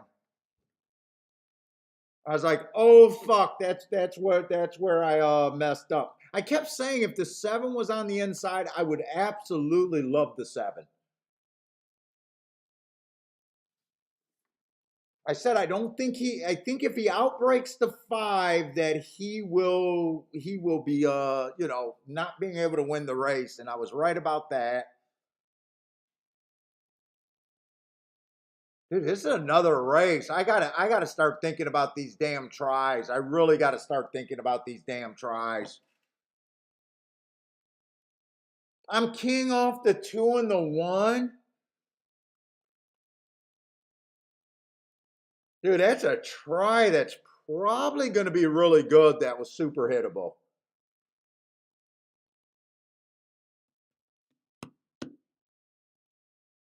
Oh boy, that's going to be a nice try, I think.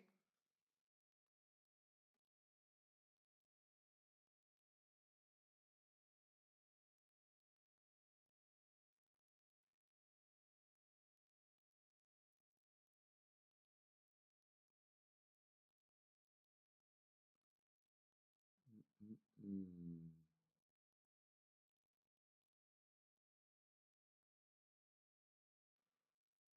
And I thought I was getting 9-2 on the 2. He went down to 3-1. I think I thought I was getting about 4-1 on him.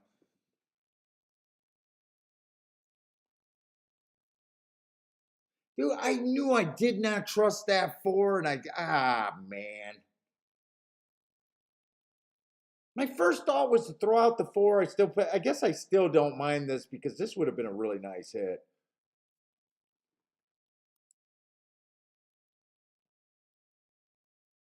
The 3 was double digit. This one I can excuse. This one, I don't know.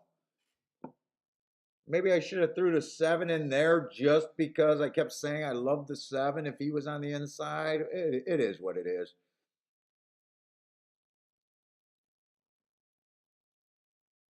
Tries $90 for 50 cents.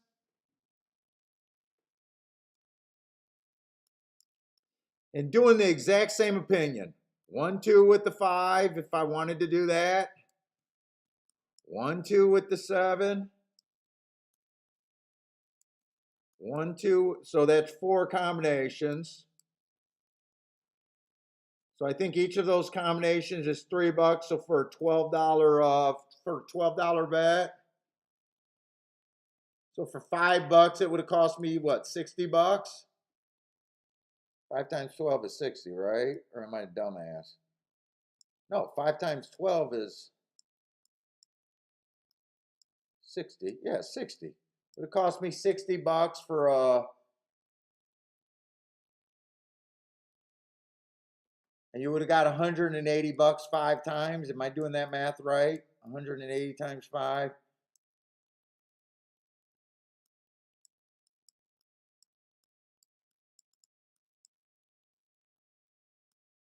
$540. I could have done that. I'm trying to train my brain to start recognizing when I'm supposed to be doing tries. And since it's so new to me, I really got to recognize it. I think I even tried to play a couple tries today, so I'm trying. It's just, after not playing tries for 30 years, it's not what I think of. I definitely got to train. Oh, it would have been a $900 hit.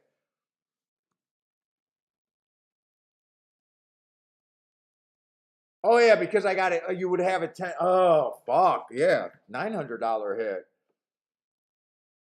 and it would only cost $60, and I would have had every horse. And I'm forcing the 1 and the 2 to get first or first, second, or third. They just got to hit the board.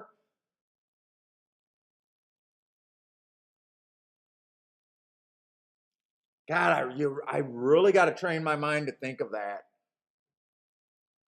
That doesn't sound out of reach. That's definitely not out of reach of my budget. That's not, or I don't really even have a budget. I just got a comfort level of what I bet when I bet.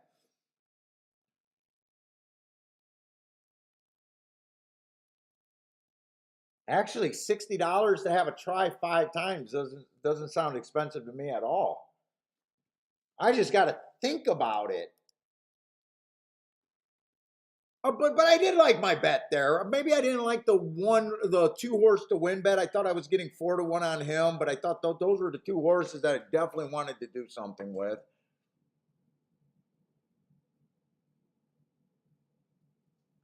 Actually, I don't completely hate these two bets because I said if I get the 1 and the 2, I get it twice as many times as I want, as I should. And then soon as a race started, I knew I missed that 2-7 exacta. That to me, that's just a betting mistake.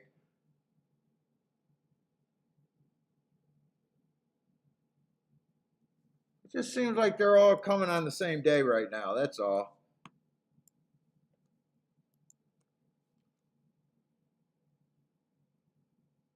And that was my last chance at Gulfstream too, because the next race at Gulfstream is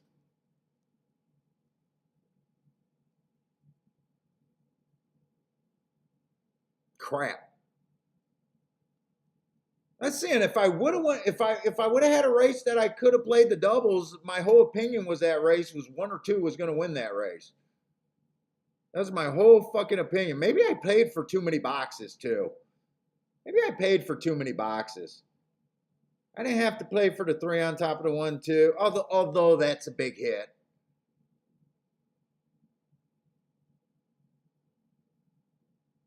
Yeah. I got to erase this because those are not part of my bet.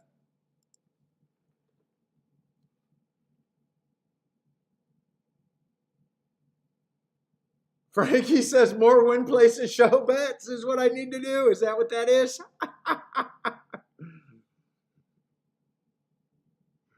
No, I will not be incorporating places. Well, I do place bets every now and then. Super rare exception. If I got an 80 to 1 that I think should be 4 to 1, I say it's okay to bet place. And I dare someone to argue with me about that.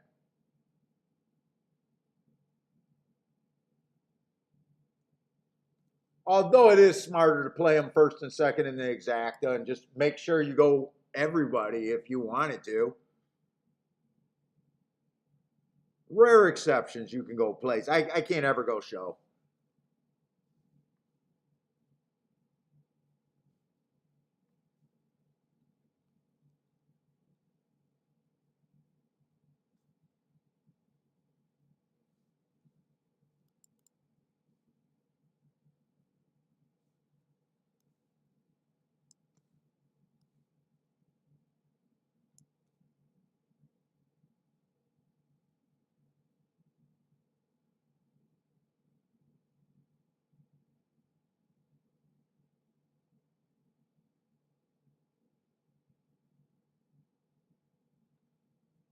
Oh, has Belmont been super chalky today? You're talking about overbet in every race today?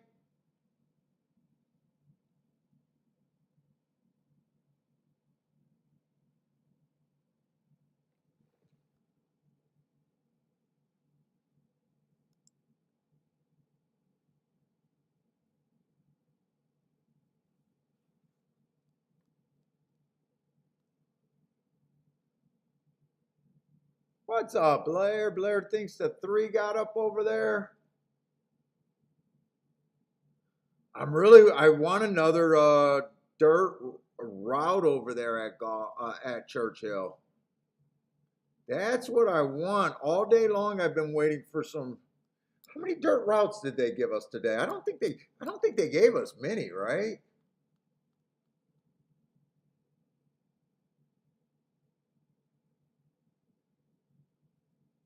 And I think they only ran 2 routes.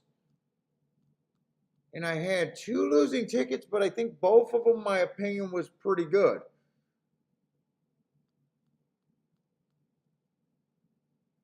One I got beat by a first time starter, I think, and the other one I ran second and third. Oh, but that's right. They bet that value out of that exacta. Even if I would have got second, that exacta wouldn't have been that great. That's right.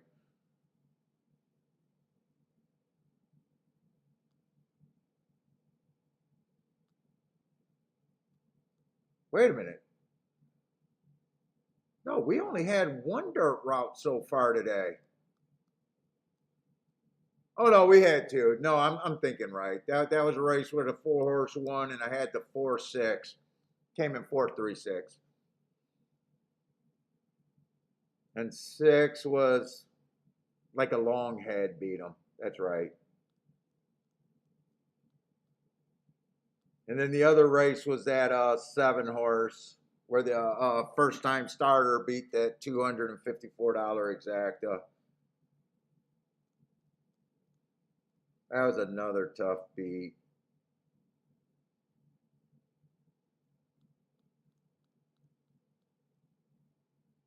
Let's see, where are we at here?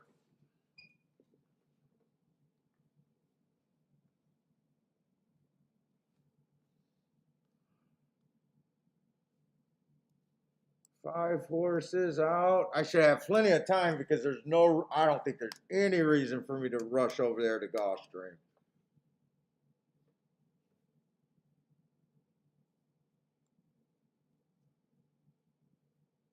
Now on the dirt, I'm pretty sure we've just been thinking speed, right? On the dirt today? Or on the sprints today? Who won the last race over there?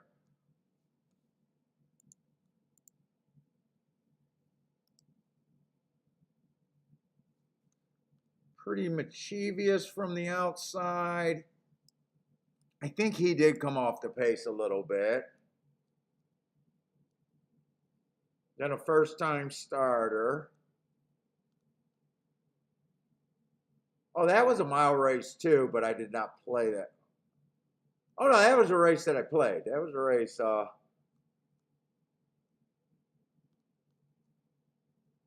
I'm calling the 8 the 9. That's why I'm confused.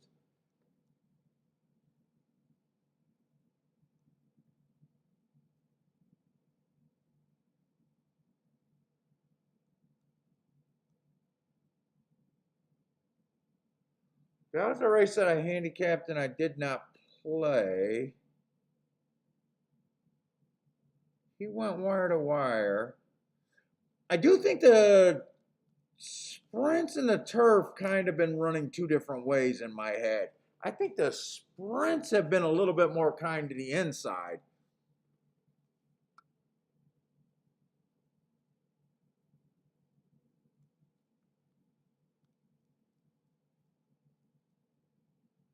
Let's see. Let me start with the 10 horse, the big favorite. Oh, it looks pretty good.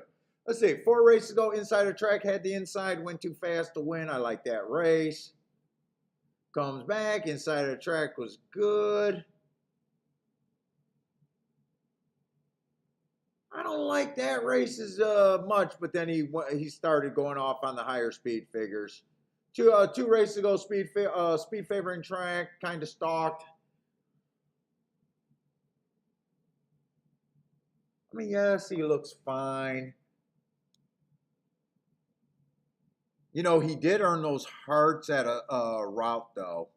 He's not the fastest horse for a sprint early. And he's stuck on the far outside. Is there any speed inside of him that I can make a case for? Let's see, 8 horse, that race 3 back went too fast to win. God, he goes too fast to win there, and then where did his speed disappear to?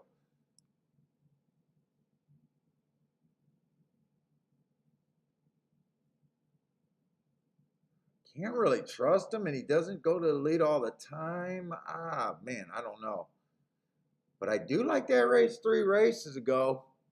9-2. I don't know if I'm that.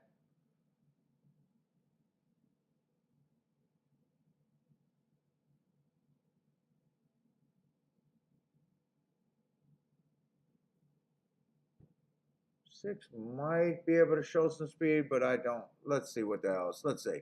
4 is route to sprint. I don't like route to sprint.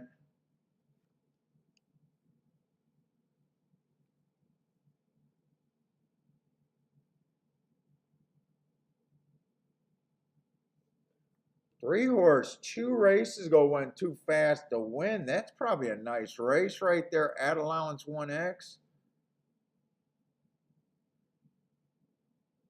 He's not the quickest horse early, though. Where did that speed come from? I want to look up something on that day. And a little bit, I almost don't trust that. I just want to make sure that's right.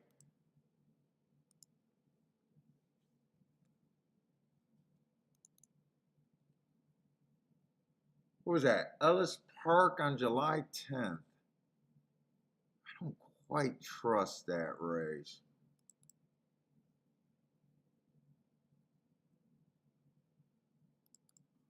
Or I don't trust that I marked it right. Oh, that's a heart. No, no, that's good. The horses that went wire to wire that day went extremely slow, and the horses that stalked actually ran better races. That's a good race. I could be interested in the 3 here a bit.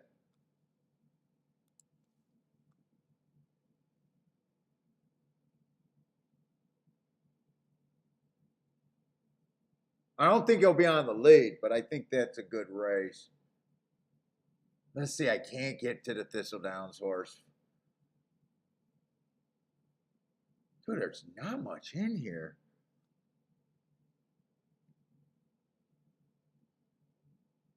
Get to the 3 horse. What do I want to do with them? I don't want to use the 1. I don't want to use the 4.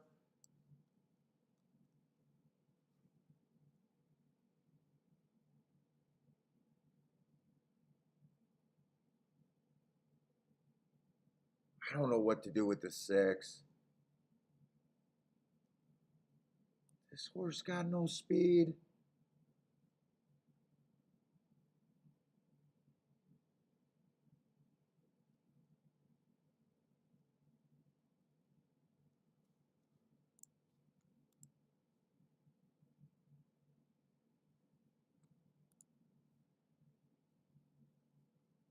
Let's see, exact us. Am I in the right race? There we are. Now we're in the right race.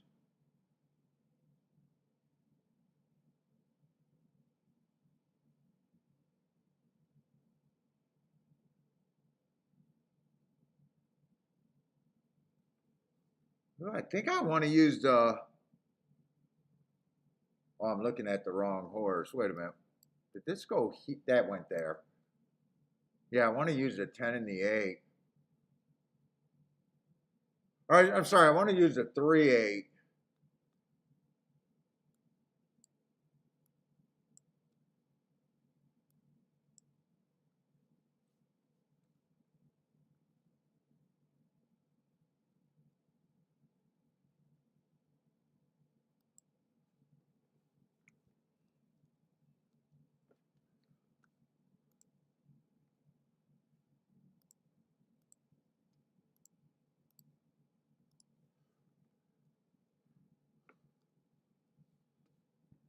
Is there some doubles real quick? Doubles to the outside next race. Should have gave myself enough time to think doubles.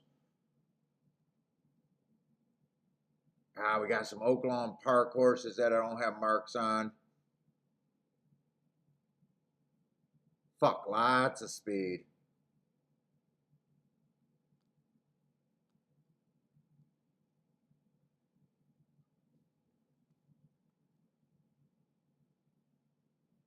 And the 14 draws in.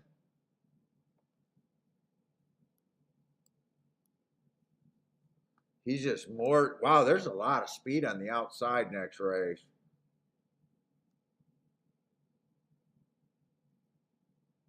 I'd be curious what this horse looks like.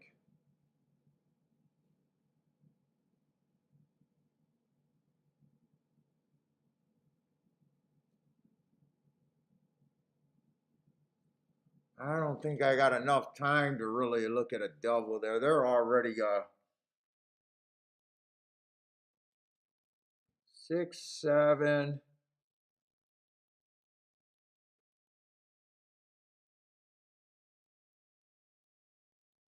7, 8, 11. Let me check those. I don't think I got enough. 6, 7, 8, 11. I don't really think I got a reasonable time. 6, 7, 8, 11. Nah, they're out the gate.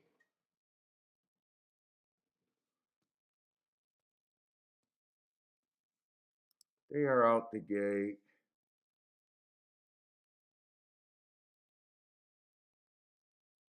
Shit, my 8 and that 3 didn't really. Wow. I thought the 8, 6, I was trying to make a case for him going to lead. Let's see.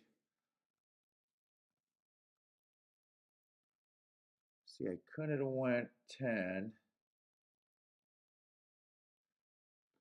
Couldn't have went 10 to 11. Oh, 8 is actually. Is 8 scratch next race? I don't think I could have used the 8. He's showing up scratched.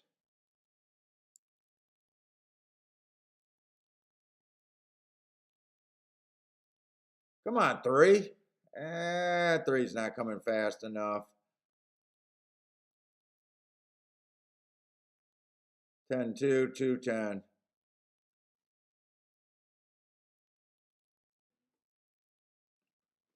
Oh, I didn't even play that exacta. I was thinking I had a 3, 10, but I didn't even play the exacta.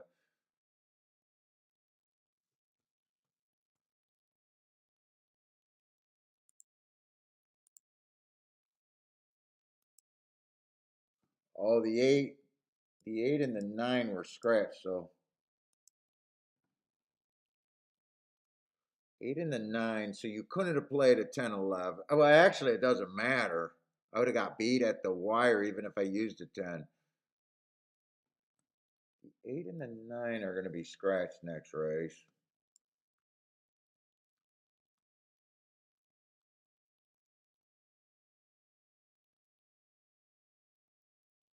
I'm going to be playing. I think I'm going to be playing. Fuck, that's not a great double for me with so many first time starters to the outside. I know what I'm focused on there, but damn, that's not a good race. It's not really a good race for you. Yeah, you like the outside, but you got all those unknowns. That's the fucking reason why I lost that massive ticket. Mm-mm-mm. Let's see, who was the 2 over there at Gulfstream?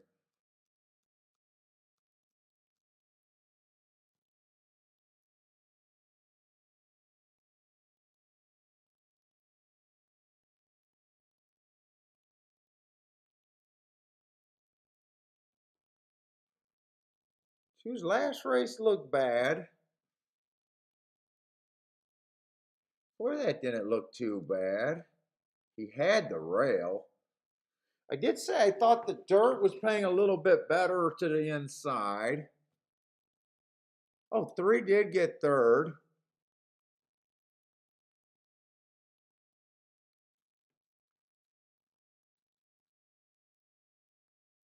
He didn't. The 2 didn't have catchy marks that caught my eye. Other than last race looking terrible, he definitely didn't look bad.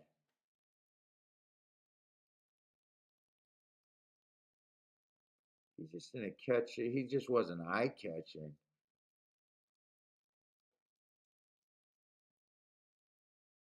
10, I thought was beatable from the 10 spot there.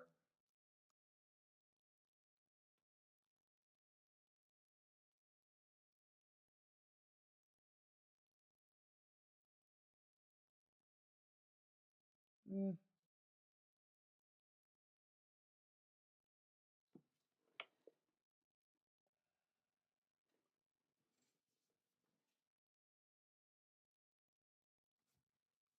Let's say Gulfstream, I don't think I got any interest. I'd be shocked if I could even fake interest in this race. I'll be shocked if I can even fake anything. Well, sometimes odds make you think different what your thoughts were.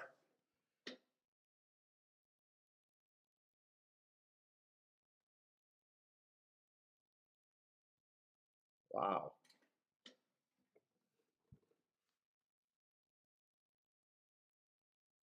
Let's see. I thought the 3 would not be that long. He's trying to do distance, but he did run on a bad rail last race. I would, you know what? It's a ugly, ugly, and a dangerous race that I should be nowhere near. But him at 11 to 1, I hurt my hand when I slammed it.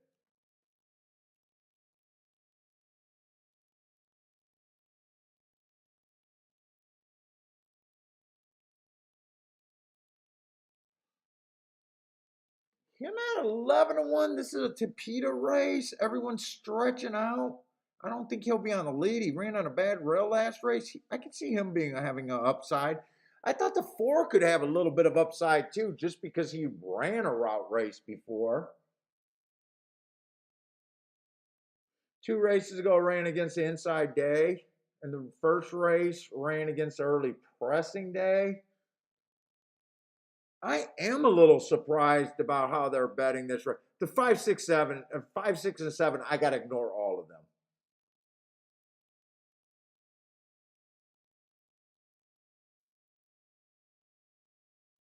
Well, 7 I don't have to ignore. 7 is scratch. 8, 6-1. I thought they were gonna bet this a lot closer. I'm actually surprised by how they're betting this.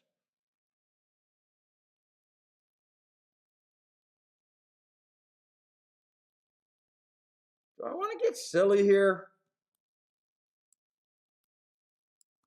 I thought this was going to look like a terrible betting race. These would be the horses I would use. It's really hard to know where I stand in here, but I'm kind of shocked about the prices on everyone.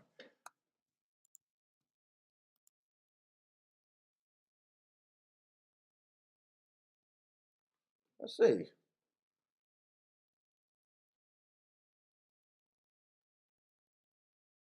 9-3 is paying 34-1.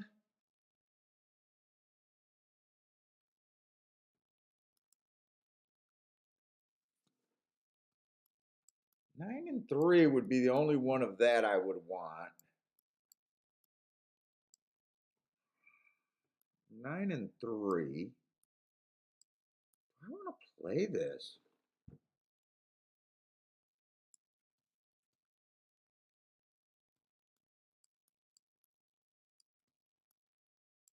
Really, a 4-3-8 in exacta box. Oh man, I don't really want to bet all 3 of those horses to win, but in a way, I'm tempted at those prices. I'm tempted to do a 3-horse Dutch at those. I think I'm going to play this race.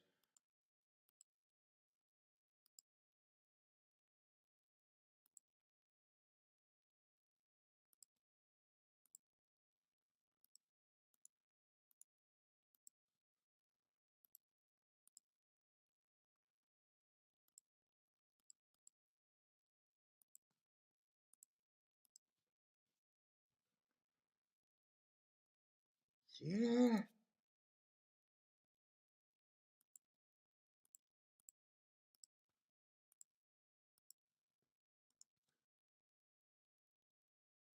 Four times 3 times 2. What is that? 4 times 3 is 12, $24. $12 for a 50-cent base ticket.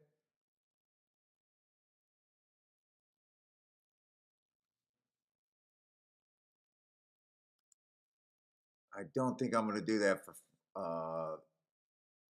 I'm thinking about doing that 4-horse try box. I'm trying to find the try. I don't think I'm going to get it in. You know, all I had to do is punch it in here to see if it's worth it. Now I'm not going to get the try in. $12. Let's do a 4-horse box. How much would that be for $5? Is that another $60? No, 120 for $5.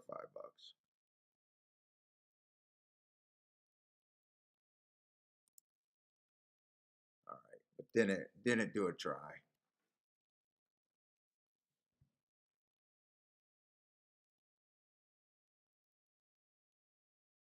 Three, just ride. You don't have to overrate. Yeah, just ride. You look interested. Pace is fast. I think this 5 should be done going 24 flat. 48-3 slowed it down a little bit, but I still think that's fast enough. Come on, keep this 9 out of there and bring this 4-3. Gotta get excited right now. Come on, come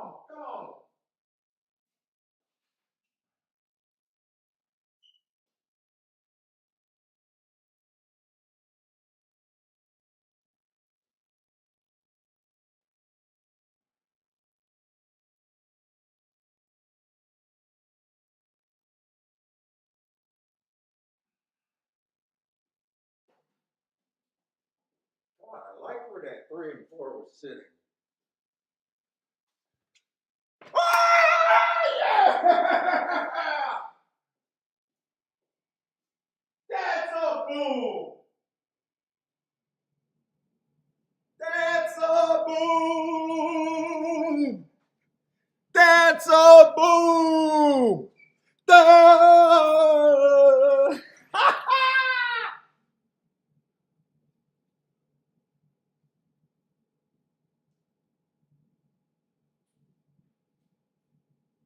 That's a boom! That's a boom!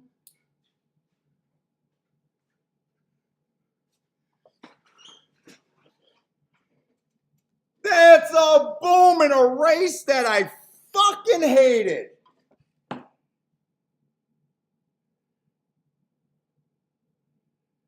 By the way, I bet all 3 of those horses to win.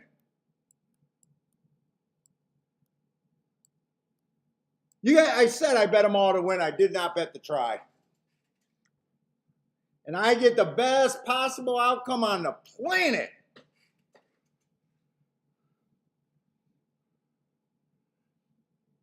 Well, you know what? I really didn't. Well, no, actually, I did handicap them. I was going to say I really didn't.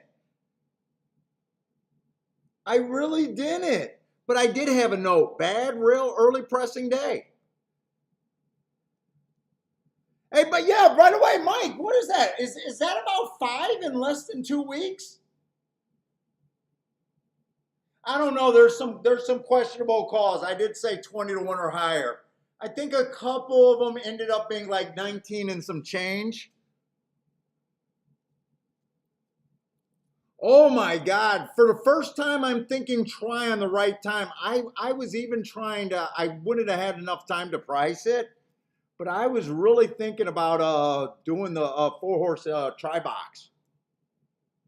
Dude, I think this is fucking from the shit house to the fucking penthouse right here.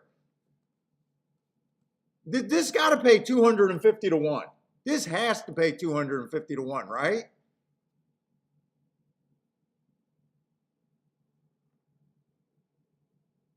$218 to 1. Give it. God, I can suck all day and suck out. No, I did not do a daily double. And I would have lost the daily double, right?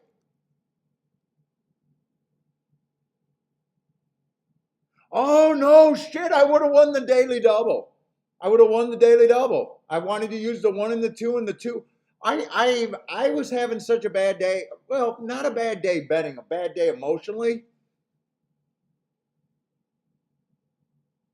I forgot I got this 2-horse to win, but that wasn't really a hit. I probably didn't even take profit out of that race, really. I had to pay for all of these combinations. But I take profit out of this motherfucker.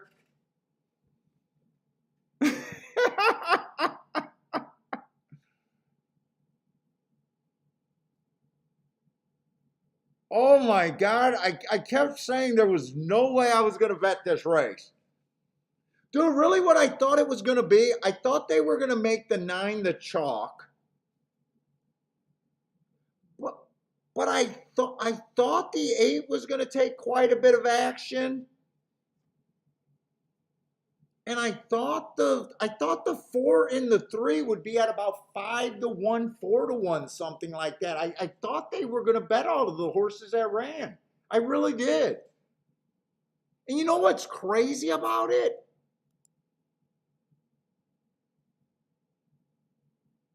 I think the 9 was at about 2 to 1, 5 to 2 most. So it wasn't like they made a mistake over betting. Who the fuck did they bet? Because they didn't make a mistake on the 9, like betting him to like 3 to 5 or 1 to 2. It wasn't. They bet the 5-horse. Who was a 5? 5 was just a first-time starter, right? Well, they did. They did. I don't understand how. Hold up. I want to do something. How is this big of a mistake? So the 4 is a 4 to 1.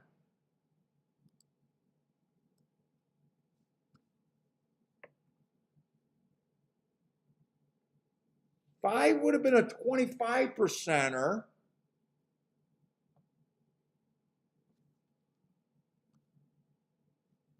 Six would have been about a 15%er.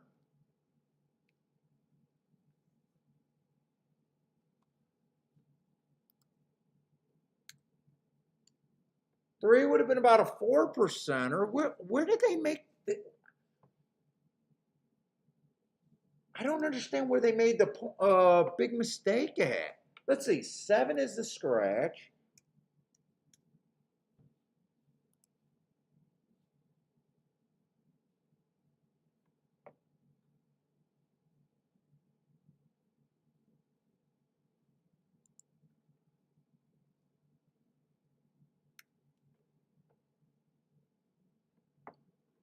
Dude, I do my points to 120 betting line, and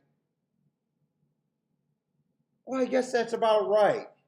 I guess that's about right.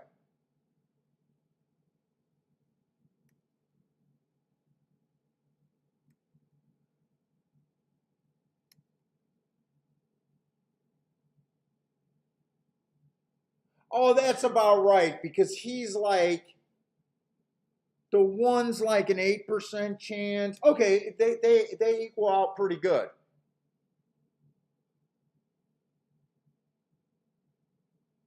So 4 would have been overbet just a little bit. And 5 just taking all that extra money. Five taking it. They didn't really make like a mistake. I would have thought for that race to pay that they would have had to overplay the 9. And they really didn't. 3-2, I mean, that's yeah, 3-2 is just a little bit overplayed, but I thought that he was a playable horse.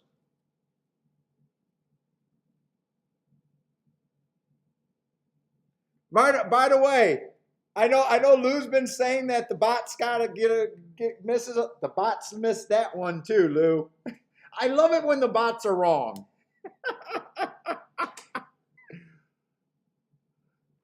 Dude, today was not actually that bad of a day, but for some reason I was feeling a lot of strain on the show.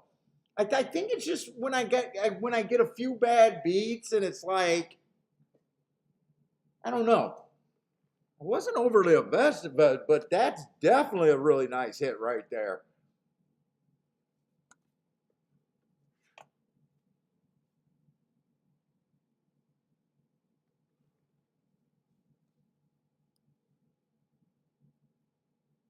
Yeah, I could tell by the 3's motion. I kept looking at this jockey, and all I wanted him to do was keep this horse interested and not overrate the horse.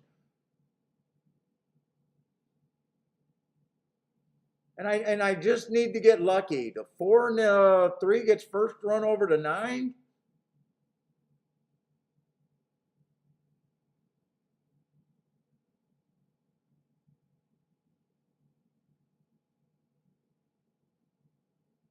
Dude, now I looked at that race like I looked at that race like this. I think the 7 was scratched, and it was really just math. Who could I get to? I got to ignore the 5 and the 6. There's 8 horses in the race. I don't like first-time starters. And to me, it was just a math equation. So if they all get 15%, I don't know. I was probably looking at them like they're 10%ers.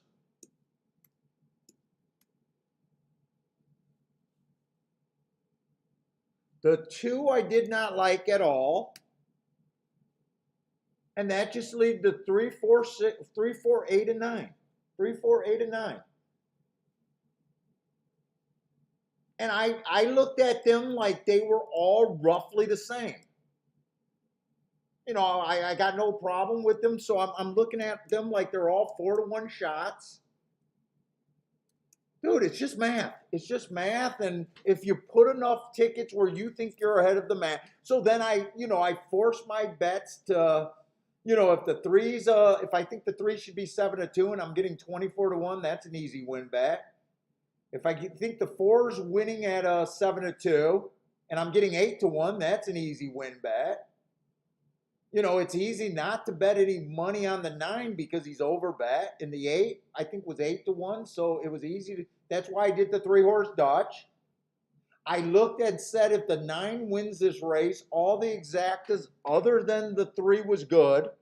So 9-3 was good. 9-8 and 9-4 were nothing.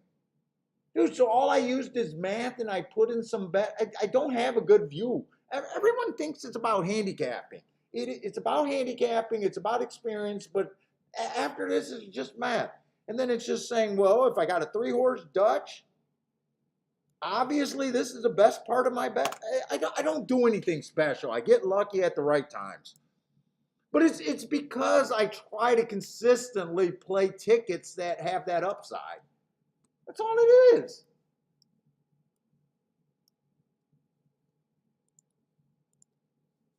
And we're keeping that win streak going. I've been on a win streak ever since I yelled at Mike. It's not a product. It's not, I believe in my marks, but fuck, it's not even my marks product. It's really just recognizing fucking math. And being good enough to, kind of know where the math is. You got to be good enough to know where the math is. That's the experience. That's the handicapping part of it.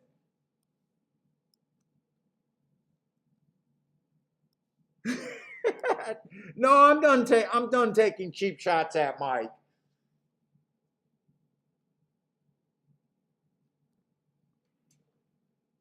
I mean, come on, Mike. Basically, Mike was the guy that goes into a dojo. You see him on YouTube when they go challenge a trained fighter, and they always get their ass kicked. If he would have did his due diligence, all he had to do was go look at 400 videos of me doing the exact same thing like that day after day. Mike was not good at handicapping his situation. The data was available for him not to look like a fool.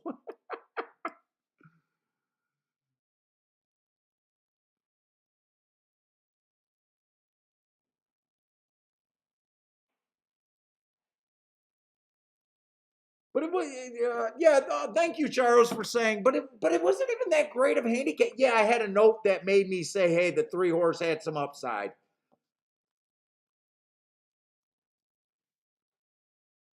But really, it was more based on a little bit of information, knowing about math. It's so, dude. I am so changing 180 to wanting to preach the math more than biases and stuff to people. I believe in biases, but I think most people will get better understanding the math relationship first.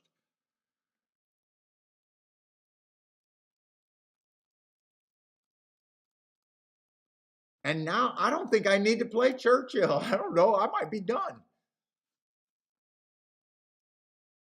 Let's see where we're at. We'll try. If I got a bet that I think is good, I'll play it. I haven't been sitting on my hands on the last thing when I get up good.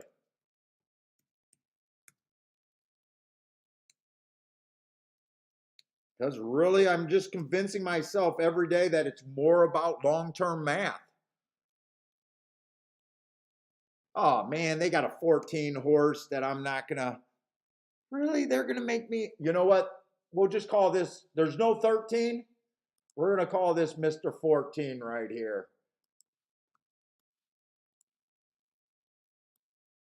That's gonna get fucking confusing.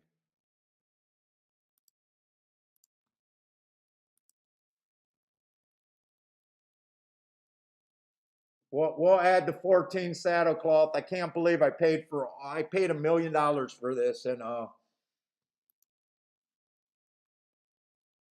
I think I could have won a year without running into a having to add the extra holes, and then I only use this thing for 3 days, and I've already have to add extra holes.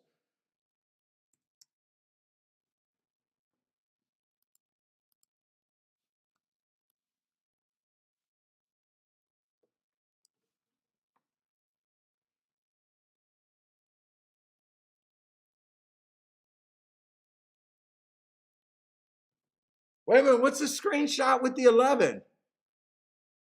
Still waiting on the screenshot with that 11. I'm still waiting on that screenshot. What do you mean with the 11? I don't with the number 11? I got the number 11. I don't get the joke.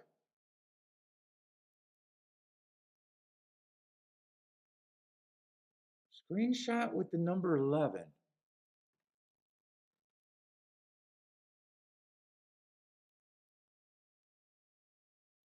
Grandma, I don't know about that. Can a woman say good job, bro, to guys? Actually, my Kiki calls her brother bro, but that is her brother. I don't know what's the thing for women calling guys bro. Huh, I don't know I don't know where that is. I never thought of that one.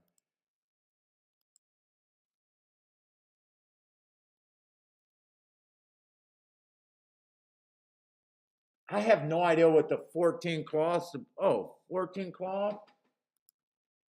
That's going to be my 14 cloth. Yeah, you missed me saving my ass with a 24 to 1 over an 8 to 1 exacta. Long shot, you missed that race at Gulfstream that I said there's no way I'm interested in that race at Gulfstream. Yeah, they made some mistakes.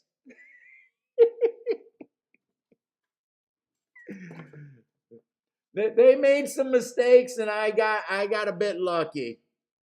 We had a good note on that 3 horse. I don't know how much I really believed in it, but as soon as I seen that bad rail and he was on that rail, and I always kind of liked the 4, and they decided to bet one of the first time starters.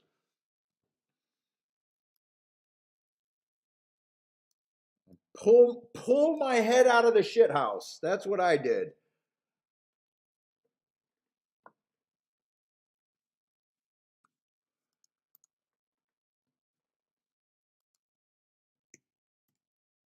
$200 exacta.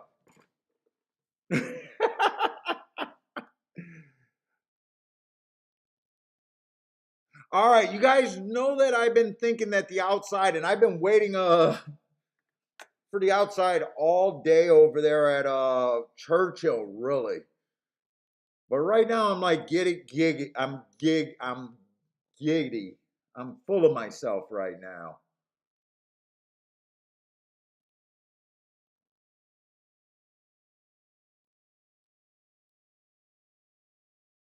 Let's see, this is just an allowance 1X race.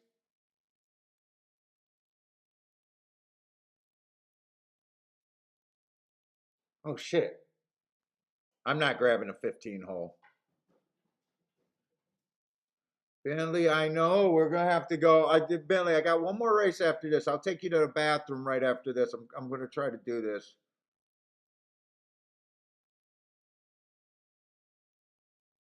I'm a little worried that there's so much speed on the outside. Opening day, I definitely thought it was stalkers and closers the outside. I'm worried about some of these outside horses, like that 5 horse that started outside in the race that I got beat going to the rail. He ran a good third.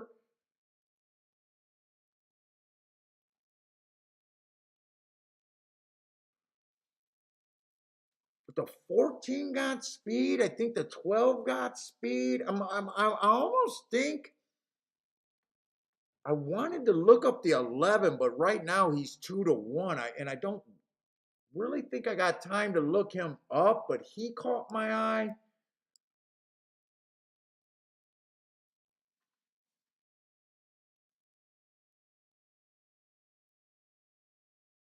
10 could benefit here. It's going to be really hard. Let's see, if I think the inside's bad and I don't want to deal with the inside,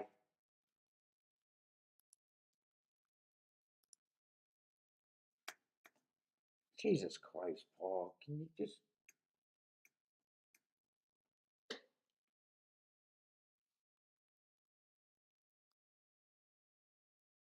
Oh, wait, two's a nice horse, but I even think this four with all that speed is going to get hurt on the inside. I think this is going to be kind of outside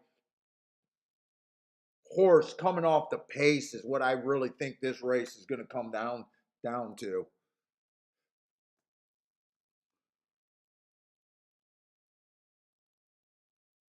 God, six being a sprinter stretching out for the first time. He was a horse that I was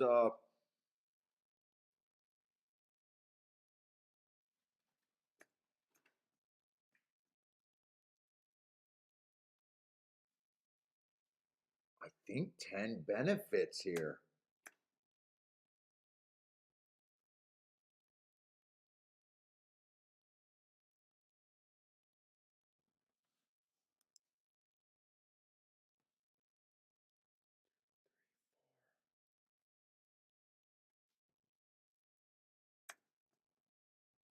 Boy, that leaves it's kind of hard when you get such a big I guess I had to be harder on the inside horses, really.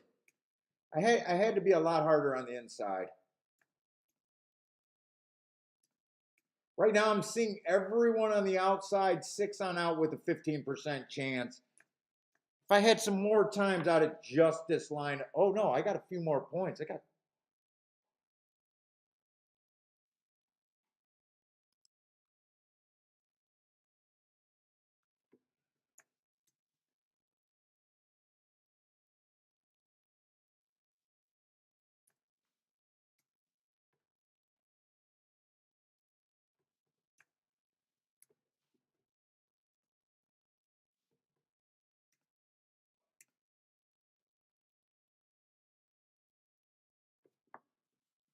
They're in the gate and I still ain't done.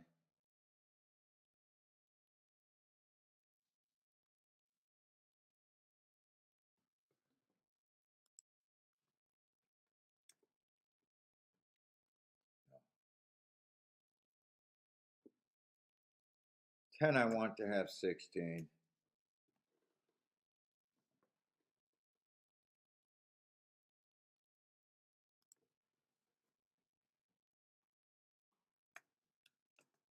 I think that's around where I would have been at. Let's see, they're off. I was worried about so much speed on the outside. I got a $10 exacta. You're talking about at Gulfstream? I had a $10 exacta, 20 on all three horses to win. So I think I pick up like 2,500 bucks, something like that, 2,600 bucks on a day that I'm not even in for a grand. So I'm gonna have a solid day.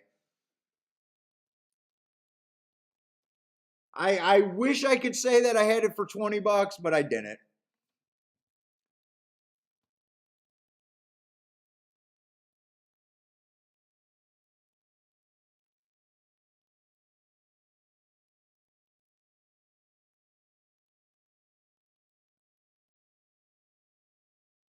Oh, 10 looks good, but the five's just outside of the 10, and I think five's gonna beat them. I'm right about the outside of the track over there at Churchill. I am absolutely out. It's just I gotta have an opinion there. I kept saying that the 10 would pretty much benefit there. What did the 10 going off at? Let's see, this is kind of where I ended up with this at.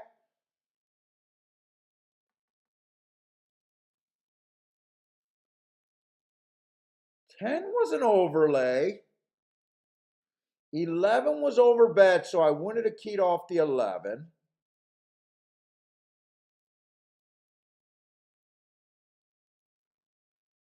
Twelve was a pretty big overlay. I don't know. 12 would have been tempting to me. 14 was a big overlay.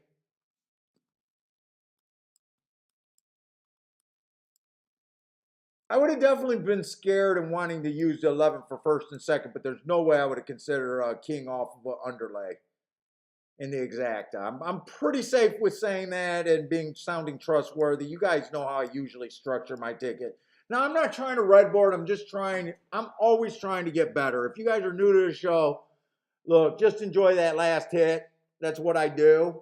But this redboarding or going back and reviewing a race that I did not say what I was going to do because I was still fucking around, I'm just going back, always trying to get better. I had a real opinion about what I thought of the outside of the track, and I do use math. I gave the 11 the most points to win that race, but an underlay is an underlay is an underlay. I don't give a fuck. I want to play. I want to get overpaid, kind of deal there. And I'm pretty consistent with the way I do things. Let's see, Charles with the boom. 7 was a pretty big overlay there. And it just depends on if I want to go wide enough to grab the 5. That's the problem with the 5. I probably, this is a race where I probably can't bet because 6 is a pretty big overlay too.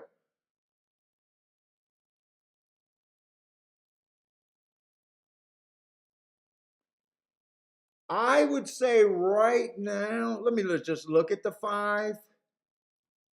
God, 5 got really good marks.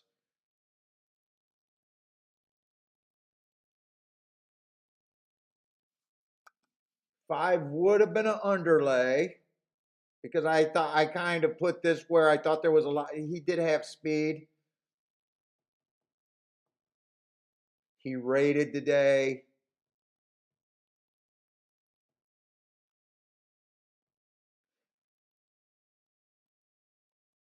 I probably would have lost that race. Because part of me hitting the 5 would be if I went wide enough and I'm already wide. I would still have to use the 11 in the second spot probably. I got a whole bunch of overlays. That's 5 horses. Rarely I want to do 6 horses. So I don't think I could have got wide enough to get to the 5 there. 5 would have been the next horse. 5 would have been the next horse. But really, I don't. It's almost like if you were here earlier, that race where I had a good opinion, or I thought I had a good opinion with that 7 horse, and 3 was the next horse I could have got to, but because of the payout and everything combined, I couldn't have got wide enough to do it, kind of deal. And that's what this looks like.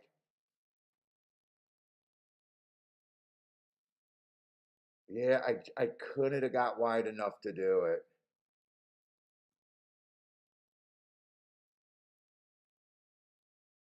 But I am even more convinced that this track is favoring outside for the routes. And I only got the 11 circles because when I babble, I tend to doodle. When I babble, I doodle.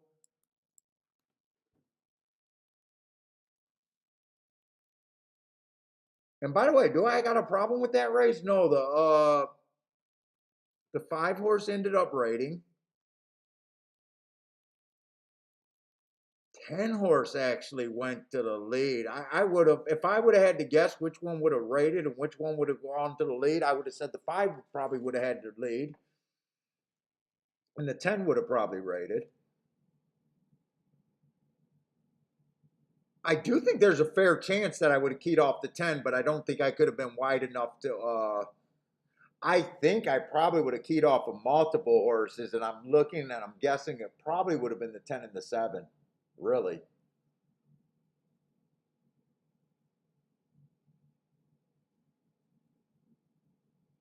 No, it wouldn't have been the 7 because 7 I seen the front speed. It probably would have been the 10 and the 12. 12 was a pretty 12 hasn't raced since for a year. It wouldn't have been the 12.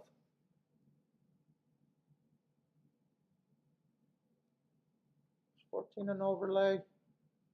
Probably would have been 10 and 14 then.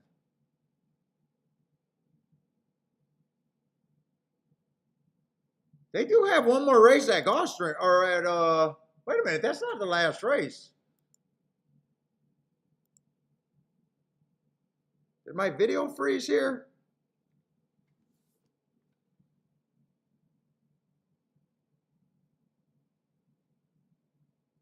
Give us one more race. I do want to see how this race developed, though.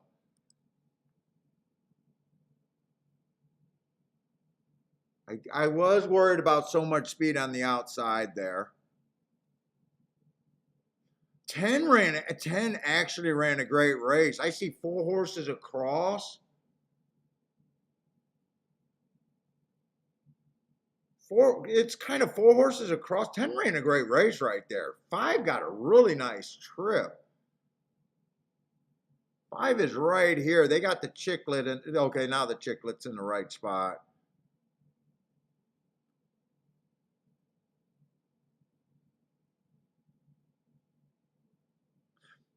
See, but if you guys are new and you heard me take some shots at TVG before, that's what we're talking about, TVG being bad and stuff. If you follow most of their tickets, they don't give you a reason or any hope or any education to be able to do something like that in the last race at Gulfstream. It's not that guys like me and guys in the chat room that are good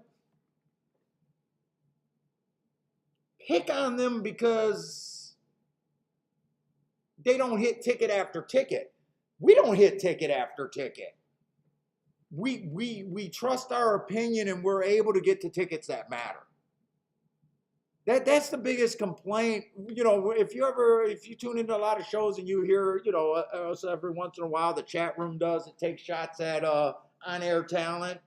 And, you know, I take shots at on-air talent. It's so easy. But they never give you tickets in a reason that to get to races that can really bail you out. Kind of thing.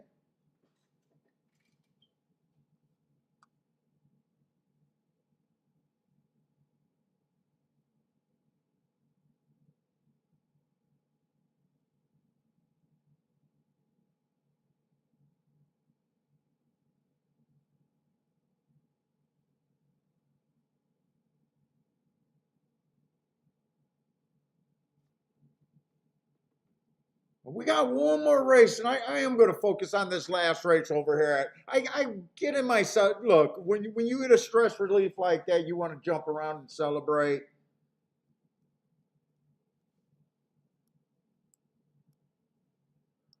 Go on mini rants.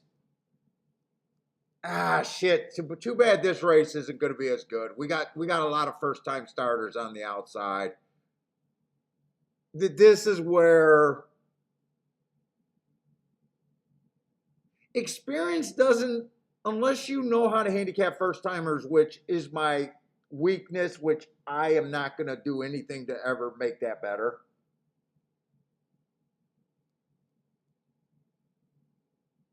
These races are hard for me to do values on.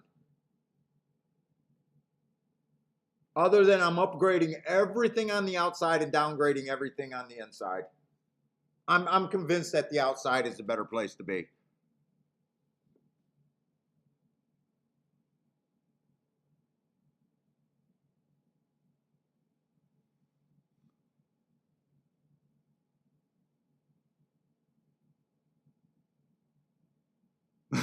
Lloyd saying, Lloyd, are you the secret to Charles handicapping over there?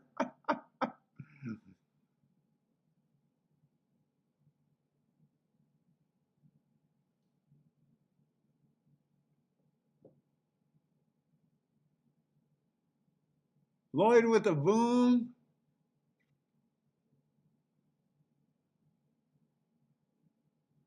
Jay took a shot on that outside, and I that's kind of where I would have been right there with you, Jay. I don't think I could have got wide enough to get that 5 either.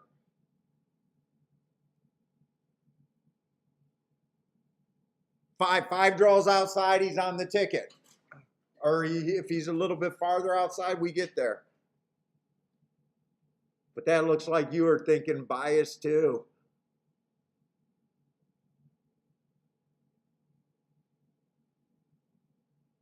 Let's see, Lloyd was dutching the 5 and the 6 over there at Churchill. Okay, that's where Lloyd's boom was.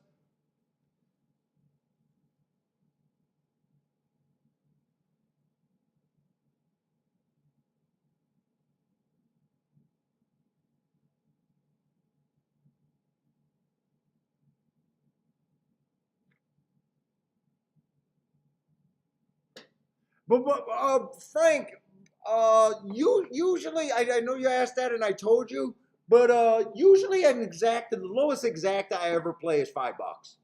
Usually it's 10 or $20. Sometimes it's more. You know, sometimes depending on if I key box what was that race yesterday or two days ago where I key boxed the 5 and then I came back and played the 5 again. That's how I can hit one for more than 20. But usually I'll never hit an exacta box for less than $5, but usually it's 10 or $20. Sometimes it's a bit more.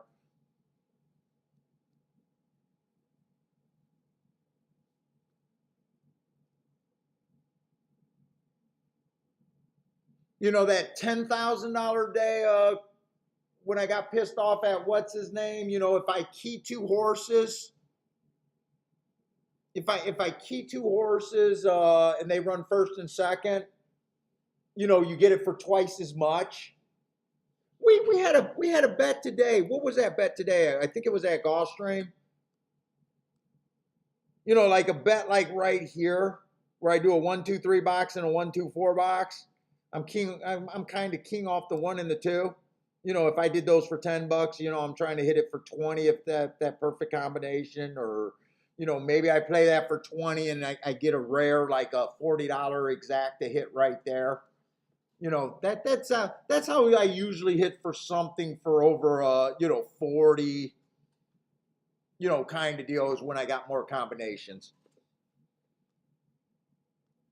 But then there's also when I say I'm doing a play bet. When I'm doing a play bet, it's not a $20 combination. Unless I hit it on 2 different ways. If I don't say play bet, it's usually $10 or $20 guaranteed. When I say play bet, it's probably $5 or $10, depending on the combination. Like this combination, when I got a single one, and then I got, a baby combination here that doesn't add anything, and then a win bet that doesn't add too much. This is never going to be $5 on a ticket like that. And it's been like that for years. It's been like that for years. I keep saying every year, it's like I want to step out and I say I want to play it. It's just habit and laziness. I'm in my comfort zone at that age or at that rate. It's just a comfort zone thing. It's almost like the trifectas. I keep saying after a race, oh fuck, that trifecta could have been hit with my exact same opinion and it paid a ton. I got to train my brain to think of that. I've been doing things for so long. I want to go to the next level where I got to think about extending some things. It's just getting in the habit. I'm really working on trying to expand my brain on that.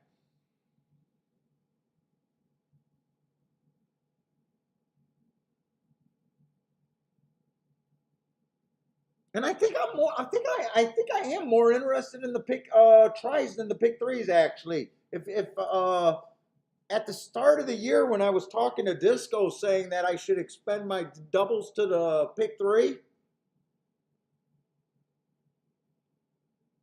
that was my goal this year. I never really gave it much. but it seems like I'm more curious about, I think I'm more try curious than pick three curious. Let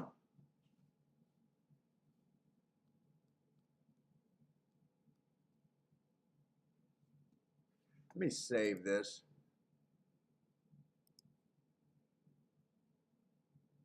Long shot, Lou, you're another one that dude. I honestly believe now. I've talked to some higher level gamblers that say you know why do you shut it down? Why do you know when you get up? You know if you got an edge, you got an edge. You should be playing it. You should be taking more advantage of the rebates. You should be doing this. As you should be adopting the churn, dude. I just been doing so good for so long,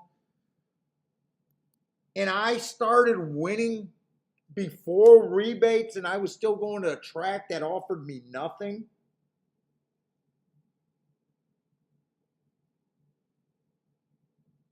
That a lot of it really is just stuck in my comfort zone.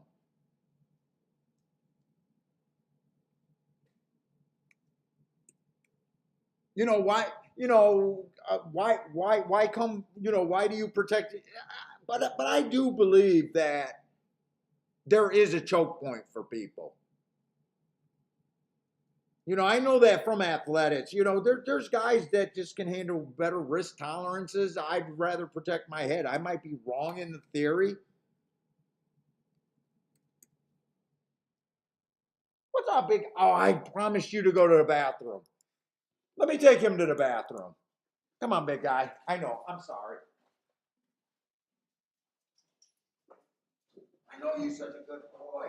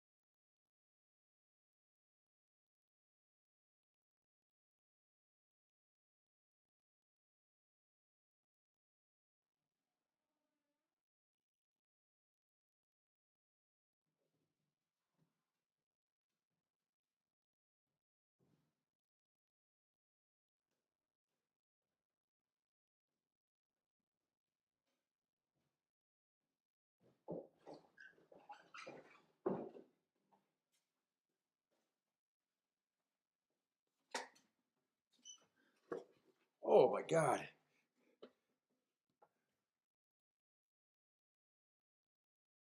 You know what, long shot Louis? When I first started playing for money, you got to remember it was a different time. There was no simulcasting in Michigan. It was the early 90s. When I started playing on my bullshit little systems that I copied from books, uh, not when I was doing the fucking buying the different newspapers and putting a check by everybody's picks. But what I found this book that I did something with. I used to send away and get this guy that tells me a par for each track. And I used to come here on the racing form. They used to have that little par number, and I used to have a little adjustment number, and then I would adjust the times like I do now, and then I would uh, if the track was, this would be, let's just say this was a +4 day, I would add the lengths, 4 lengths to the finish time, and half of that to the second time. Dude, I used to bet $200 to win. Now back then, I used to only have one or two plays a day, not a day. Freaking sometimes a week. I was super selective, and I wasn't a long shot hound. I was basically looking like a lot of people. 3-1, 5-1 was what I would consider a long shot. Like right now, 5-1 is not a long shot. Dude, I do not have a stomach to put $200 on a win ticket anymore. I do not. Dude, I was poor back then. I have no idea how I operated at all back then.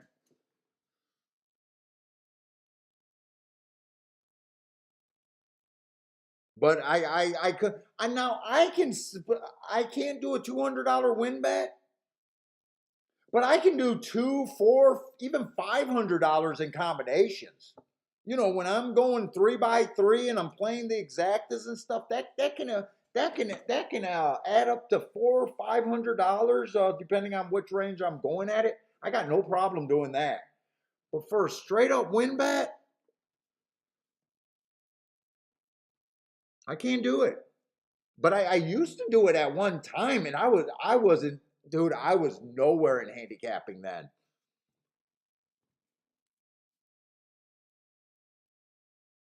I was nowhere. But I do get in those discussions with guys like, hey, why do you shut it down? Why don't you take full advantage of repay? Why? And I was like, look, you're at that level that works for you. This is, it's almost like me comparing plumbers. You got your plumber that's barely hanging on from paycheck to paycheck. You got your plumber that owns a company nationwide and he makes $100 million a fucking year. You got a plumber that runs a company. He makes a few hundred. They're all professional plumbers. They all make their living. Once you make your living, I don't care. Okay, you make 10 times more than me. I don't give a fuck. I do give a fuck. I'd like to get there. I'd like to get there. But it's all talk after that. Once I accept that you're there, I'm there. I don't care. It's like you're taking advice from your father or something about business almost. It's like, oh well, you should be doing this. You could be. I could. I don't know. I just know what's been working for me. But I am trying to keep an open mind. I'm definitely trying to do some more things. The more shows that I do, the more I think about changing things. It's just like when I started the show, it was just to prove that you can handicap long shots. Now it's trying to really improve people. Uh, and I'm developing, dude, really what I do is more math. Like I never realized until we had to start talking about things and how to express it to people that are trying to get better. Like even I'm developing that. I'm not picking that up from other people. It's just me thinking about how do I come up with these decisions and why am I doing what I'm doing?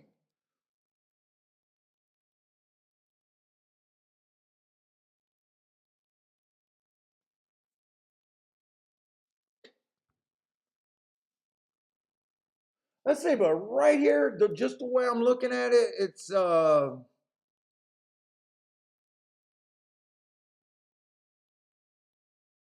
let's see, one earned an asterisk first race out. It was an early pressing day. Got an asterisk. Comes back, runs a nice speed figure. Looks like he could come off the pace, but I would be hard for him. I'm just convinced that the rail's not bad. It's hard for me to give him a prize. Let's see, everyone starts at 12%. I think he's going to look like one of the better horses in the race, but I'm cutting him down to a 5% chance to win just because I don't want to deal with the rail.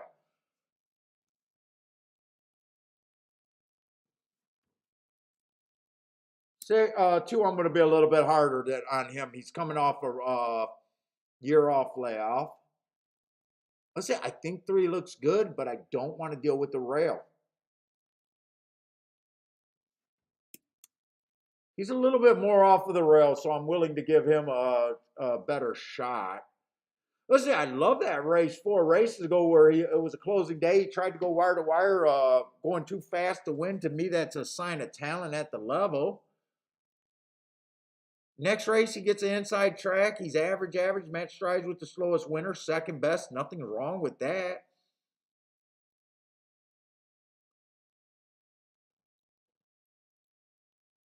Two races ago on the stalking closing day, he got in position very nice. He was average. I mean, this horse is running good and he's ready for a win. I'm just being a little hard on him just because of the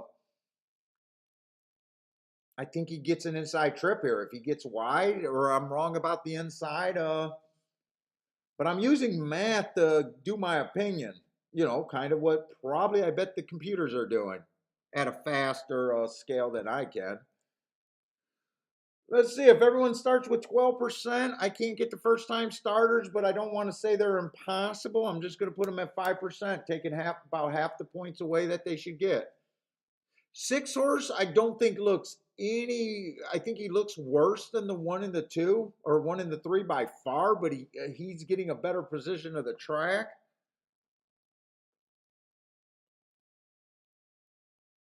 I do like that race 4 back on the closing day. 6, I'm going to start with. 6, I'm going to hold off on him. I want to see what the other horses look like on the outside, what I can really get to there. I'm going to leave him open for now.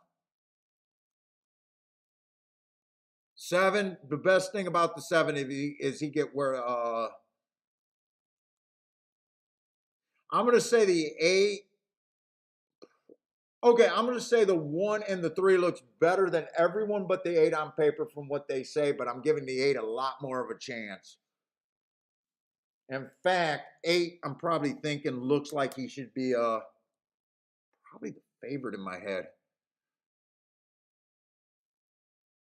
Let's see, 11 being a first-time starter. I gave the other first-time starters a 5% chance. With him being on the outside, I'm going to give him the full 12, but there's no way I can say that I could take him at 8-5. He is a Brad Cox, but I don't even look at that. I'm going to say the same about the 10.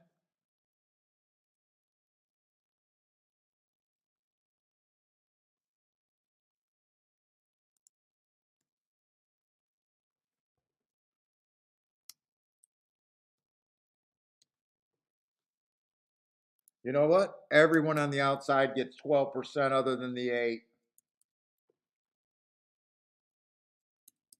And you know what? I'm playing the 8 to win at 6-1. He's an overlay. He's really the horse that I can get to the easiest.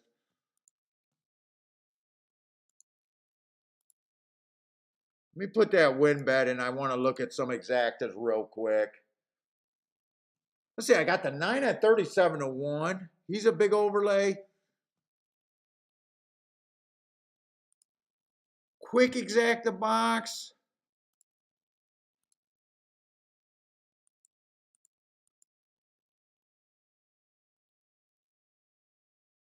Seven, 8, 9. Fuck, I'd really 7, 8, 9. I wish I gave myself another minute. 8 to win. I'd really want to see what these exactas are paying with the 11, the Cox horse, first and second with those crazy long shots. I'm key boxing really quick that 11.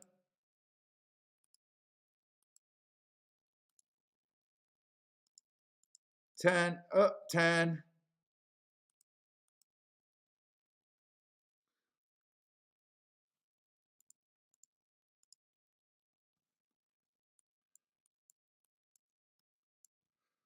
I didn't use the 8 because I knew that wasn't going to pay, but I used 6 to 7, the 9, and the 10.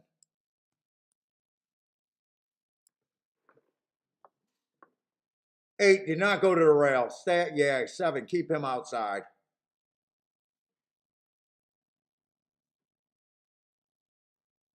Problem is, I think the real running 7, 3 did a nice job getting off the inside. If three has horse and can get wider, I think three's scary.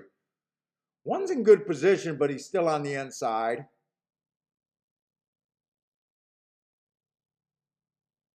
3's scaring the shit out of me. But I will take the 8 just winning. 8, go to the outside. Don't let this 3 outside of you. Fuck you.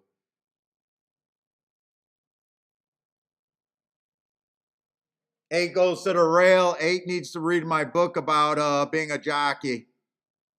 8 needs to learn how to read the track. Come on, 8. You can outride this bum. Come on, 8.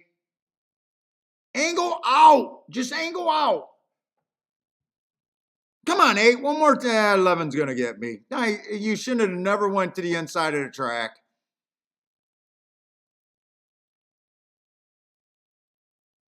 That track's favoring the outside big time.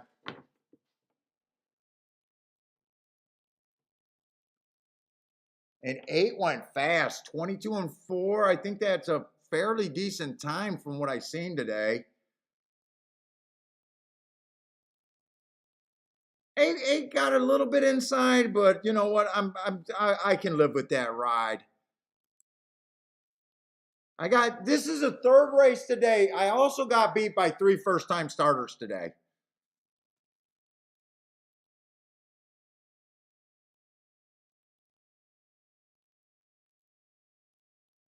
Like I thought, 8, 1, and 3 were all the top horses. I'm trying to get cute on the outside, but none of the outside horses were really had anything.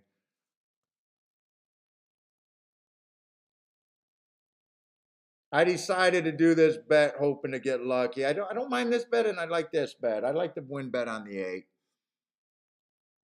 Yeah, I'm not going to say that. You know, I made that joke because I thought he was really on the rail. I'm going to watch that replay. I don't think it was a worse. I don't think it was a worse. And he still got second.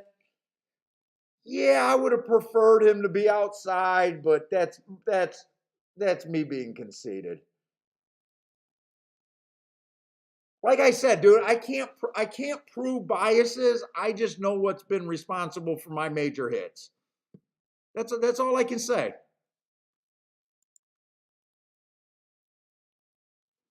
I'm looking up this 11-8 exacta. I was getting greedy. I wanted to be greedy. It's paying 35 for $2, not for $1. The exactas I played with the 11 was paying 43 to 1 to 200 to 1.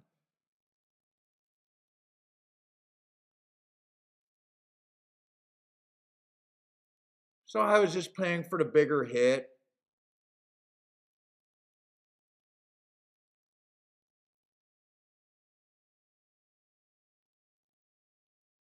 Long shot, Louis. What did you need the 11 to win, or you were you forgot he was a long shot? I did get beat by 3 favorites today, and 2 of them were really nice hits.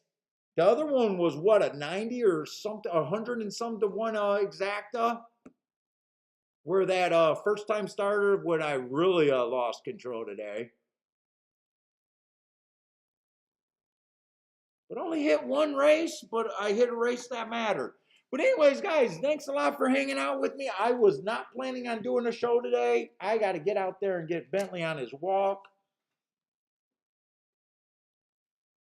So thank you very much hanging out with me. Good luck if you guys are playing tonight or early in the week. Let's say I'm probably doing a Thursday show because I think Aqueduct, I don't know if I'm going to do the night show or the morning show. I'm not sure which one I'm going to do. But anyways, guys, thanks a lot for hanging out with me and hope to see everyone Thursday.